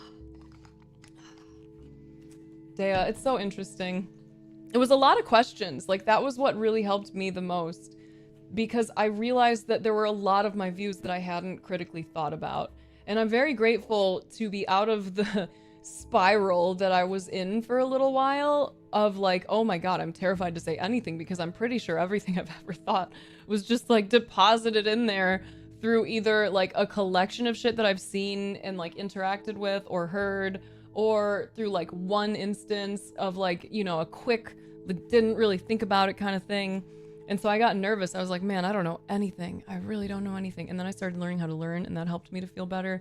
And I learned more about critical thinking, and that helped me to feel better. But yeah, getting into that process of investigating pretty much everything that comes up has been very eye-opening, especially while I'm raising a child, because it's very interesting to have all the moments that you have when you have a kid where you're like making these very big moral decisions, and it's just like a Tuesday at 10 a.m., you know? Like it's such a big thing that you're being asked to weigh in on, and it's also just such a normal moment. Like there's always that potential where you could just really like cause some awful long-term reactions for your child if you know, react in a way that doesn't work for their psychology. Ooh, that's fun, Dea. Hey, good for you on the sobriety. What is your new schedule? You time? I knew that this year had such gorgeous potential. I love hearing that. Ellie, look, dude, do you see my arm like this? My hand has been just like scrolling my chat up and down because it's like there's something, but I was still in the middle of responding to other people, so I couldn't let it go. But it was trying to show me the link again so that we could watch it because we were talking about it and you felt that it was relevant, and so I think it's probably worth checking out. So we're gonna do it. And I think I'm just gonna stream of conscious thought y'all more often because I've been allowing myself to do that lately, and it's been real nice to just like rapid fire express whatever the fuck it is that's going on in my existence. Okay, hold on, let me stop this beautiful, amazing, peaceful music. You were writing and you don't feel like it? You don't have to, of course. I'm glad that you're here. I'm sorry you're having a hard day. Or maybe that's not an appropriate description of what you just expressed, but we're gonna watch a TikTok right now, and you're welcome to share, you're welcome to lurk, you're welcome to do whatever. Thanks, Ellie. That's fun. Neat. Okay. Let's see what this thing is that you sent me. I hope it doesn't plant a wormhole in my mainframe again. Dealing with a lot, and I'm sorry. I don't mean to. It's okay. You can cry. No, I don't mean to cry. Are you sure? Yeah. It kind of seems like your body wants to cry. But I don't want to cry. Oh, why not? Because it's not that serious. So something needs to be serious enough for you to cry? I just don't want to make a big deal out of it. It is a big deal. How you feel is a big deal, at least to me. Why isn't it to you? If I cried every time I felt like crying, you would think I'm sensitive. Is that a bad thing? Yes, it means I can't handle hard things. Do you laugh when you find something funny? Yeah. Have you ever laughed uncontrollably? That's fun. Yes. Does that mean you can't I like that, Ellie. things? No, I guess it's just something my body does when it's happy. Exactly. It's just your body processing what it's feeling. That's what crying is. When you're sad or overwhelmed, That's sometimes your beautiful. body handles That's fun. it by I keep crying. and that's normal. And That just brought healthy. so much Well, energy if into I my cried, then existence. it I'm like, makes I me want to sad. stand up I all of might a sudden. feel sad, but not because you're making me sad, because I feel for you. And if you're sad, the last thing I want for you is to also feel alone. I'm not Sweet, used to this. sweetie You don't have to pie. cry right now if you don't want to. But just know that you can, and I won't see you any differently than I do right now. How do you see me right now? Well, how do you see me? Just been dealing Fuck with a lot. off. I'm sorry. Fuck off. I loved that. I loved that framing of it. The laugh, of course, that's perfect. Oh, that's so good. Wait, did I get rid of it? I want to save that. Yes. Yes. Yes. Okay, you're reorganizing and changing things and making a balance because it's not sustainable. It's like what we were talking about whenever we talked about through our voice memos, right? Like we're gonna crack if we don't. I can't do it, man. It turns out there is a limit. Who the fuck knew? Who the fuck knew that there was a limit to what we can actually manage at a fucking single time in our lives with limited access to support? Who fucking knew? My goodness. The laughing uncontrollably one is so good too, because everyone has had that, right? Something that just got you and you were like, I'm sorry, and like still going. Oh my God. I've definitely had some of those moments when the dudes are over here and something is just the stupidest funny thing to me and I will just be crying. Like, I just can't. It's just so good. I have to allow this to happen. Amazing. Oh, food. Okay. What are my options? What are me gonna eat?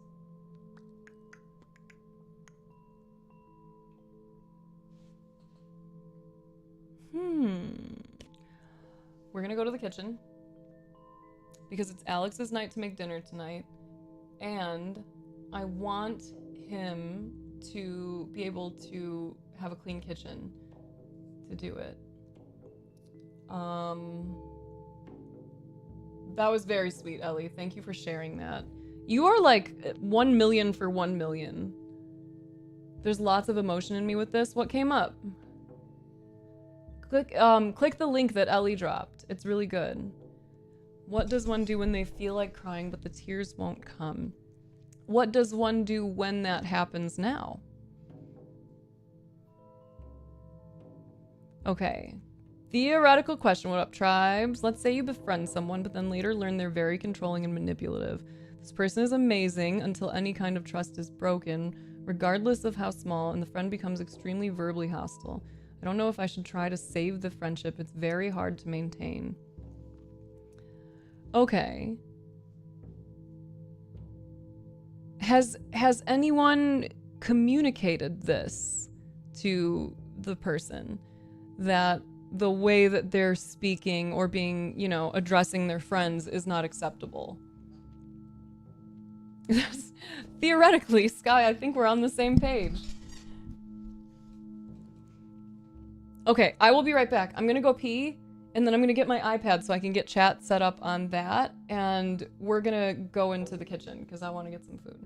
Yes, but they go into denial. Okay, so what is your boundary in a situation like that, tribe?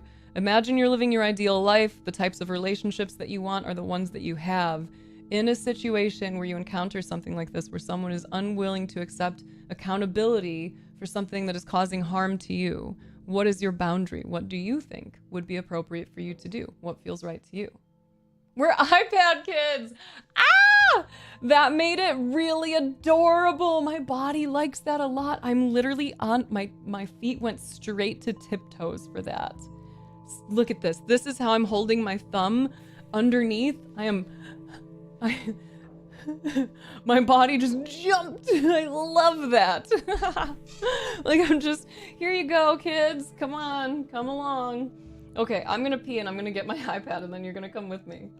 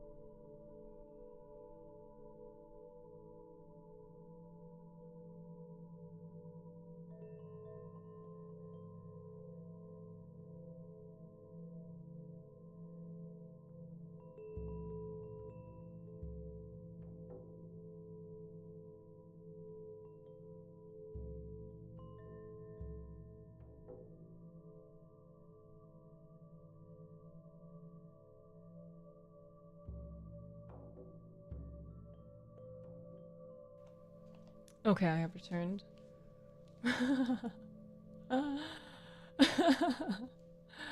Oh man. Target. Oh my gosh. Take her to a super Walmart.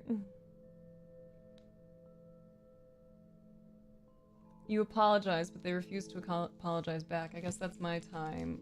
If someone...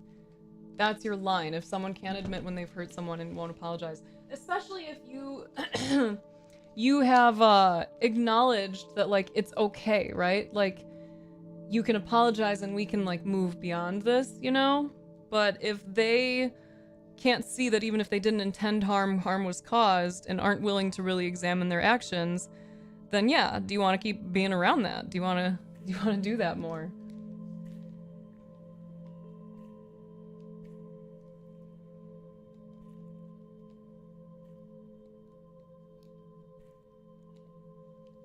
Okay, the question that I asked, Carp, was not how you want to feel about yourself, how you want to feel in that moment. Like, what you would rather direct your attention towards, what you would want to be feeling. Not about yourself, but like physically. Relaxed, energetic. Hey, Penny. Yes. Ooh, I love that this is like the year of boundaries for everyone. Boundaries. We love a boundary. Okay, I have you here, children. All you can think of is what you want to get away from, which is why it's all that's on your mind, and like that's why that's like the existence that you're in right now is like tense, tight, uncomfortable.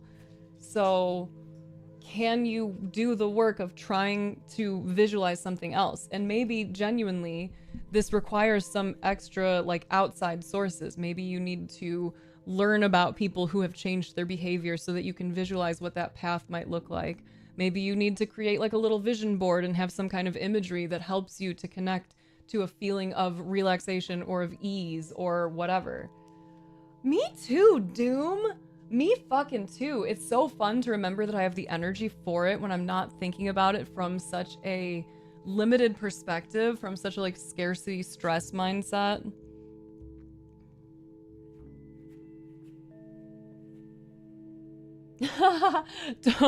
Don't worry about that. I wrote a book about it too, Dea, and please derail all you want because there's never an actual agenda. Okay, I am pulling this up. I love talking about shades. I'm actually going to be giving a talk about shades at a women's empowerment conference next month. It's something I enjoy.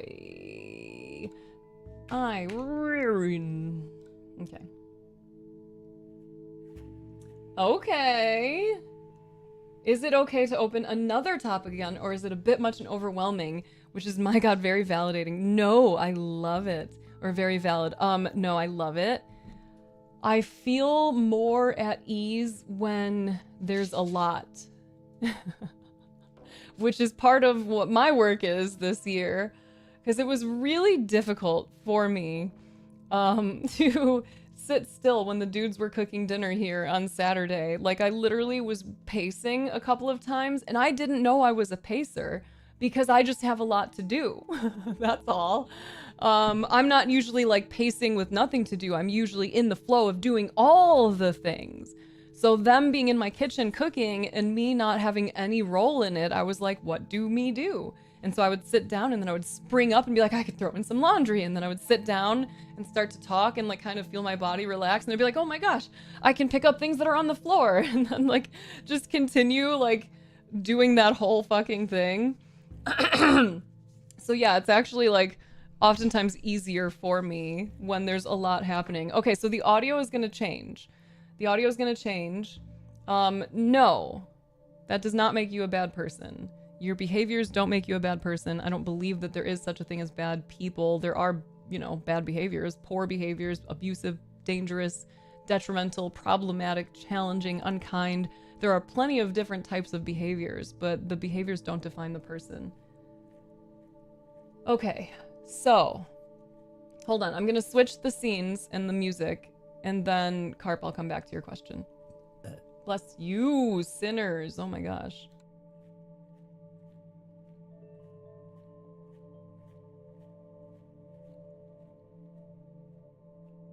Haha. There we go. You heard book! Exclamation point book! I wrote a book about shades. The self-care acronym. You can all hear me? We're good? Oh yeah, we're loud.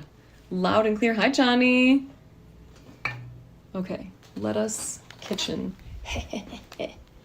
YouTube people, I don't think there's really ever any YouTube people, but at some point there will be, so, you know, YouTube people, I might miss your messages, because I don't know how to get the YouTube chat up on here next to the Twitch chat right now, and I don't have an app downloaded or anything, sorry. Nice fam, thank you!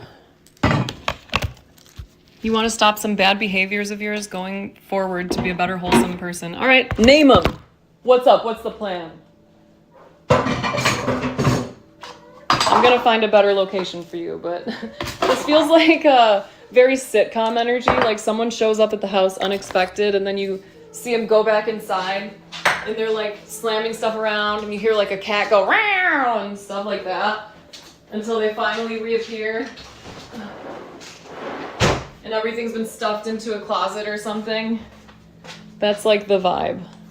Oh wait, I need to I need to adjust the text size here. Book nerd, yes!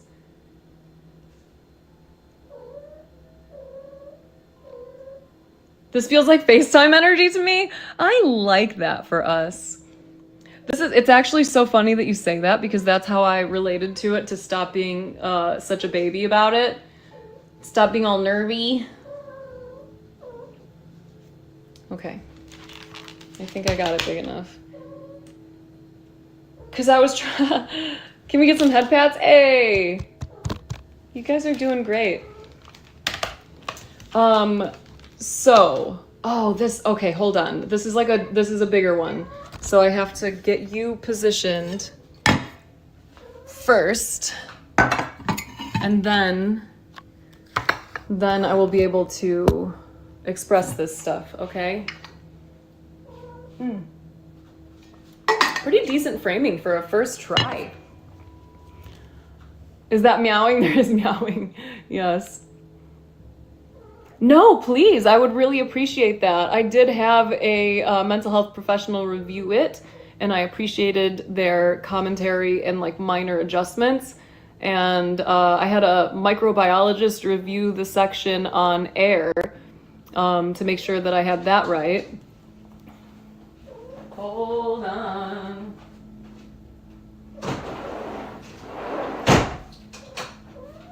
Okay. So, bigger brother.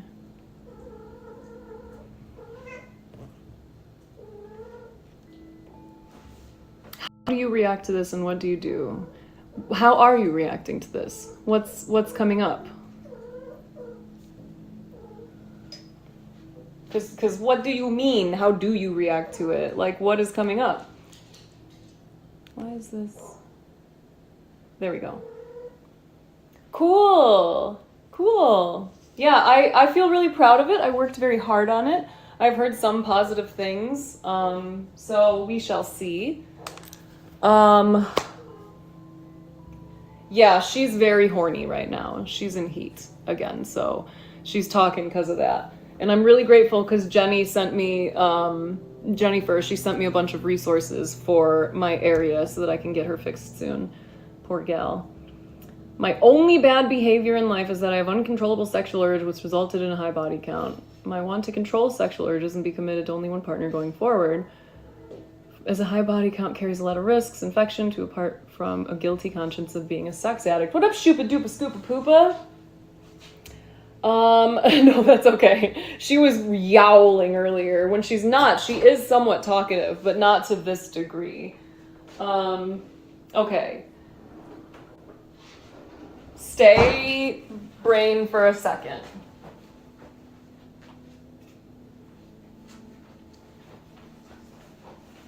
So I'm going to answer Carps and then I'm going to come back, okay? I just need to wipe down this counter because I can feel things on it. Carp, what I had suggested for you, what I was pointing towards you is like, you're out in public, right? You see some babe walking around being all babe-like, and the immediate reaction in you is to recognize the babeness, feel a feeling towards it, and then immediately go into self-judgment and shame. That's what I understand to be like the current situation, right? So what I was offering as a possibility is that because you know this is what happens, you intentionally work with it when it comes up. So when it comes up, you notice it, you offer yourself some care and some compassion because it's not your fault that it's there, and then you choose in that moment what you would like to try to redirect yourself to. And the only reason I say try is because you'll do it and it'll go back. Not because you're incapable of doing it, but because I want you to be aware that you'll do it and it'll go back and you'll do it again. So if you were to be living like your dream scenario, what would that feel like? How would you want to feel in that situation? Not about yourself. That's more like a mental exercise. Feel in your body. You're about to go and like approach a girl, or you've just noticed one and got like a little like, whoo, you know, because women. When that arises, what would you like to feel after? What would you, in a healthier state of mind, be thinking in response? Where would it go?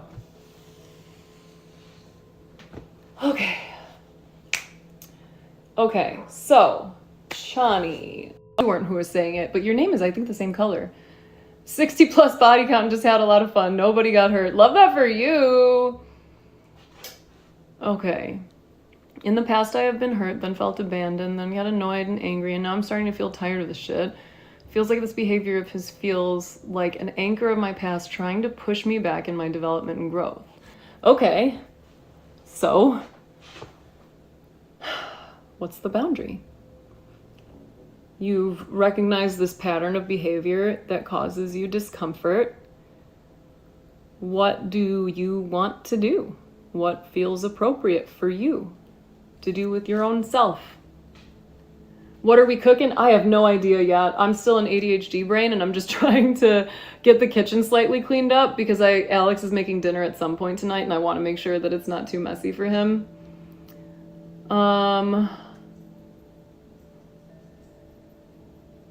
Yeah, and you can be safe with sex, obviously. Okay, so Max, I appreciate you sharing that as far as like controlling the sexual urges, like you endeavor to be committed to only one partner. Is it, oh, there's a couple parts of this. Okay. So we're going to plant a seed. We'll come back to the controlling of urges. We're going to go over here to monogamy. Is monogamy something that you believe that you need to do to keep yourself safe, or is it something that you've recognized is just not right for you? What up, Choochie? No, baby, we don't go on the counter. Thank you. I know.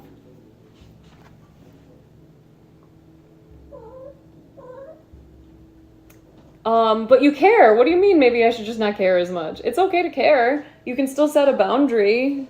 You can still choose what you will and will not put yourself through in terms of this, right? Because I imagine if you were like, you know what, I'm actually just going to start like letting go. I'm going to release my kind of hold over this relationship being a certain way, and I'm just going to let it be whatever it is. And maybe he'll come and hang out at some point. Maybe I'll be open to it. Maybe I won't. But what I've learned is that when I make all the effort in this relationship, I feel worse. So what do you want to do then? If this behavior is causing you to feel worse, what changes? What would you like to adjust or change? Okay.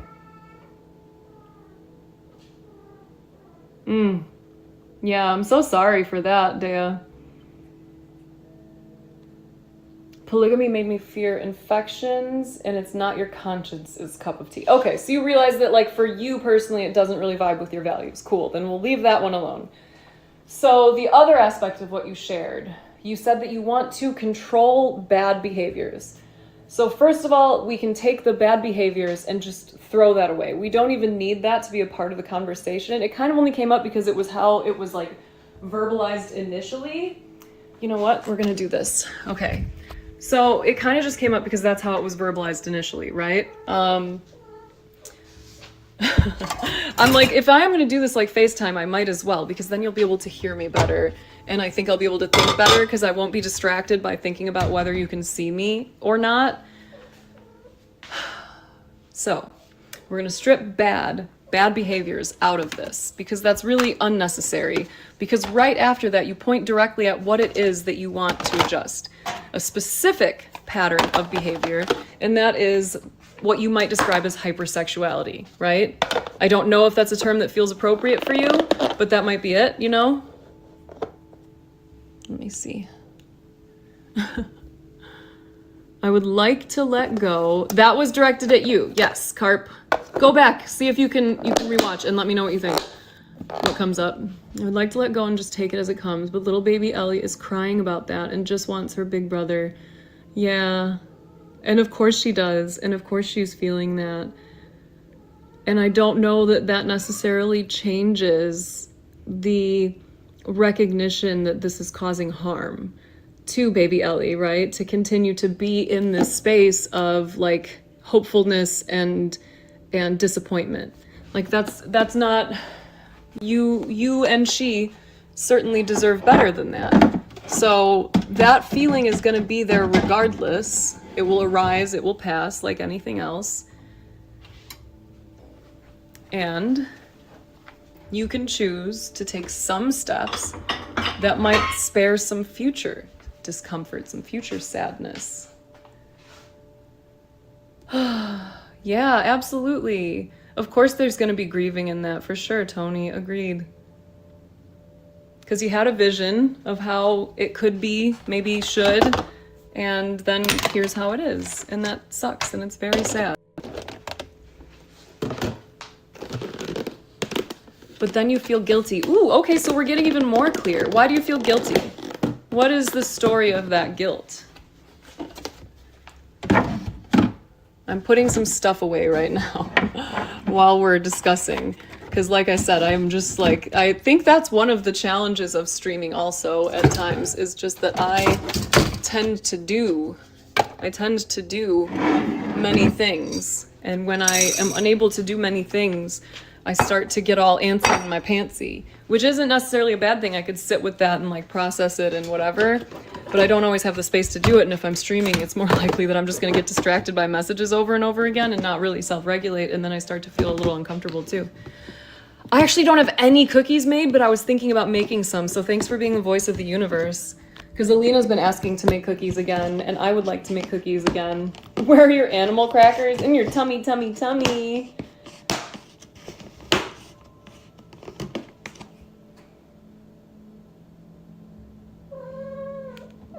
No, sweet girl, you gotta stay down. Thank you. This fits here, and this fits here then. Yes, yes. Oh, hello, Athletic. I think I'll have to grieve that reality and then step in to take care of myself. Let go of the fantasy and instead put my energy into relationships that fuel me and make me, see, there it goes, feel seen and loved, because I freaking deserve that. We're our own besties this year. Yes, yes. Okay, that it's just bang bang. Sex is sacred. We're higher animals. Tell me more about that. Frisky, baby. Frisky. I see you. I'm so sorry. You poor girl. Yeah, we're getting closer. I did an adjustment. Look at me. One of the things I intend to do, and I actually did think about bringing you along for it, is I was planning on taking all the shit out of the drawers and reorganizing it, because I'm fairly certain that I have narrowed down the amount of utensils that I have, and that I could probably have a junk drawer again, but like an organized one. Because right now I have a corner of this kitchen that just has shit, always. It's the drop it space. We charge our devices there, which I've sort of organized that a little bit, but when there's something that we don't know where it goes yet, it goes there. Or when it's like a little utility, like maybe it's a like tape or batteries or something, right? Duty calls. Chuchi, love you. Need to purge. You know, I've been using the language of release this year because that is how I typically thought of things. And it's kind of like we were talking about this the other day and earlier today too, how we have a tendency to take like an adversarial approach with the things that are challenging us, including ourselves, our minds. And that's not always really supportive, right? So the purging of like, I need to get this stuff out of here. There's so much like, the energy of that feels way different from I see this, like it was helpful or I loved it for a while, or maybe I kept it even though I never really wanted it. I'm going to release it. I'm going to let this go back out into the world. Maybe it's a trash thing. Maybe it's getting donated, but it's being released. Doesn't need to be purged. Released. It feels so much more open. Oh, sorry, your cats are getting all fucking sauced up. Who's talking dirty over here? Oh my god. I'm running a cat sex hotline right now. She's just out there like, hey, big boy. Hey.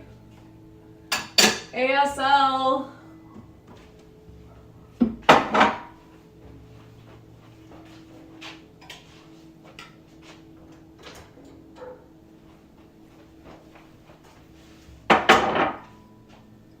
There's something I want to go back to also.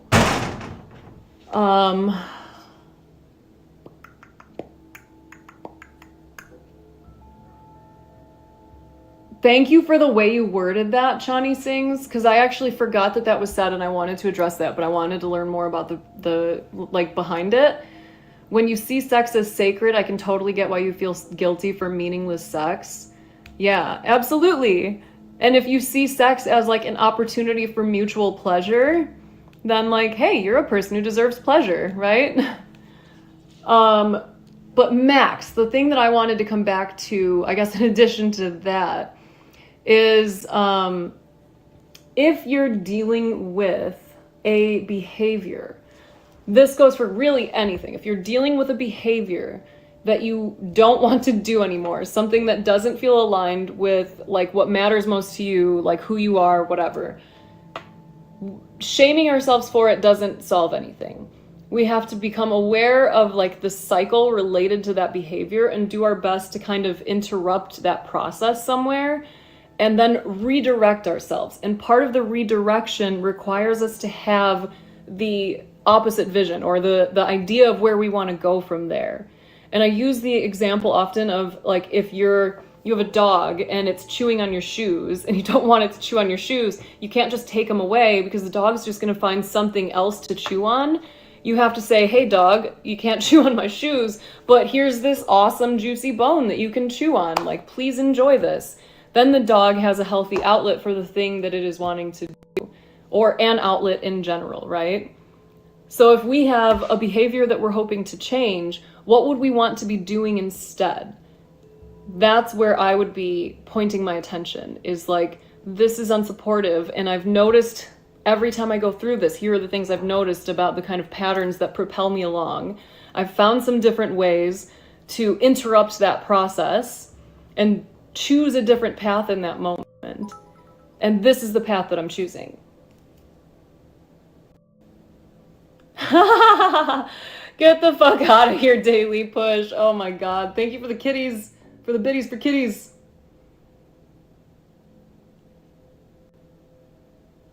It's rare to find a space where deep conversation can happen with hard subjects in an open form of understanding.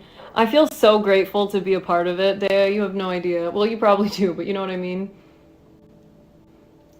What you want is a non-response after that sort of feeling. Just, she's cute, and that's it. Okay, that's a response. That's not a non-response.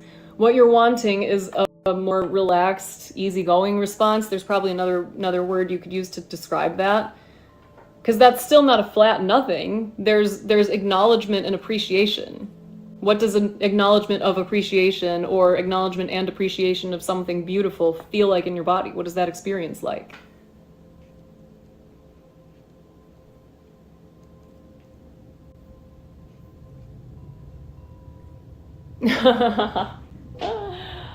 Oh boy. Fit ladle.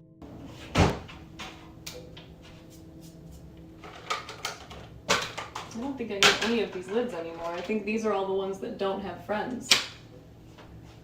Oh, hooray. Thank you, universe.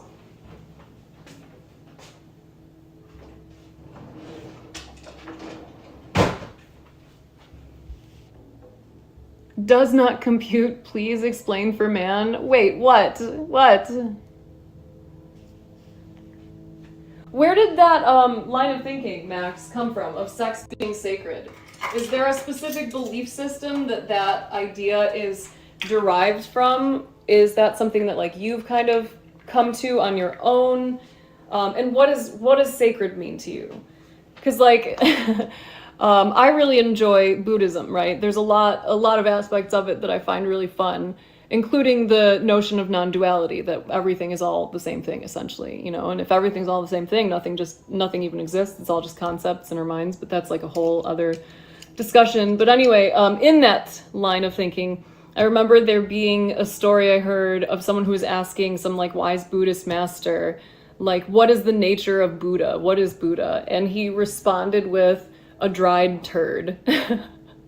And I think that's just so good, that like the line between sacred and like meaningless or whatever, mundane even, like if it's all the same thing, like what do you mean? It's all sacred, all of it. So why do we have to make it such a big deal? Because the act of wanting and desiring sex is also sacred. That's also a part of the whole, you know?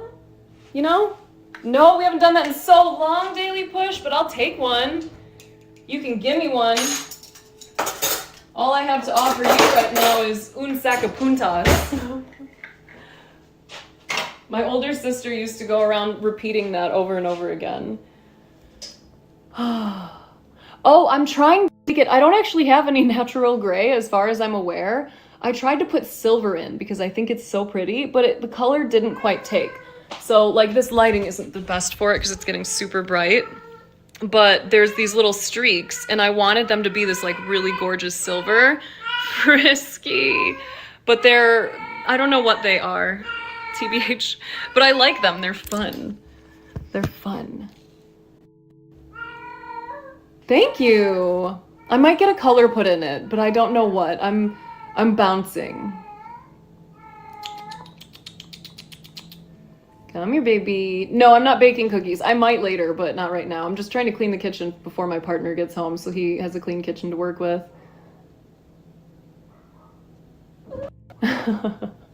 Okay, well, you can change that, Carp. It's possible for that to change. Yeah, pink is actually a possibility. It's a possibility. I was thinking about going back to blue because there was a time when I had blue hair that I really loved. But I've also been trying to think more intentionally about like the clothes that I tend to wear. That's why I'm trying to like mess around with my clothes a little more, I think, before I even do the hair stuff. Because I've been wearing a lot of black, white, green lately. Oh, this poor girl. Hold on. Pop-Tart, here's poor Frisky. Silver is such a hard color to get to take. Now I know this. I love sex. It's not that sacred to me. When I was single for a period in my life, I just had sex with whomever I wanted to.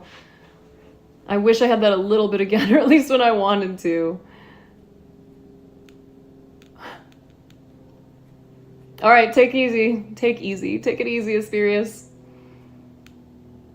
Also dark purple. Yeah, also tempting. Desvelado. Desvelado. Desvelado. When you're awake way past you should be and regret is loading. Oh, that's so good. Okay. You've been kind of given ear and some advice. I hope that any of it has been useful for you for processing and like working with what you got going on. Take one single easy. Hey, Thrust. Little Frusty. Frust Nation. Okay. We're doing this. We're doing some fucking dishes real quick. We're doing it. It's not gonna take that long. What did I say? Is that what I said, that you can change your response? Was that? I know, because I realized I'm not in mom mode tonight because Alex is on bean duty. So I was like, oh my gosh, I actually don't have other stuff planned for this afternoon. I could hang out with you for a while, and then I could go just like sit outside and be creative. If you do 10 dishes, I'll gift a sub. Girl, I think that's like exactly how many dishes I have. Oh my god. And it's funny because I don't even mind doing them. It's just that I'm getting distracted because I'm hanging out with my besties, you know? That's what I was starting to say earlier. Okay, how well can you hear me over this? Tell me. A little gothic, but very elegant. Dude, that's actually something I've been working on, like exposure therapy style, because I do not like the feeling of chipped nail polish. I usually, once it chips, I peel it all off immediately because it kind of drives me crazy. But I'm working with it because a great way is not difficult for those with no preferences. You know what I mean? Do you? Okay, hold on. Yes. You can change that. Shockingly good. This app is so good. I can't believe how loud it gets. Ugh. So, Carp, go back to the question that I asked you. Like, you said a non-response, but it was a response. Oh, that's probably way too loud. But there was a response. You want to be able to appreciate and acknowledge and then move on. Not have, like, this whole inner cacophony begin that's judging you for daring to be a person with feelings and emotions and experiences, right? A pre? You preed, Sky? Thank you. You believe I'm gonna do it? You believe in me? I actually think, really? Wow, that's awesome. I actually was thinking too that I was gonna start taking you kids with me to do all kinds of different house adventures because I really want to reorganize my pantry and my kitchen, and we've done this before, and my closet, I mean. Good night, Ellie, I love you. What up, bass boy? Okay, where the fuck did I go? Oh, yeah, we were talking about identities earlier. I'm so happy to know that you can hear me, by the way. That's incredible. So we were talking about identities earlier, and I think this came up when we were talking about something too, Sky, that like, you can recognize that identities aren't real, that they are just like patterns of thoughts and behaviors, right? You can recognize that, and you can also choose to kind of willingly lean into one, to hang on to one, to create a persona even. You can, if you're holding lightly enough, use an identity as a means of getting shit done or living the type of life that you want to live, right? And it's so funny to remember stuff like that and then be like, oh my god, I already had one that was like kind of ready to go, and that's Snaps. Because like Snaps isn't real, man. Myth, I tried calling out to you for real for your affirmation card. Oh no, did I miss something? Who did a thing? Who did it? Oh, that was from you. Oh, thank you. Thank you, Sky. I'm like, what? Huh?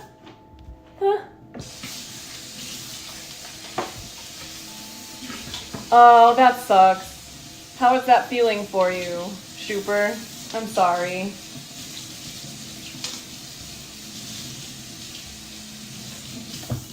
Dang, there was somewhere else where that was going for me. But I think it's gone. I think I lost it. But that's okay. Whatever comes back, we'll run with that.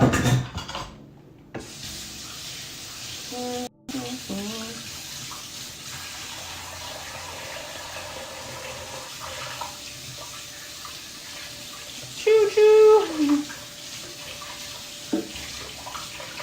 That is a long-ass meeting. Long-ass meeting. An ass meeting. These were the main things I wanted to get taken care of, because I think he's probably going to end up needing them. And I didn't want him to not have them, because we've been such a great team lately. It's felt really great. Yes, I do love that. And learning that action Like just something as simple as telling your brain stand up might be like a quicker way to start moving and doing the thing that you need to do than saying, I just need to get up and do this thing. To just like tell yourself, like, I'm just gonna get up. Because once you're up, then the next thing seems to come just a little easier. What up, Lars? Happy today. Happy today. Today is a day. I'm feeling quite gay. Myth. What up, Joe Bay? How you doing, my guy? Myth. Have you heard of frame control? No, I got it from Jasmine, and I'm almost certain that she got it at the thrift store. It's amazing, isn't it? Look at this little cutie pie. I don't know which side. That side. Cutie pie. What? And what was that experience like, Soda? What happened? Oh, terrible for the meetings. Blech. Sorry, I'm all up in your business. I'm trying to catch up on chat because it moved a little bit. The appreciation, I simply subscribe to the idea of being the spot I default from. It's the intense, oh fuck, I'm the worst. That's what I consider a response to the appreciation. Yes. So again, it comes up, you notice it, you're making a choice to consciously redirect. What are you redirecting to? Ooh, okay. Okay, Myth. Oh, was I talking about it, or was it something else that you were looking into? Sorry, there's no way. Alex got home, he's coming in through the garage. A Shih Tzu's gonna Shih Tzu, you know what I mean? So, welcome to my life. We're all over stimming together now. Oh, it was me talking about it. I'm like, okay, I think this came up, but just to be sure. Maybe you were like learning something and that's where it came up.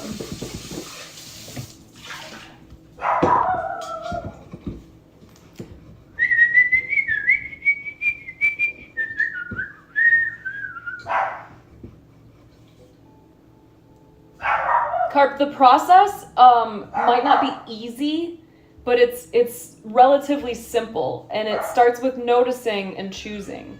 You notice what's coming up, recognize it, give yourself some grace. It's not your fault. It's an automatic thing. You've already understood that and identified it.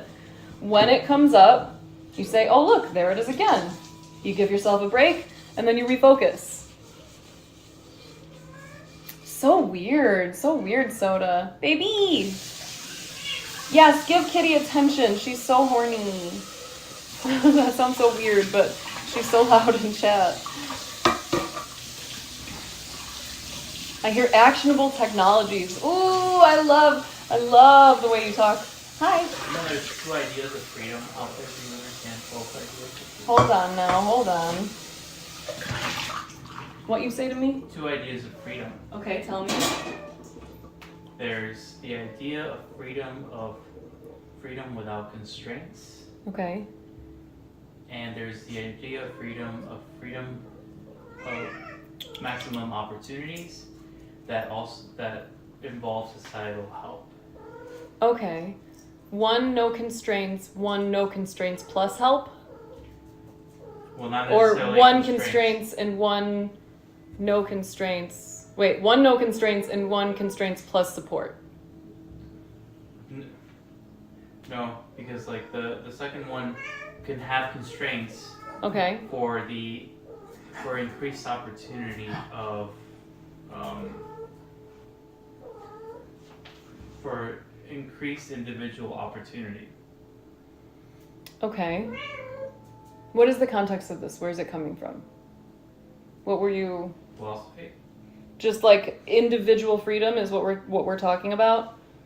Yes, like like it's not just like you could be talking about freedom, like, oh, I just want freedom, but you're talking about two different people can have 2 different views of what freedom really is. Oh, so those are like the categorizations, like there's 2 types, yes. Is what you were saying? Okay. 2 general types. 2 general types, because not everything is so, which is like, again, like 1 without constraints, which is like no government interference, no, and then the other freedom is yes, there could be constraints because that allows everybody to have more opportunities, So Okay. opportunistic freedom is a thing, like having more choice and opportunities, right? Where It's where- interesting to frame it as more choice and opportunities when the first one is no constraints. Does that not indicate unlimited opportunities? Yeah, but I'm still learning this concept fully. So I from the way I understand it is just like the first one. If it's no constraints on each individual person, then somebody else could put a constraint, like can put like kind of their own constraint on. They could put like they could obstruct your opportunities. Okay. Right? Okay, I see. So this is like we need a government to ensure that the people don't fuck each other over. Yeah. Okay. On the second. So the freedom is that the government stops your fellow man from fucking you over. And then you can do stuff within Yes, on their the opportunistic their freedom. set standards. On the opportunistic. Okay. Libertad de oportunidad. What? Schuber just said, I love that the first thing money comes in with is philosophical definitions of freedom. Schuber. That's how you came in. I don't know Schuber. Well, you should know Schuber. Schuber's awesome. Schuba Doopa Scoopa Doopa. Oh Shooting yeah, up a that's, dab. that's always like my entrance, right? Yeah. I'm just like, hey, so like freedom. No, government is not succeeding on that. I don't recommend leaving that there because I'm doing dishes and it's probably going to get all wet. Alright. Okay, let me catch up. Yes, this is the nature of my relationship, friends. Okay, let me see. I'm sorry for how much that sucked, Soda. I don't know if I said that, by the way. Okay, so frame control. Let me make sure I'm not missing anything else here. Oh, I have a walk too. I love that thing.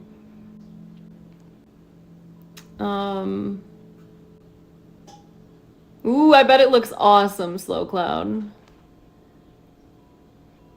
Okay. I think what I'd want to redirect towards is the lesser important factor. When I'm in the situation, the shame is loud enough. Yes. So part of this work, the question of redirection isn't the worry, it's how to get myself in a position where redirection is even possible. The first step of that, as much as it might seem very like weak, the first step of that I just read Schuber's next message. How was your day, honey? Well, I've been thinking a bunch about what it really means to be free. Yes. All right, bye, Daily Push. Okay.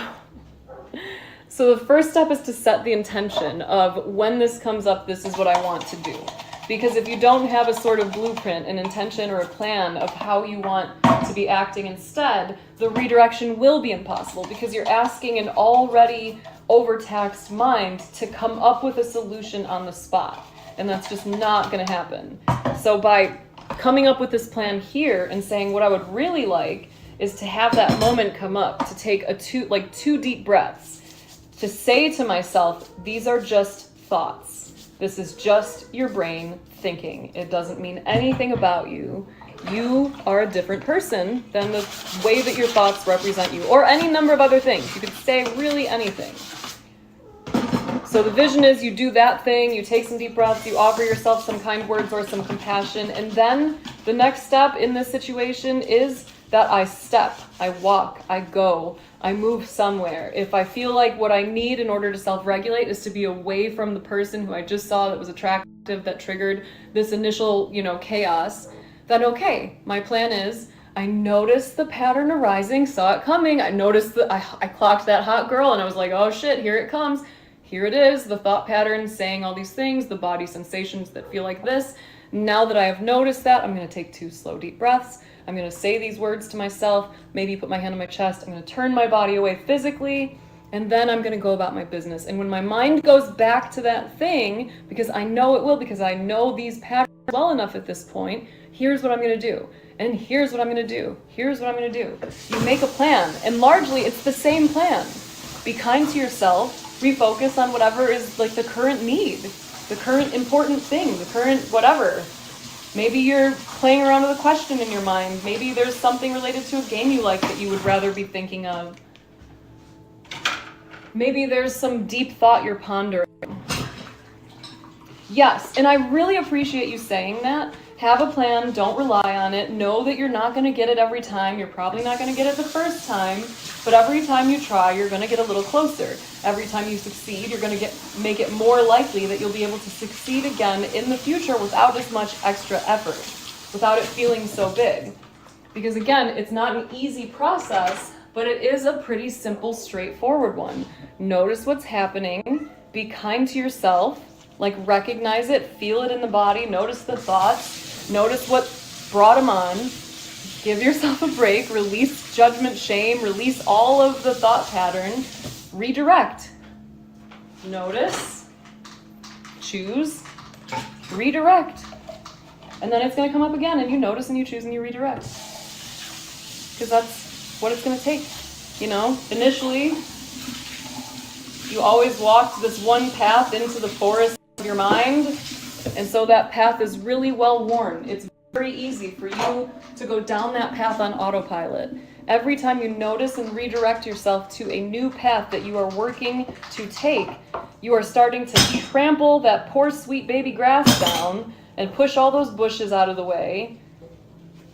And bit by bit, the path will become clearer. And every time you take that path instead of the previous path will have more time to become overgrown. It will be less visited, less walked upon, and so it will eventually get to a point where it's harder to go on the original path because you visit it so rarely. Hold on, I need to see what you just said. Your feminism blanket. Dude, the pink tax is on blankets now too.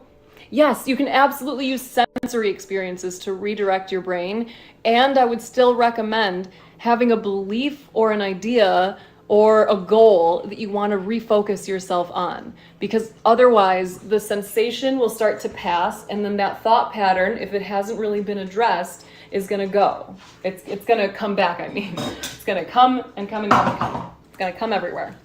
Sorry. Thank you, Salvatrice. Have a great night. Blessings on your house and all of the foods you eat.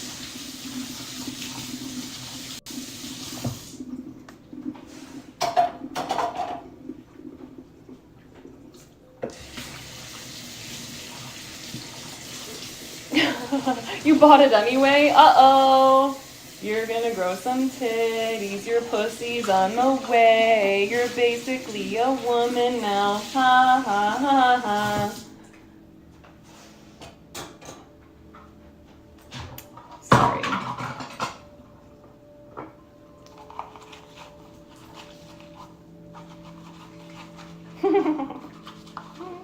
Perfect response.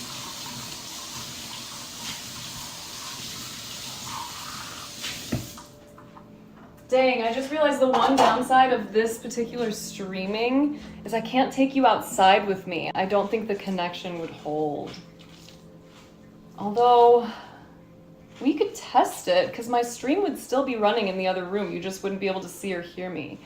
Like, I wonder how far I actually can go with you. Sounds like we might need to test it. Yeah, I'm feeling like it would be a great idea to test it right now.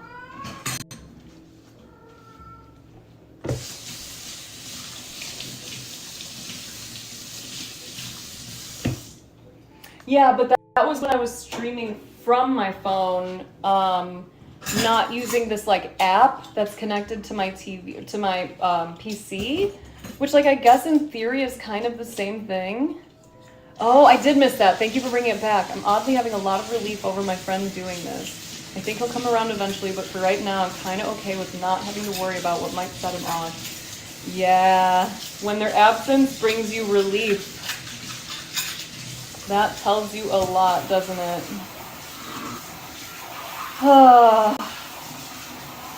Are you having any guilt arise in response to the relief?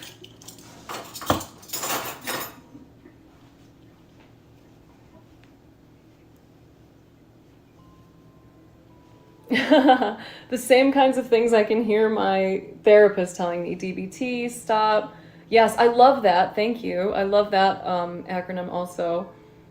Mindfulness, opposite action. USW. That one I'm not sure. Finding confirmation of those skills in this discussion. So are you saying that you're recognizing some of the ways that these things have been supportive for you? I feel like I work from a flawed framework where I assume everyone knows. Yes. Yes. I don't want to sound dismissive, and I also want to say, did we not kind of just discuss that? Is that not like where we've been? It's the same thing. You're recognizing that there's a habit. It doesn't even, again, have to be described as a bad habit, but your mind has a certain mental habit of this particular thought belief pattern. Okay, now we know. Where do you want to go from here? You're going to find a lot of these. A lot of them are really silly. Some of them are dumb. Some of them are really goofy. You're going to find a lot of stuff in your mind when you start paying attention to it. But if you get lost in it, that's not supporting anything. You don't need to go in and like wiggle around with it. You can just notice it and choose something else. Yes. Oh, it's so satisfying. Love that, Day. I love that. Okay, we're going to try this. We're going to see how far I can take you. So I might lose you. Oh, wait, shit. Something I hadn't considered. I switched my phone plan.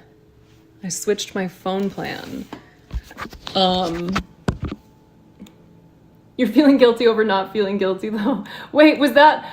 Did you say that after I said it, or did I say that without seeing that? That's funny. She is so loud. Dang, I don't have Wi-Fi, or I don't have data on my iPad anymore, and I'm pretty sure...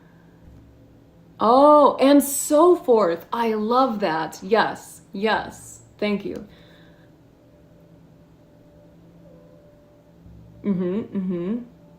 You can't seem to get out of your head and into your body. Okay, then I know what we're gonna do. I came in here, I cleaned, I conquered. I got the main stuff done. Adventure. Oh, good. Hey, Friskers, you can come in here. Come on.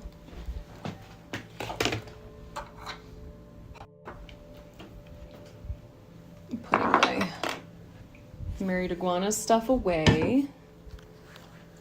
Oh, it's nice and fresh in here from the window being open.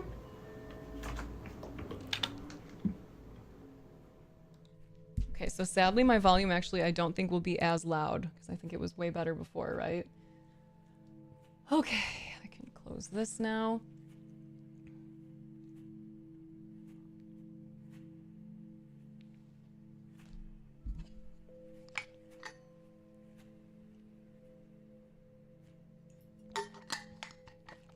Wow, nice, Myth. That right there, that type of detachment, so good. The healthy detachment that comes from you just like knowing what is right for you and what isn't. Really beautiful stuff.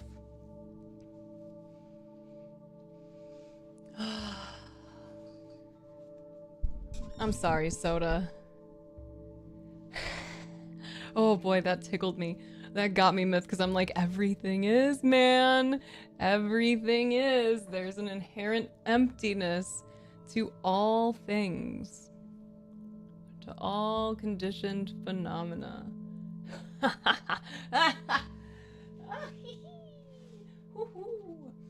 Okay. Here's what we're doing, kids. Here's what we're doing. Chani? Where are you right now? Are you in your bed? You said you need to sleep. Are you in your bed? Have you already done your butt washing, your teeth brushing? Are you snuggled up with a teddy bear right now? The awareness. In your bed. Amazing. Lights are out. Like if you turn off the phone, you're donezo. Brushed teeth. Peed. Snuggled up with a cat. Cha-ching. Cha-ching. Hey, Frust. Okay, here's what we're gonna do then. Can you still listen to me if you turn the screen off? You can, right? Twitch, if you have the app. I'm gonna close my door for this.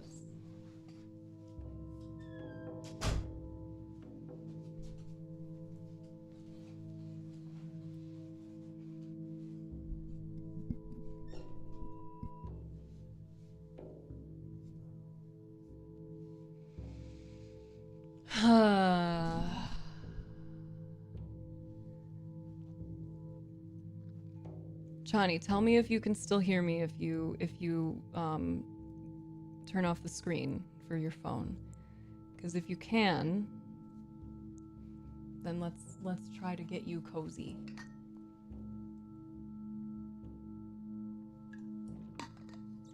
Today has been such a wild day. This has felt wonderful, thank you. I really like being with all of you. You're on your laptop. You can get your screen to go black and still hear me. Okay. Is your laptop plugged in? Is it like on the bed? Is that how you're rocking out? Oh, I love when I get an opportunity. Okay, everyone really quick. Describe for me where you are in physical space. Are you sitting watching on a PC? Are you like currently shramping or gargoyling watching me on a phone? Where are you in your room? Are you in a chair, on your bed? Are you at work? Of course, Chani.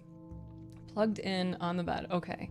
So I get a little nervy about, yeah, it's a great one. And it's honestly the continuation point too, Carp. That's the work.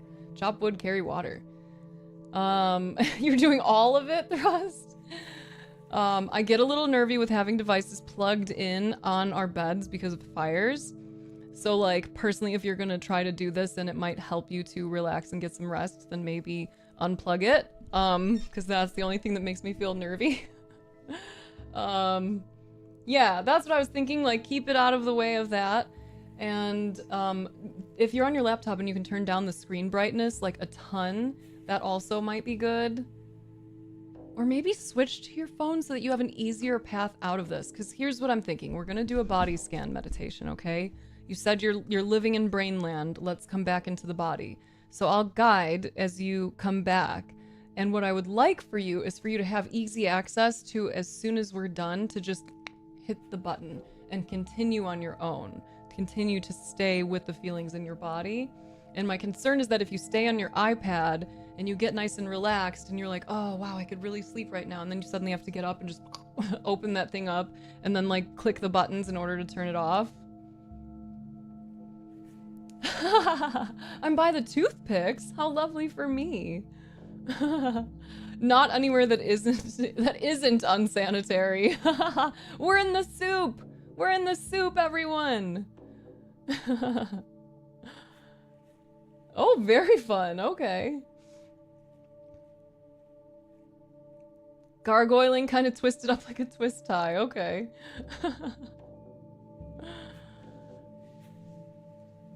You charge your phone during the day? Yeah, I don't like I'll leave something on the charger overnight only if it's on the counter, but I won't do it on a bed. I don't like devices on beds like that. That freaks me out. Yes, Johnny. Yes. Yes. Is there anyone else who needs to go night-night right now? If anyone else, if you're feeling really tired and it's late for you and you should be going the fuck to bed because you know that you've got stuff you want to do tomorrow and feel energized for, no judgment, no shame. Go potty, go brush those fucking teeth, wash your cute little face, get yourself tucked into bed, and then you can do the same thing that I'm suggesting for Chani. Herd snaps won't do it on a bed. Listen, don't kink shame me, bro.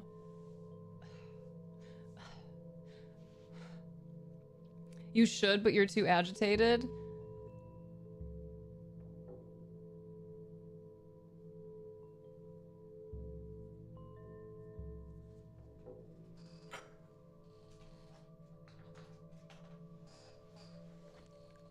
I'll be right back. I'm blowing this one out for you, Soda, and then I'm coming back to that.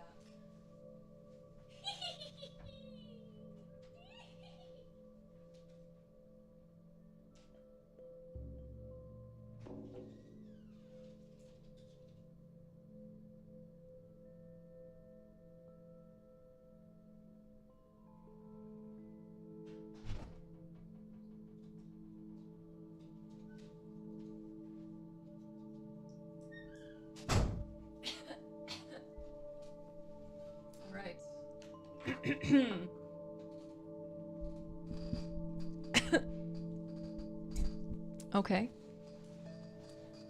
Soda. Soda. Do you, do you want to try something? You feel interested in that? Oh no, I broke a nail in that experience, and my nail file's in the other room. It's so far. Actually, you know what? Fuck it. We're not in that energy anymore. Nothing's too far.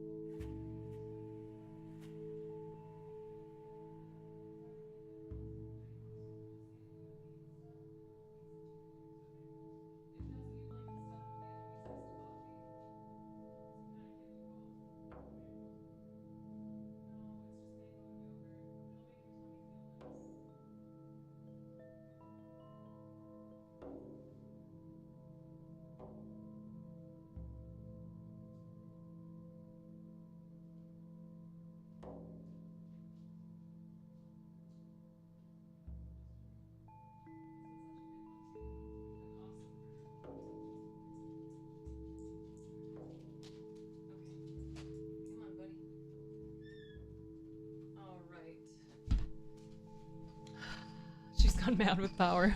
Got distracted. Alex had questions. Okay. Yes and no. So, I'm just waiting for Chani to let us know when... Oh, okay, switching to phone and turning off screen. Okay. I misinterpreted that. So the phone is switched, or yeah, screen is off. So that means that we should be ready to get this started. So that's good. So the first thing, Soda, before we get there, what I would like for you to do is to take your wonderful, agitated self to the bathroom and go potty and brush your teeth if you haven't already done those things. We'll be there with you. And since you are probably, you know, relatively skilled at multitasking, you can let us know what that experience is like for you as you go. Because, you know, I'm an alien on this planet. I don't know anything about human experiences. And boy, I am so curious what it feels like to be inside of the body of someone who is agitated and going pee. Or who is agitated and brushing their teeth. Or who is agitated and washing their face. What is that experience like? Would you mind, please, giving me this opportunity to experience this through your perspective?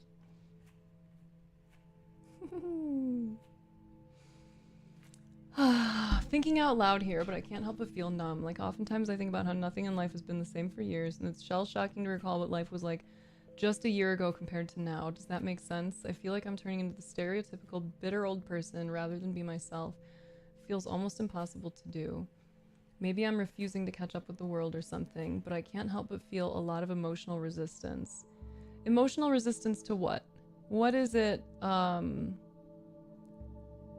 what is it that you're noticing in your current experience and experiencing as lack?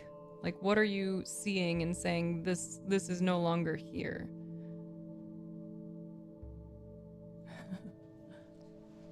I don't like it when you make me smirk when I'm mad. Soda, I want you to know that I knew that was gonna happen, and it tickled me so much that I was like, I've got one here. You're not gonna like it, and I'm gonna like that you don't like it, and you're gonna kind of like that you don't like it. So I was like, I'm gonna go smoke really quick. I'm just gonna go feel this teehee energy real quick, and then I'll come back so I don't like laugh and have it feel like I'm laughing at you because I'm laughing at the hilarity of the situation to me. Like, that's a fun one for me. So, are you gonna do it? Are you gonna do it? You said you should. You are the one who dropped your should here. You should in my chat, okay? You were the one who should. So, are you standing? Are you in motion at this current moment? Anyone else? Wait, this way. If you're out there, and you know it would be better for you to be going night-night right now because it's late, but you just can't do it because this is so interesting. I'm just so interesting. This chat's so interesting. This frog sweater, every now and then you get a peek of the frog. It's incredible. I get it. But you need rest. It's the first letter in shades, my brother. I'm in motion. I'm not happy about it. Describe your posture. What does it feel like? I'm imagining like a very shoulders slightly down and forward, a little bit of brow furrow, the kind of energy that like if you had a long thing you were holding, you would be dragging it behind you. Very like heavy steps kind of vibe. Hard to say. I had to fight a lot of dark battles by myself lately, so maybe I feel isolated because of that. Okay, so we started out with feeling numb. Now we're in a different space. We're noticing that there's a feeling of isolation. So what does that feel like for you? What does that feel like in the body? Like the weight of 1,000 suns on my lower back. Imagine if you had like a sun tattoo on your lower back. And like you were saying this and then you remembered it at the same time. Okay. That's interesting also. The placement of that energy, of that force on your lower back.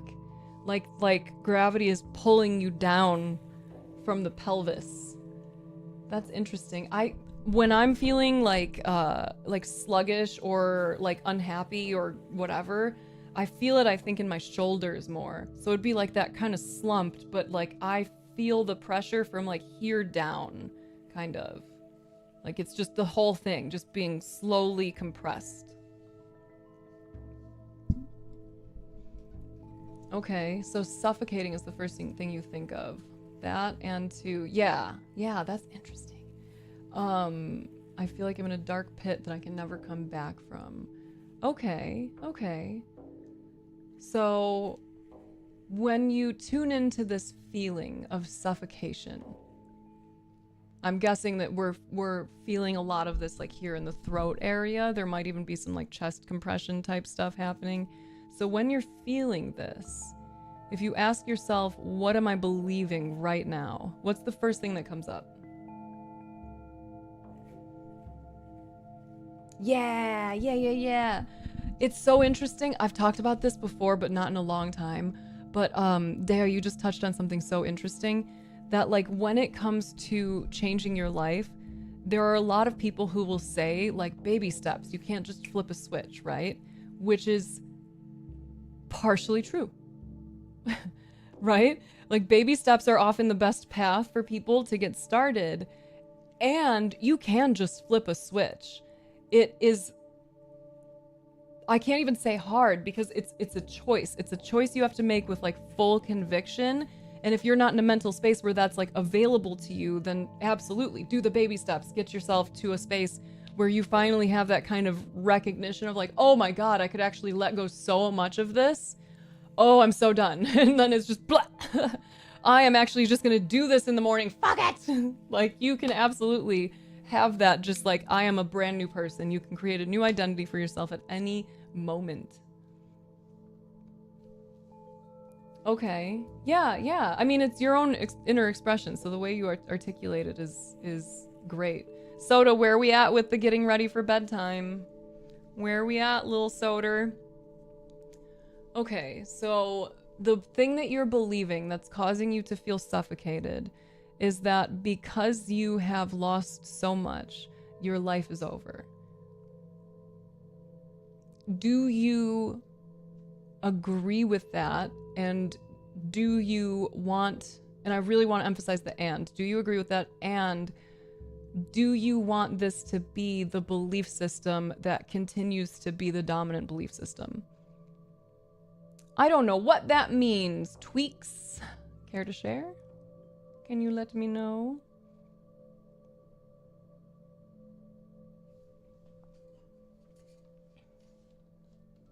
Anyone else need to go to bed and not doing it?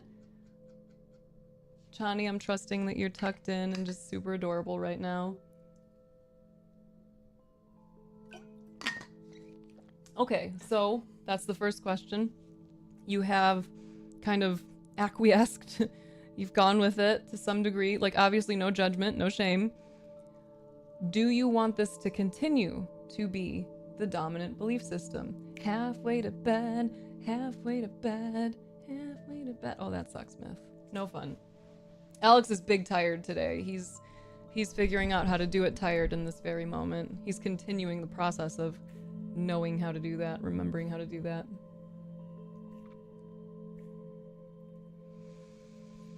I'm actually glad that we switched the music so long ago, because it is like, it's late enough that I bet a lot of people could probably benefit from something that's gonna be grounding versus like animated and upbeat. Like, y'all gotta just make yourselves some din-din, get yourselves cozy.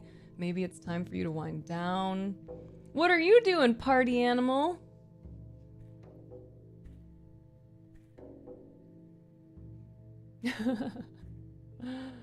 Are you getting enough water in your caffeine system? Yes. You have to do a PowerPoint presentation? What?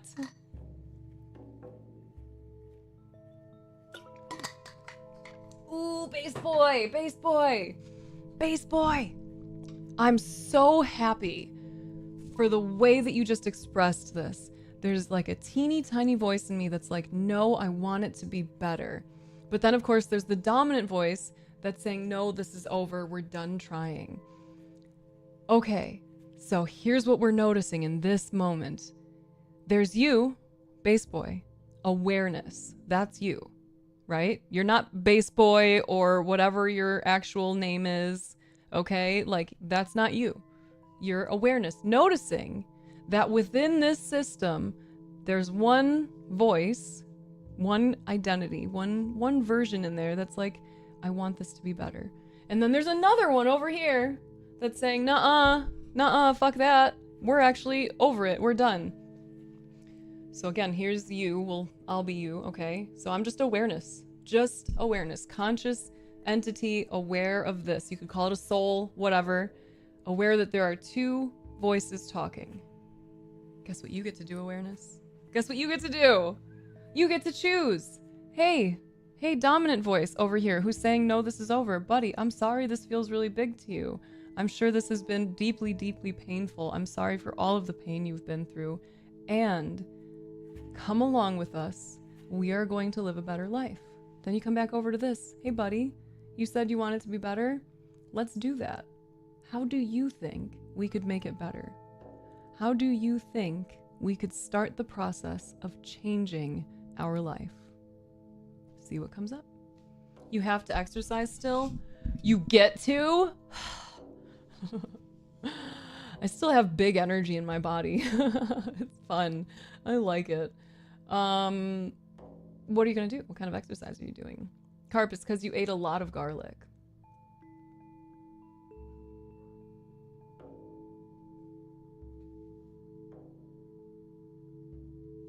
I still don't know what that person was asking, and I don't know if they're gonna tell me, which makes me want to look it up because it makes me think that it's probably something pervy.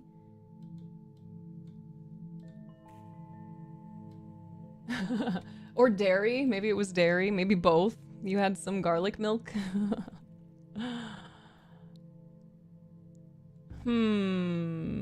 Arterial blood gas? That doesn't seem like it's the one. Yeah, I don't think that's it.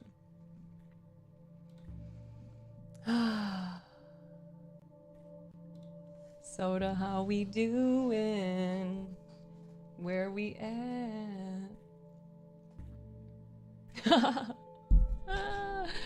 Carp, did you have an experience in your body when I said garlic milk? Did your body respond in a physical way? Were you maybe forced to even partially taste it? Is that a thing that happened? In your room, not in bed. Okay, you let me know when you're in bed, okay? Get yourself tucked in, put on your cute little nightcap, you know, bring your candle over, set it on the nightstand, blow that little sucker out. No, but for real, answer me. Did you have a physical response to that image, to that idea? Did you get like a funny mental picture? Did you taste it in some way? Did it make you feel yuckers? I just want this bigger. Big. No, you didn't? Angry. Okay, so you did have a physical response of anger. Did you have a visual? Is that what caused the anger? A feeling of nope. A feeling of nope. What does that feel like? Where do you notice a feeling of nope in your body? Smoke a bedtime bowl? Okay, I'll hit the vape one more time for you. Anyone else? Let's go. Let's heckin' frickin' go. Meow.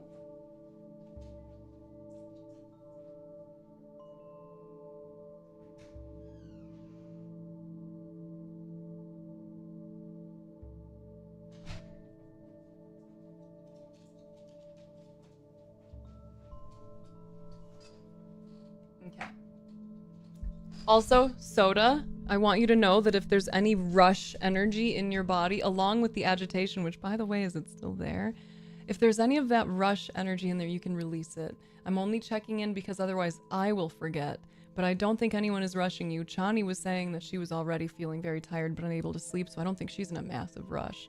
So we are allowing, we are feeling. I would never want to be the reason why someone had rush energy in their body.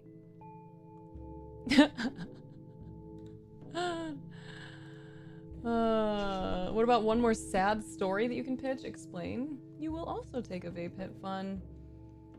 There's that damn unpredictability that creeps in when I think about trying again. Okay, notice how quickly this went back into a place that kind of sucks, Bass Boy. So I'm gonna read this, okay? There's that damn unpredictability that creeps in when I think about trying again, making me buy into things that won't change crap. Normally, thinking back to previous experiences where I bounced back from slightly less, snapped me back into it, or at least prompts me to do something, but not this time. Okay, so first we were in the space of acknowledge there's you, the awareness, right? Just awareness, not the identities. Then there's these different voices talking. And then very quickly, once we started talking to this one, the identification started up again. And here you are, I am the one doing this when I think of trying again. It's not you doing it. Your brain is thinking thoughts. It's doing all this stuff kind of on its own. So of course this stuff is gonna arise. That's totally okay. It's not about you in that way. And we're still in that same space of, remember, you are the awareness noticing thoughts. Once you notice thinking is happening, these belief systems are occurring, these sensations are going on, then you have a choice of where you would like to go from there. And remembering that once you become aware again of that choice, the brain is still going to continue to think. It's going to try to think you away from that choice. One of the ones that hooks me a lot is questions. When my brain has an open question, it feels like something different from a thought, so I'll get really hooked on it until I remember it's just a fucking thought. My brain is gonna shit out a different one in a second. And then another one, and then another one, and then another one. And if I smell something, taste something, look at something different, intentionally think something different, then it's gonna shit out some different types of thoughts.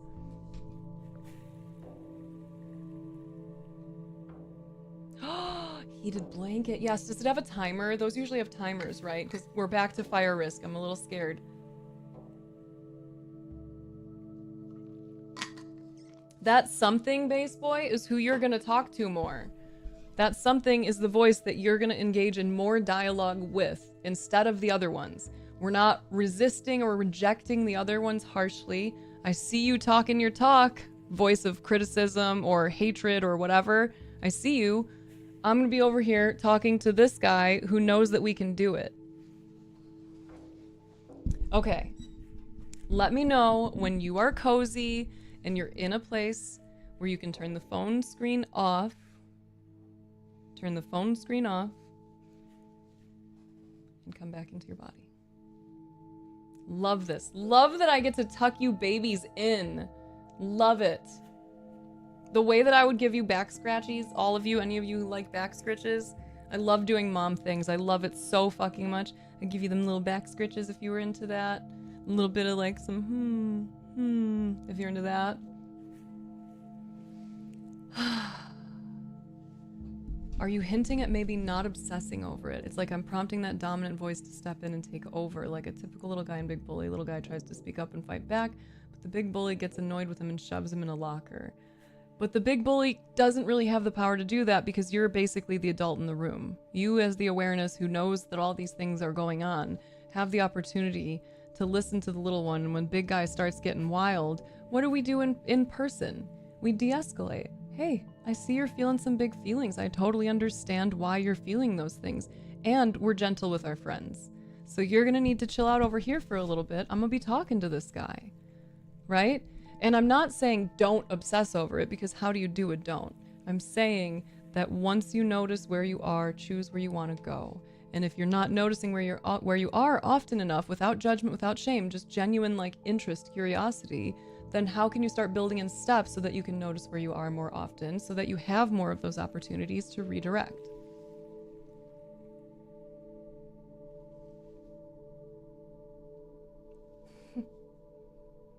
You know about the scratches? I think it's like universal mom law, dude. You heavily fuck with back scratches. I would do it. I would give you some good scritches. You like the head scritchies too? Yeah, I like that too. Sometimes after, like when I'm laying in bed with Alina, getting her ready for bed at night, I'll be doing that. Like I'll just be like stroking her hair. I'll be giving her little back scritches. And sometimes she reaches over and she does it to me. But you know, like her motor skills are still developing. So even though she's like a very like deft-fingered, like agile little 4-year-old, it's a little more, you know? Oh. That hurts. Yeah, I'm sorry, Carp. I wish for this to be a universal mom thing. I'll do this. I'll be the mom that does that for everyone. Back scritches. Back scritches.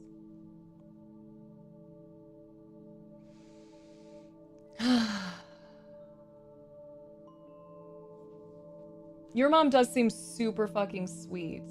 Super sweet.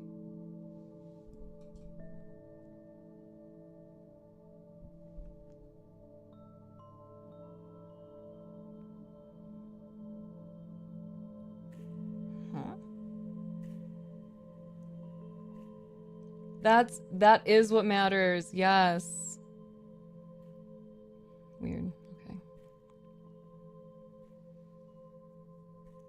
Oh, I love that. That's wonderful, Myth. Yeah, genuinely. Adopt all of you. You are all now my babies. Almost there. Yay! Is Rush energy building? Not trying to project, because if I were in your position, I would be doing that. I would be feeling nervous, like everyone's waiting on me, and I'd be stressed. So I'm telling you that so that you know that we are existing, and when it's time, we'll do the thing. So there is no waiting happening. Because that, like, rush energy, dude, I'm finding that I rush for, like, everything. So all of my, like, little wishes in the morning lately have been for easeful days. Yes, you can call me mom. I'm cool with that. I really do. Oh, that's what it was. Oh my gosh, Sky, everyone. Okay, this is what I was talking about earlier when I was like, there was something to do with identities and realizing like that I could work with this in a certain way, right? One of the things that was fucking me up for a while is that I was caught up with too many of the identities that were super limited in scope. Like, bless you. Oh my goodness, we're burpy today. Like that of meditation teacher or content creator or God, like any of the things that have kind of come up in my space, any of the things that I've been labeled. And so my behavior started to get really, really constricted by all of those. And it kind of took a lot of the fun out of it for me. And it made me more nervous about like how I would share things, because I'm like, oh my God, I don't want people to think that I think I'm an authority on something. I don't want them to unintentionally receive that message that like I know the stuff and they don't. I want to be like so clear about how this is all stuff from my understanding, from my perspective. Like this is stuff like try it for yourself, see what comes up, you know? Like I love pushback, I love dialogue. And so that was part of the reason why I would struggle to do like YouTube, because I've wanted to do video essays or something on YouTube for so long. And I did for a little bit, but I just like, I didn't like them. I liked them, they were fine, but I didn't like them. I didn't. And what I realized is that an identity that I feel really comfortable with is motherhood. Love that shit. So fun. I wish everyone had a mom that cares for them the way that I have an opportunity to care for Alina. And like even beyond that, because there's certainly areas where I would love to be doing more. But like, oh, I would love that because it's such a cool experience for me to have in this space in my life. And the other identity that I feel like I can run with was just your internet bestie. And it made me feel so good to be like, oh my God, that's such an easy one. Because then it doesn't matter. I'm not an authority on shit. I'm your internet friend, and I just want the best for you. So take everything I say with a grain of salt. I do my best to really investigate things, but I'm gonna get stuff wrong. We're collaborating on this. We're collaborating on our care of you. And it made me feel so good to be like, that's it. I just wanna love people. I just want to live my life in a way that ideally helps show people that there's a way to live your life that involves you being kind and loving to yourself and being creative and weird and fun. And I want you to feel supported in every fucking thing that you want to do. And I want you to know that like you're not going to be judged, that I won't turn my back on you. I want you to have that like ride or die interwebs bestie. That gal who sends you those things. Like I just read this fucking article. Look at it. It's so interesting. Oh, I'm sure, Soda. I'm sure.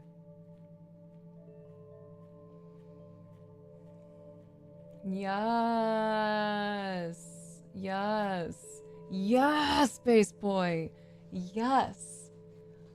My friend, you have it all within you. How gorgeous is that? How gorgeous is that? You start noticing what's coming up, and here you are, able to really look at it and evaluate it with such care, such awareness, because boy, you have so much knowledge, so much wisdom you've developed over all these years. There's so much now that you have learned that you can use in pursuit of something that really matters to you. That's so gorgeous. That's so amazing. So yes, gently acknowledge the bully voice, because the bully voice is someone who was hurt, right? It's not someone who's just a dick. That's not how that works. It's someone who's hurt. Okay. Give them some love. Return to your attention. Return to your focus on the voice in you that wants things to be better and knows that you can make it happen, knows that you deserve it. Sky, I would love that for you. Oh my goodness. Okay, all tucked in. Love that for us, Sky. Love that for us. Okay, anyone else, if you need to go night-night, we're gonna do a body scan meditation right now, okay? So, if you're in bed and you're all tucked in, What I would like for you to do, I want to talk about that after this day. Remind me if you can, is just allow yourself to stretch out on your bed. Get cozy. Lay the way you like to lay. If you are taking a moment to just rest and breathe. So like you may typically when you're sleeping go into curled up mode, right? You may have those little cutie T-Rex arms like I do. Whatever you normally do, instead of going right to that like crunched up whatever, just spread out. Like if you were laying on a yoga mat after stretching and practicing for a while, what does it feel like to just allow your whole body to be supported? To just really stretch it out. Not like, stretch, but lengthening. Allow yourself to lengthen. And if you're sitting and you're going through this with me, you're not currently in bed trying to go off to dreamland, you can just do the same thing. Look at me. You can just allow yourself to kind of move and stretch for a second here. I'm going to put this meditation up so that I make sure that people know. You can allow your body to kind of lengthen, imagine there's a string in the center of your head, right in the middle of the dome, and it's just pulling you up ever so slightly. You're noticing just a little more neck extension. You're not quite so compressed and cramped. Your spine is elongating just a little bit. Tailbone's not quite so tucked. Allowing ourselves, if we're seated, to relax with a soft front and a strong back. Not rigid or forced. Just strong. And if you're in bed and you're still nice and stretched out and comfortable, allowing your eyes to close. Same thing if you're sitting. If you feel comfortable, allow your eyes to close or just relax your gaze.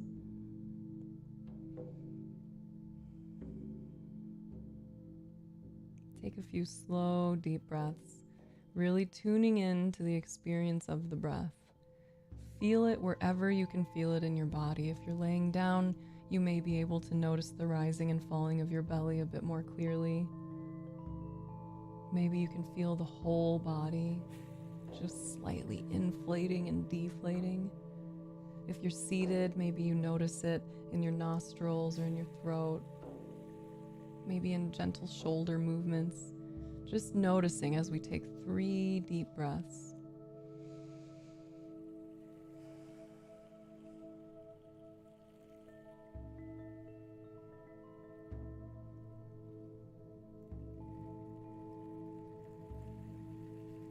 The first thing we're going to do is go to any areas of obvious tension. If there's something in your body right now that feels tense or tight, place of holding, go there and release.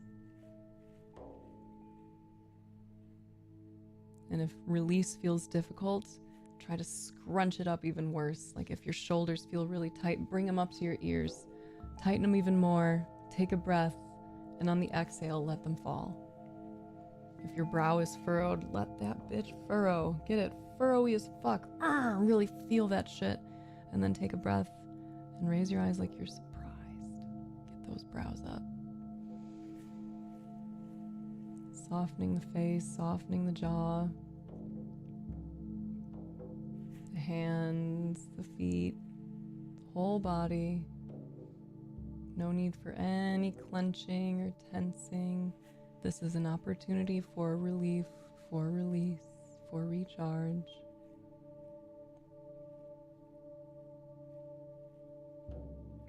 And then we're going to start with our feet. So I want you to bring your attention to your feet. And we'll start at your tippy toes. Especially if you're cool like me and have a longer second toe, you're going to bring your attention right there. Those toes. We're going to turn on a little light of awareness, saying, hey, we feel it here. This is a part of me, I can feel it. Moving past that, up the foot, feeling the whole sole of your foot, your heel. Noticing that maybe there's some warmth or coolness here. Naming whatever sensations might be coming up. Just gently in your mind, like a little brain whisper. Like cold, tingly, warm, moist. How did that one feel in your body? And then moving up to the ankles, turning on the light of awareness here, allowing yourself to maintain that connection with the toes and the foot.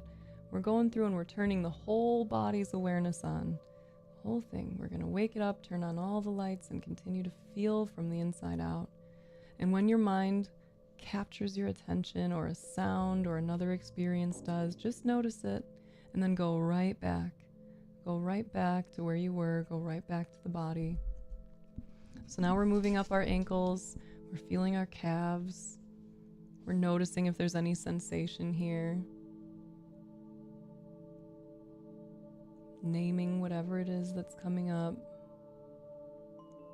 This is all curiosity. There is no wrong any part of this. No feeling, numbness is also a feeling. Name what that feels like. Sometimes numbness to me feels sort of cool and muted. Sometimes numbness to me feels very icy and solid. What does that feel like? Moving up the rest of the leg, we're noticing we're in the knee space, in your little cutie knee pit. What is that feeling like? What does it feel like in that area? What do you notice? Feeling, naming. If the naming is hard, it's okay, just feel. The feeling is the most important part. The naming is just giving you someplace to point to. You can let it all go once you're feeling it. So moving up now, taking a deep breath and releasing if any tension builds as we're bringing our awareness into our thigh areas now. Noticing anything that comes up here. Noticing if it feels pleasant, unpleasant, or neutral. Seeing what we can do to name it as we feel it.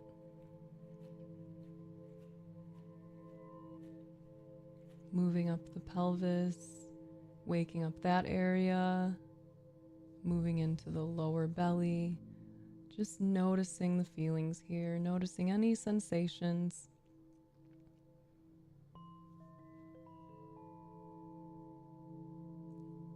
And if your mind ran off again, come on back, and now we're going to go into the belly.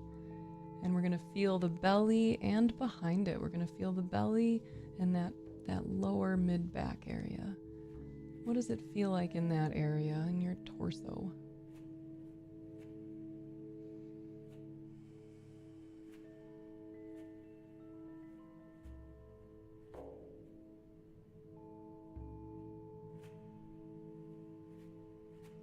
Moving up, feeling the chest, feeling the shoulders, letting this area soften and relax. Extending that awareness down through the arms, through the biceps, through the forearms and the elbows, all the way through your palms, tops of your hands, your fingertips. Feeling the warmth in that space, feeling the energy that's moving through this whole body. Noticing the lack of boundaries between the energy we felt in our feet and the energy we can feel up here. And then moving up to the upper chest and neck and throat, feeling that area, naming whatever's there is okay, feeling, softening, relaxing, breathing.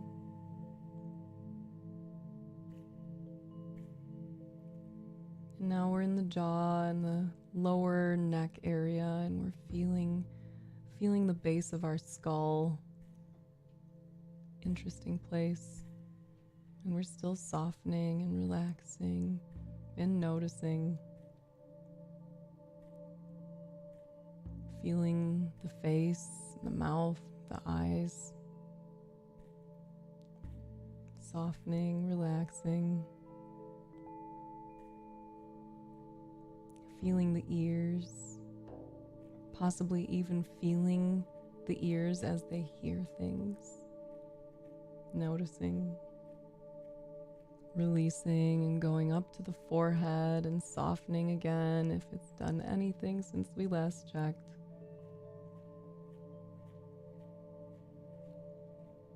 And now with the whole body awake, aware, feeling this energy move, we're going to feel the crowns of our heads, feeling the way that the energy is moving through our body,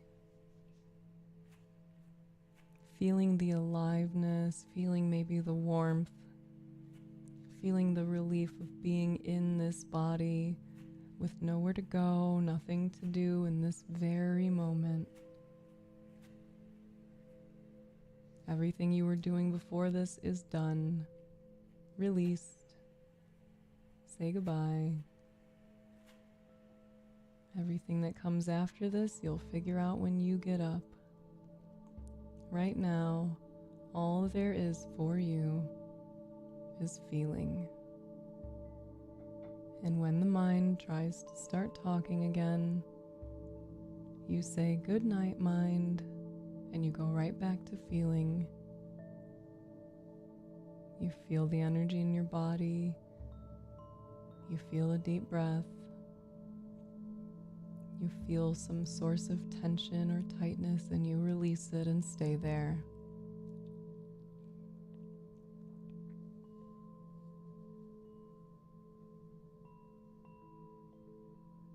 Now, if you're in bed and this is your night-night time, this is the part where you, without saying anything to us, no need to turn that screen back on and make your brain work, you can hit the little tappy and say night-night. Good night, stream. Good night, moon. Good night, all the things. All there is to do right now is be with my body, is to feel it from the inside out and ensure that this sweet little baby gets the rest that it deserves. Offer yourself rest. Good night.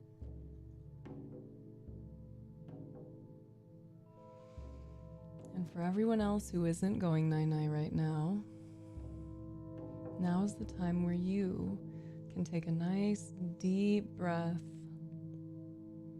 Name the type of energy that you would love to bring into this current moment for you. If you're still finishing work, what would you like to feel as you finish work? How could you imagine yourself showing up? If you've got house stuff to do, how do you want to do it? Do you want to do it relaxed? Do you want to do it energetically while you're shaking your ass? Wherever you go from here, right now, give yourself an image of the way you'd like to do that, the way you'd like to live the rest of this beautiful day you have. And then take another nice deep breath.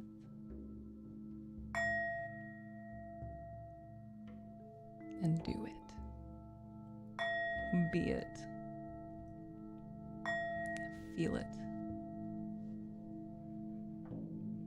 Yes. Hello, Kimmy. Hello. Okay. I hope that got our sweet little babies all tuckered out and ready for sleep. Let's see.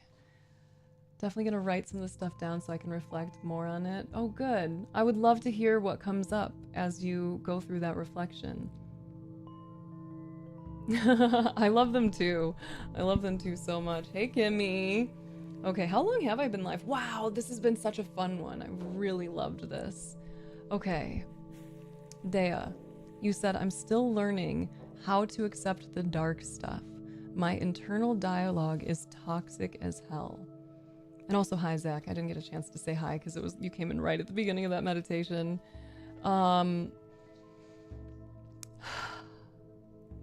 Still learning how to accept the dark stuff. Your internal dialogue is toxic as hell. Accepting the dark stuff, from my perspective, involves recognizing that it's not dark stuff. that it might be uncomfortable, unpleasant, painful. It likely brings up all types of different emotions, but that isn't dark or bad or wrong. It's all just feelings. It's feelings and thoughts and memories, right? Like, so the acceptance part, I think, requires that remembering that there's nothing wrong with that stuff. Even if you don't like it, even if you would prefer that your mind operated in a different way, it's okay the way that it operates now. You didn't do it. This is how your life to this point has brought this mind. This is your life up till this point has shaped the way that your mind thinks and your body behaves. So, okay. And now we've noticed. And now we have this glorious opportunity to notice all the things that come up that don't align with what we really want for ourselves, what really feels right for us. And that's cool. That's a totally different experience from, I have to accept this dark part of me. It's there. Okay. Can you accept that? That there are feelings and experiences that are painful, sad, upsetting? Okay. And then where do you go from there? Where do you want to go from there? Your internal dialogue is toxic as hell. Start introducing some new voices. Mix it up. Now that you've noticed that the internal dialogue goes in this direction that doesn't align, that doesn't feel right for you, what would you like it to do? Let's redirect it. I hope that was very relaxing. Did anyone else sit for the meditation? Was that useful for you in any way? Mm-hmm.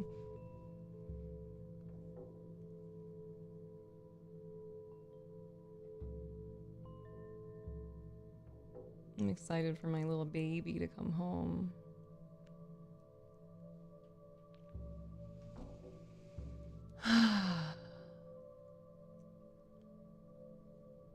I'm gonna go outside after this. It's gonna be so nice. Ooh, you almost went night-night, huh? Should you be going to sleep? Should, but like, is this a time when you would normally be attempting to sleep?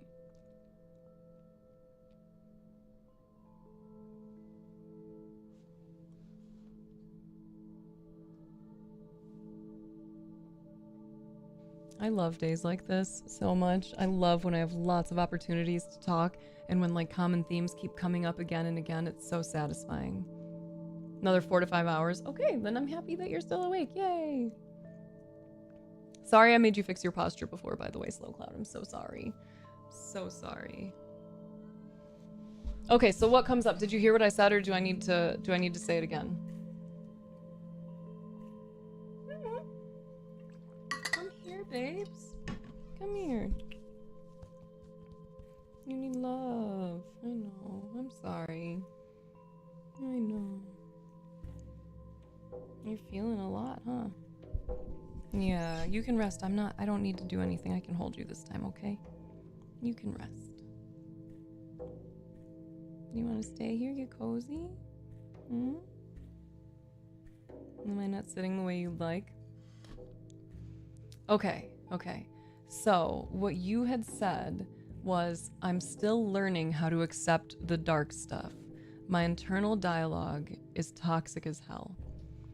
And so what I shared is that I think the process of accepting the dark stuff is to first accept that it's not dark stuff, that it is collections of thought patterns and behavior patterns that don't align with the type of version of yourself that you want to be or the type of life that you want to live, right? So you're recognizing that your internal dialogue is not supportive of this type of life that you want to live, this person that you might want to be.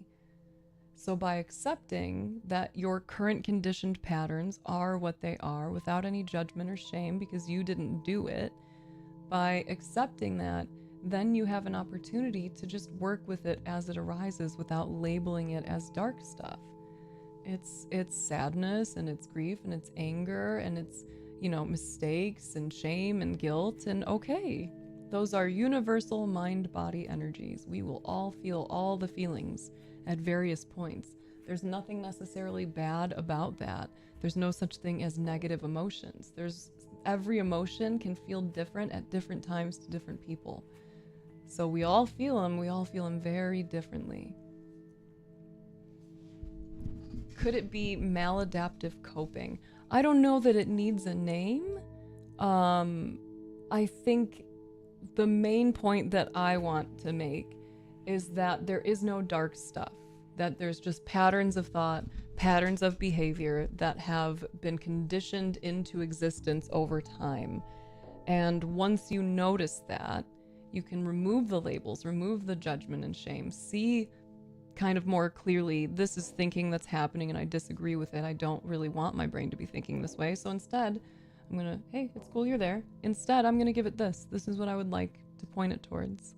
This is what I would like to be introducing as an alternate thought or an alternate practice or possibility.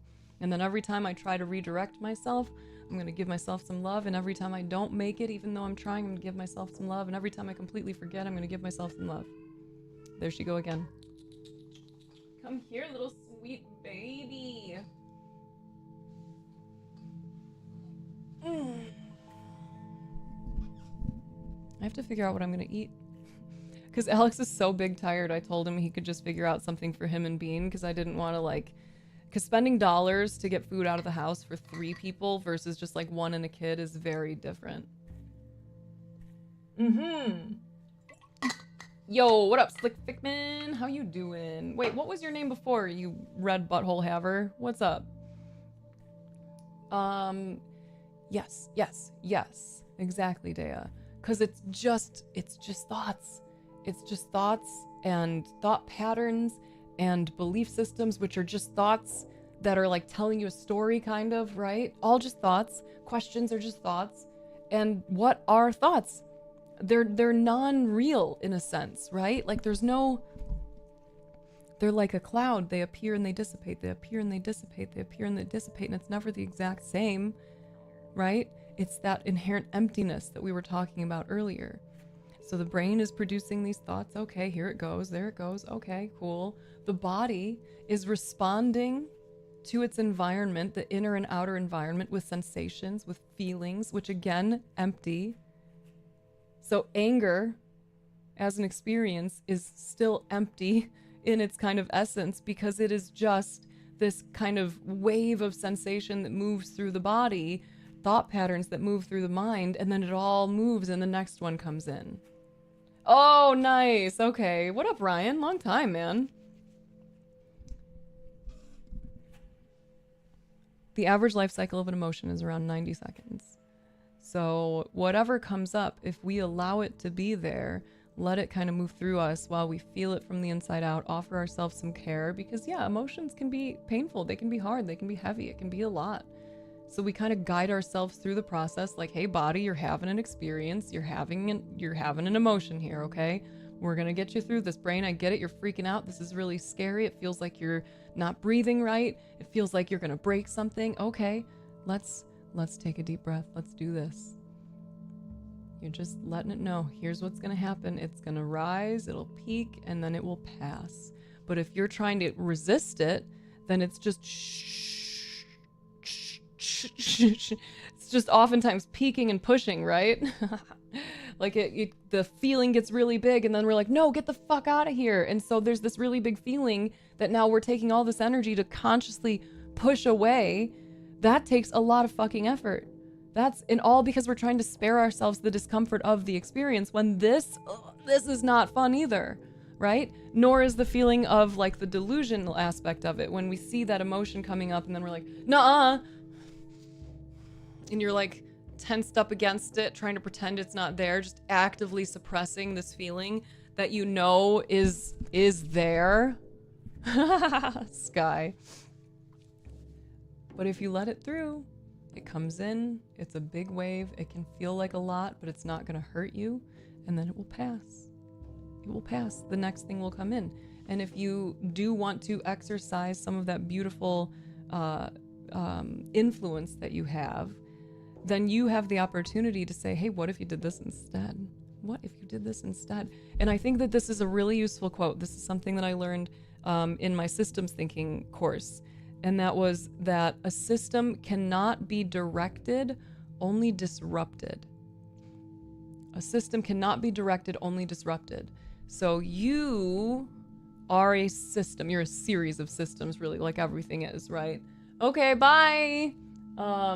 So this body-mind system, we don't really have the power to just be like, do this, because we are not keeping in mind the way that this system is completely interwoven with all the other systems that exist around it, right? Like, we're so interconnected to everything that it's not as simple as go do that, because there's so many other things kind of beneath the surface that we're not aware of.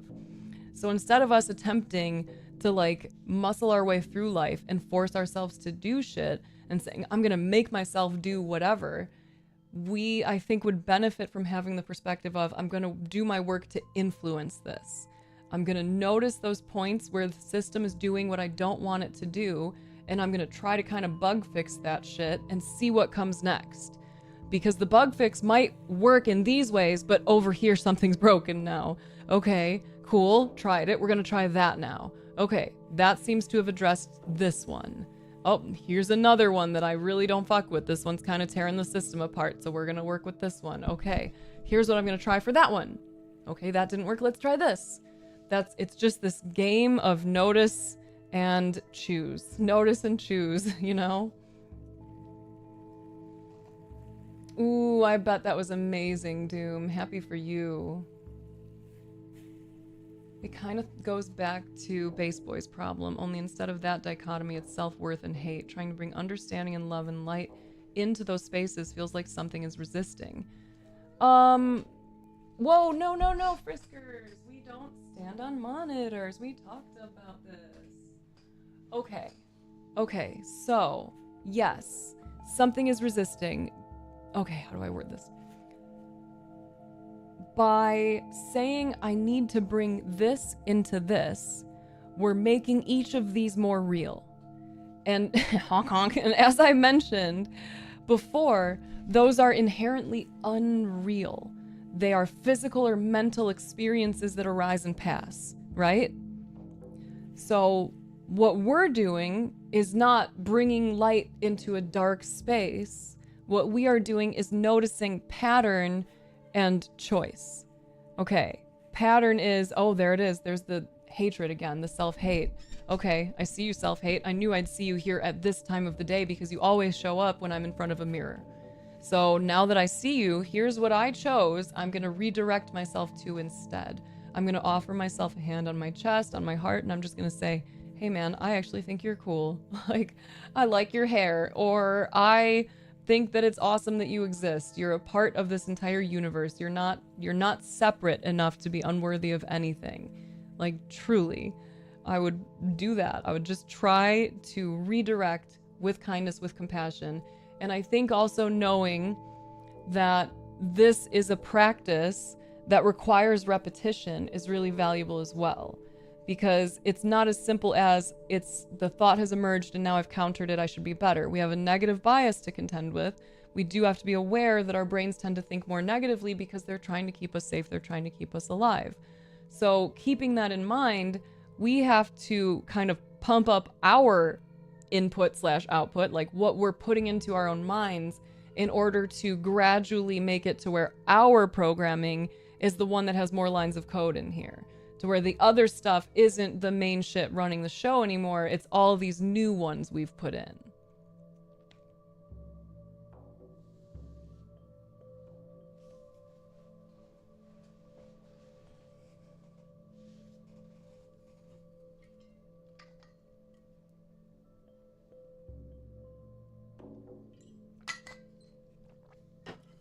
How is that landing for you, Dea? What is coming up? Ryan, what the fuck have you been up to? What's new? What's happening? Like what keeps coming up to me for like an image here is like even the notion of like here's self-worth and here's hate. Those are each the same thing in a sense, in the way that they're each nothing. They're each ultimately, when you break them down into their smaller components, a stimuli causing some kind of mental imagery or thought pattern to arise, to kind of materialize, body sensations to wave through in various parts of the body to also just kind of materialize, and then they will both pass. They will be there only in experience, only for a brief period of time, and then they will pass. So even the labeling of them is almost unnecessary because the practice is always the same. Is this aligned? If the answer is no, there's no need to like argue or get into anything. It's just, okay, what is? I'm gonna try to point myself there. And when it goes back, I'm gonna say, I see you, it's cool. Here we go again. We're training a puppy. We're guiding a toddler.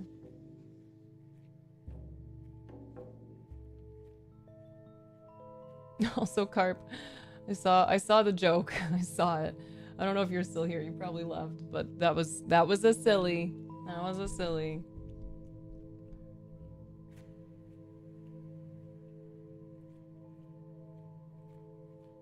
What do I make myself for dinner? I'm gonna hang out with my kid for a little bit, like in the same space as her, and make a dinner, and then I'm gonna go in the room or go outside, and I'm gonna work with my journals, and it's gonna feel so good.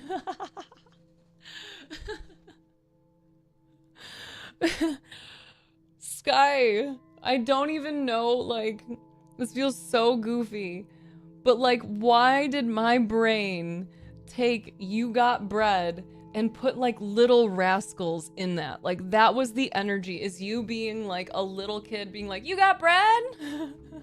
And it was just so funny and cute for me. Oh, no, I actually don't. I don't have any more bread, but I do have tortillas. I do have tortillas, so that's nice. I'm stoked about that. Also, by the way, kids, I super appreciate all of the like encouragement and support and kind of validation as I was talking about my vision for this channel and for the Patreon. That was really nice. And it was also a cool experience for me to feel connected to the vision without needing validation. Because this is, I think, the second time that I've gotten to talk about this stuff and gotten like a really nice reception on it. And I got to have that experience of noticing that it didn't change anything for me. Like I felt nice, you know, but it wasn't like, oh my God, good, I'm definitely gonna do this now because you really like it. Who do you think taught me that? I don't know. Okay. Oh no, that sounds no fun. Should I start calling you Slick, by the way? Old Slick Vicky? Can I just start calling you random shit? To acquiring my own apartment, go you. Been better about going out, okay. Hey, you have a friend group, cute. Entwined, hello, hello, hello, hello. So sorry, this is like a whole thing. Yes, yes, yes, yes. Yes, Dea. How is that landing for you? I'm sorry, they're getting home, so there's no way that he's gonna not. That's true, Penny. I actually said I was gonna probably make some on Saturday, Big Daddy. It's been a teeny bit. Lucky. Come here, you little chicken nugget. Lucky, come here. Yeah. My kid's gonna come in here in a second. I'm so excited. I can call you random shit. Okay, random shit. Good for you, by the way. Sounds like you've been learning a lot. Doing that life thing. Fuck yeah. Also, no apologies for using the language you want to use. I bite that apology.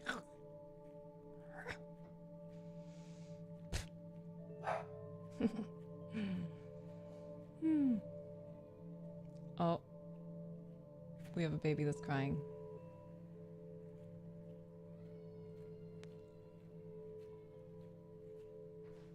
Uh-oh.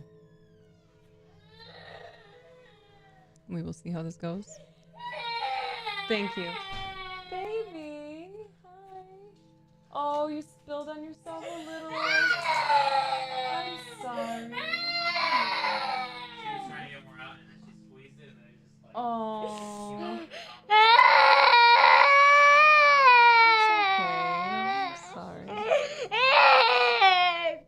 We'll be able to get that out. I just learned some new stain removal stuff too. Hey, will get that stain out. Don't worry. I will get it out, okay? Okay?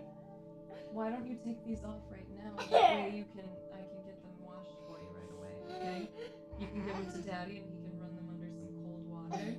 That's all we need to do right now. Or you could even do that. You could take these off and go into my bathroom and run these under in my cold bathtub.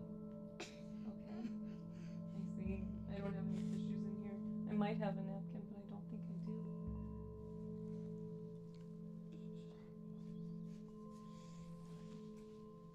Okay, here you go, dude. So Daddy's still got that for you, dude. He'll help you. You can wash these under some cold water in my bathroom, and then we'll put them in the washing machine. And they'll be all good, okay?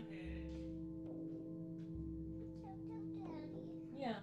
Daddy, Bean wants you to help her take these off and get them in some cold water to rinse this stain out right away. Yes, let's do that right Yeah, Daddy's ready for it. You ready? Should I pick you up and take you to Daddy? No. Well, I'm streaming right now. So. What the heck? Did you know that he was a frog? Oh, dogs eat frogs. You better get out of here, man. He'll eat you. Do you think cats eat frogs? Do you think maybe he's in danger? Maybe you need to go clear the path and make sure there's no cats that are gonna eat that frog.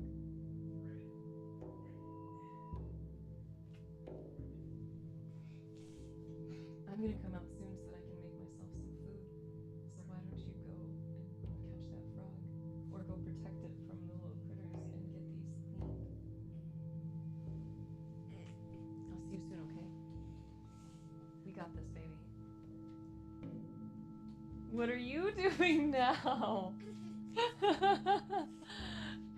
There's a little cutie that's curled up over here all of a sudden. I think she needs someone to carry her. I think she needs some assistance. You're out of view there, I think. Do you need me to grab her and bring her to you? Yes, please. Okay. Ah, look at me! What are you doing, little monster? Ah! Alright. Then I'll take these and these. Oh no! Oh no! Baby's gonna bite you! Get out of here, Frisky! Okay. Come here. You're stealing a bag from me? You're stealing a bag? Daddy, here's a baby. You gotta take this one, put that one down. I'll see you guys soon.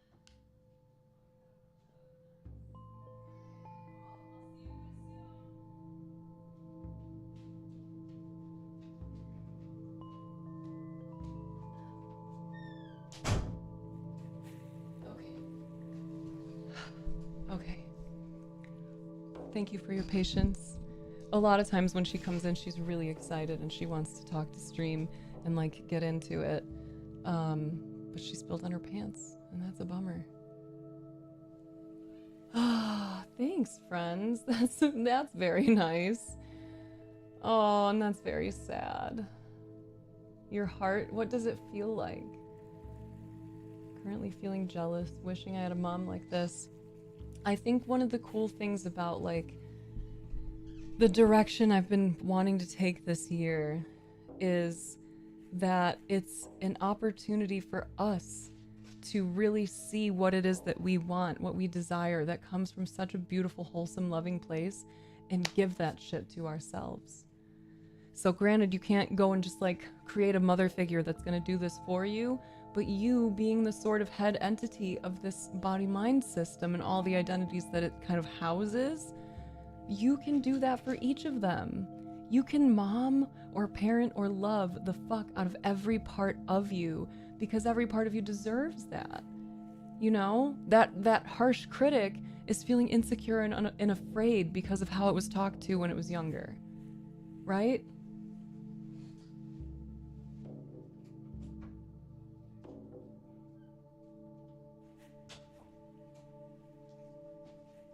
So cool to watch you, Mom, and thank you. I love my baby very much, and that's how I feel about all of you. Feels like longing, want, need, that I've suffered loss from not having such support. Could you imagine or try putting your hand on your heart and just seeing and feeling this pain and saying, like, I'm really sorry that you're going through this. Sorry that this hurts so bad. You deserved better. You always deserved better.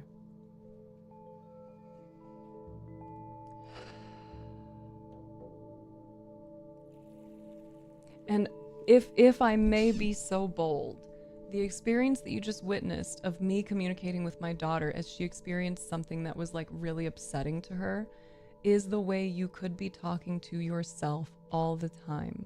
You're upset about something. It doesn't matter that it's not a big deal. It doesn't matter. It upset you. Inside of you is one of her that is feeling really big feelings. And that's sad. Okay, I see you. Let's address those feelings. Yeah, it's okay to be sad. It's okay that you're upset about that. That's fine. Yeah, okay, feel it, cry, get some hugs, get some love. And then we move into solution mode. We can fix this. We can address this. We can take care of this. This is something that can be handled. So we're going to handle it. We're going to handle it together. And then, as you saw, as I expressed earlier, the life cycle of an emotion is about 1.5 minutes. I bet if you watched that back, you would see it's pretty close to that. We just have to be there and comfort as the experience moves through us. Because we're not the ones doing it, right? It's not going to hurt us, even if it hurts, you know, we will be okay. We will be okay. It will move through you. It might suck in some parts. I don't doubt that she did not enjoy that experience. It happened. She needed some love. It passed. Now she's excited doing some goofy shit. Are you feeling it, Dea? You're seeing it, Sky. You're seeing it. I think, like, if I were in your position, Sky, I was mentioning the, like, you're kind of trying to outpace the programming of, like, external systems in your mind and replace it with your own. Being able to communicate effectively requires you to do what first? What does it require?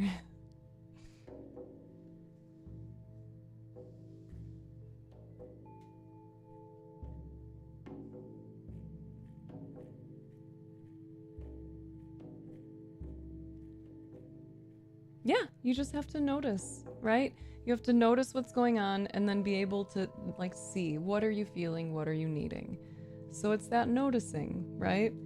So if I were in your position and I were trying to reprogram something or add in some new component for myself, it would be making the effort to ensure that I have more wake-up moments throughout the day that are encouraging me to stop and say, what am I feeling and needing in this moment? I would be trying to do that so fucking consistently to the point where it was almost obsessive. Just regularly doing that check-in. What am I feeling right now? You can start to get a sense of the things you observed or experienced that caused that feeling to arise. What do I need when this comes up? Oh, that's so interesting. Because especially as you play around with needs, you start to recognize how much is on us and how much is related to the people around us. Because a lot of it is stuff that we just do for us. It's just us. Dea, I am offering you the biggest hug. If you would like it, I would give you a really good squeezy hug. I'd do the little back of head. I'd do a little one of those guys.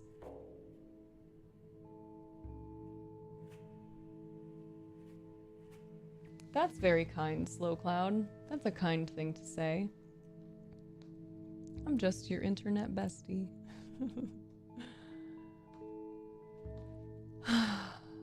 My partner had a bad PTSD last night, and I literally sat there, held space, kept myself safe, and was able to comfort him. It was beautiful and worth a sleepless night, as well as healing for me to not overextend while still being true to me wanting to help. Beautiful, beautiful. I love that you were in a position where you felt safe enough to do that, that you could offer that kind of care.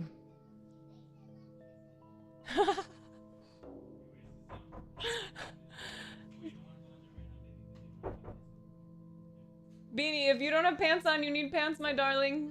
Yeah. You did it? Did it help right away? Okay, good. I heard her come down the hallway and she was like, oh, Dad, I accidentally wasted electricity because she left her light on. Oh my god. What's coming up for you now, Dea? What's coming up now as you're sitting with this? Seeing him feel was the real magic. Yes. Yes. This actually brings me like all the way back to our conversations earlier about conversations with people who we disagree with and having those kind of difficult, like political and whatever types of chats, and how it's such a great feeling to see the process of someone starting to kind of sit back and see they're not being attacked, that there's no judgment, there's no shame, that it's just someone who's genuinely curious about their perspective, seeing them sit back and ask themselves questions that they might not have asked before, and watching as like the wheels start turning and the body is relaxed. That's such a cool experience. Yes, yes, yes, yes. Yes, beautiful myth. Beautiful.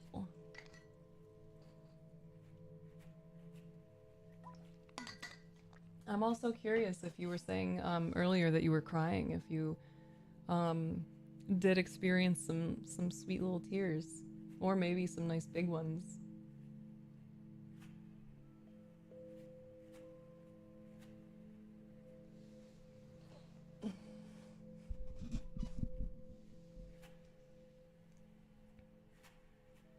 Still feels broken, trying to heal with stuff in the wound. What feels broken? Your heart?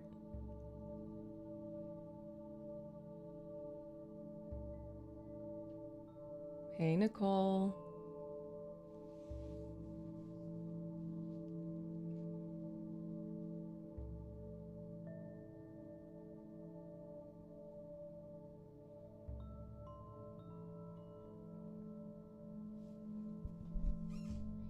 Ooh, we have had such a long stream. This has been so incredible. I have really enjoyed this experience. I'm so happy about it. And let's see. So tomorrow I won't be live, but I will be live Thursday and Friday. And then Saturday's our next video chat.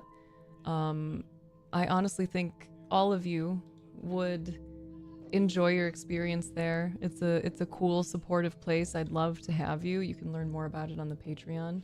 It's $5 to join the calls. We do them twice a month. But if you can't afford the $5, all you have to do is DM me. Like, you don't have to tell me anything too deep. Just say, I would like to join the calls and I can't afford it. And I will happily send you an invite. Slow, weepy tears. Here's another thing I'll share, I guess, in response to that, like trying to heal with stuff in the wound. You don't have to try to heal, right? Like, if you got a cut on your finger, would you be sitting there staring at it, willing it to heal? Or would you trust that your body was going to heal, because that's what bodies do? Your heart will heal even though it's broken, because that's what hearts do. Especially when you support yourself, when you care for yourself well, when you offer yourself compassion whenever you can. You are supporting your body and your mind, giving them the tools they need to be in a position where they can do the natural process of healing. But healing will be slower if you're not getting enough rest, if you're not drinking water, if you're not going outside sometimes, if you're not eating foods that are supportive of your specific system, if you're not getting some physical activity in, ideally shaking that ass sometimes, if you're not stopping and slowing down and breathing and meditating and having moments of your time where there is no input, only processing, only breathing, only feeling, practicing gratitude, things like that, if those things are not happening, then it's going to be a lot harder for that healing, for that very fucking natural healing process.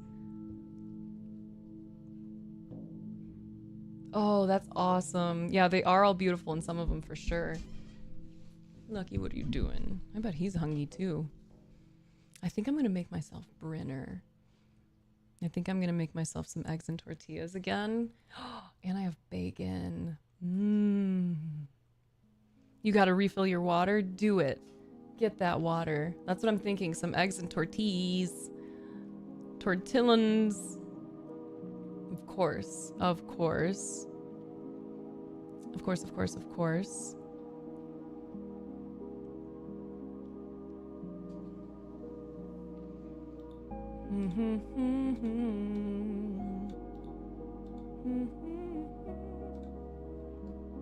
Ooh, and pork cutlets. I have andouille sausage. I would believe that. I think it's incredibly common for people to have not tried all the things. It's good. I like it. If you like things that taste like sriracha.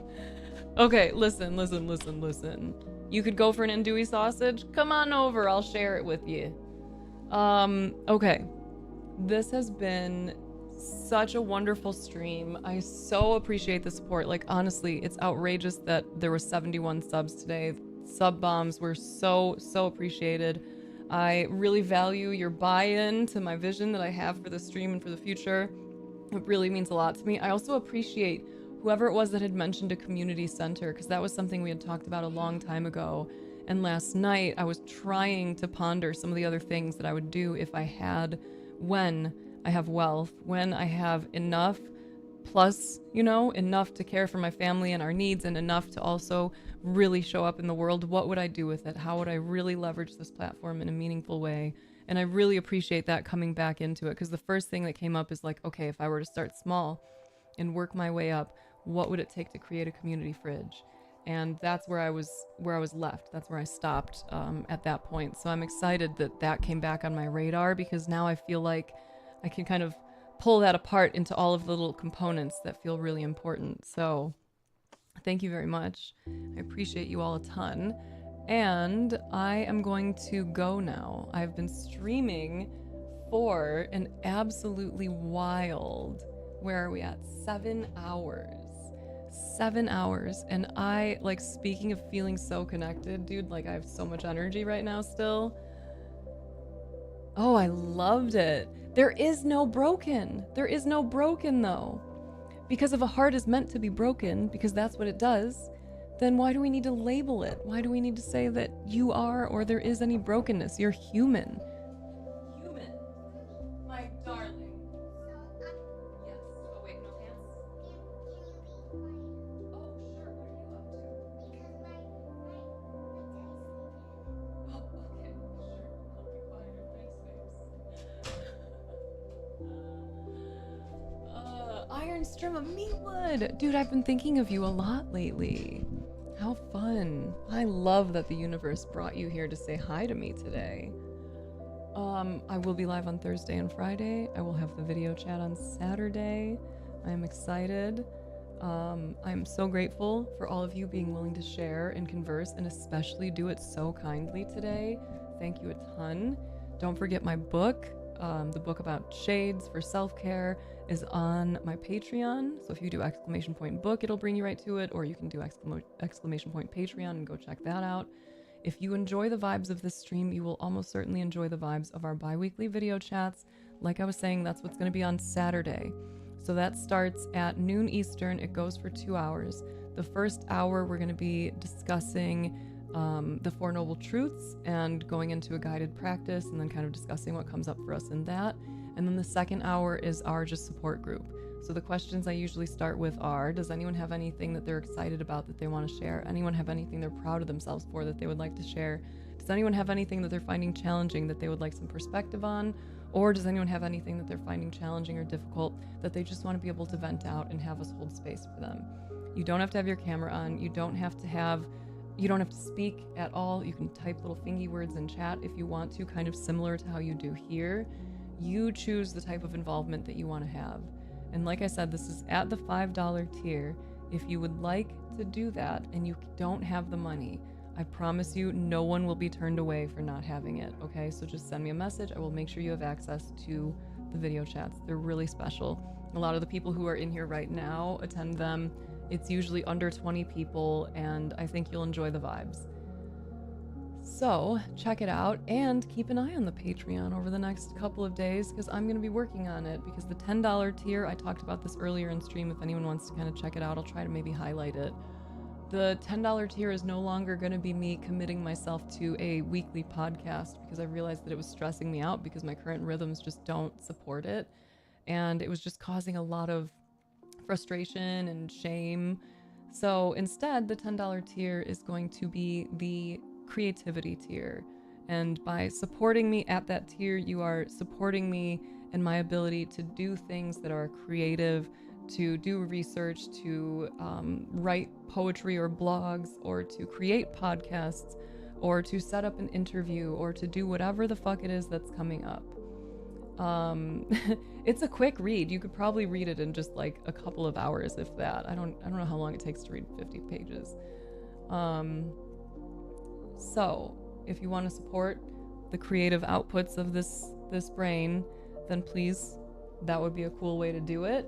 I'm going to be updating all the stuff so that it reflects that on the Patreon, but that's where we're headed. So thank you again. I appreciate you so much.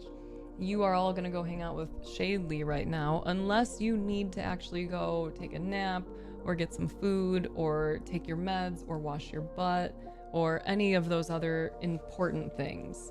So go hang out with Shadely, give some love, bring some kind energy if you're staying online. But if you know you ought to be leaving because it would be better aligned with the type of life you want to live, the way you want to feel, then I hope you have a great rest of your night away from the interwebs. I love you and I'm proud of you. I do, I just haven't posted it. Tuesday, Thursday, Friday, I'm going to be live typically from about noon Eastern to probably like 4 Eastern. And then on Saturdays, every other Saturday, I'm going to stream the same hours. So if I have a Patreon call, I won't be streaming. That's this weekend. If I don't, then I will. That's the schedule I'm going to try right now and see how it goes. So come hang out, you know, support if you can support. Tell people who you think might enjoy this experience. And I will see you guys, you wonderful humans, soon. I love you so much. Thank you for such a wonderful day. Bye.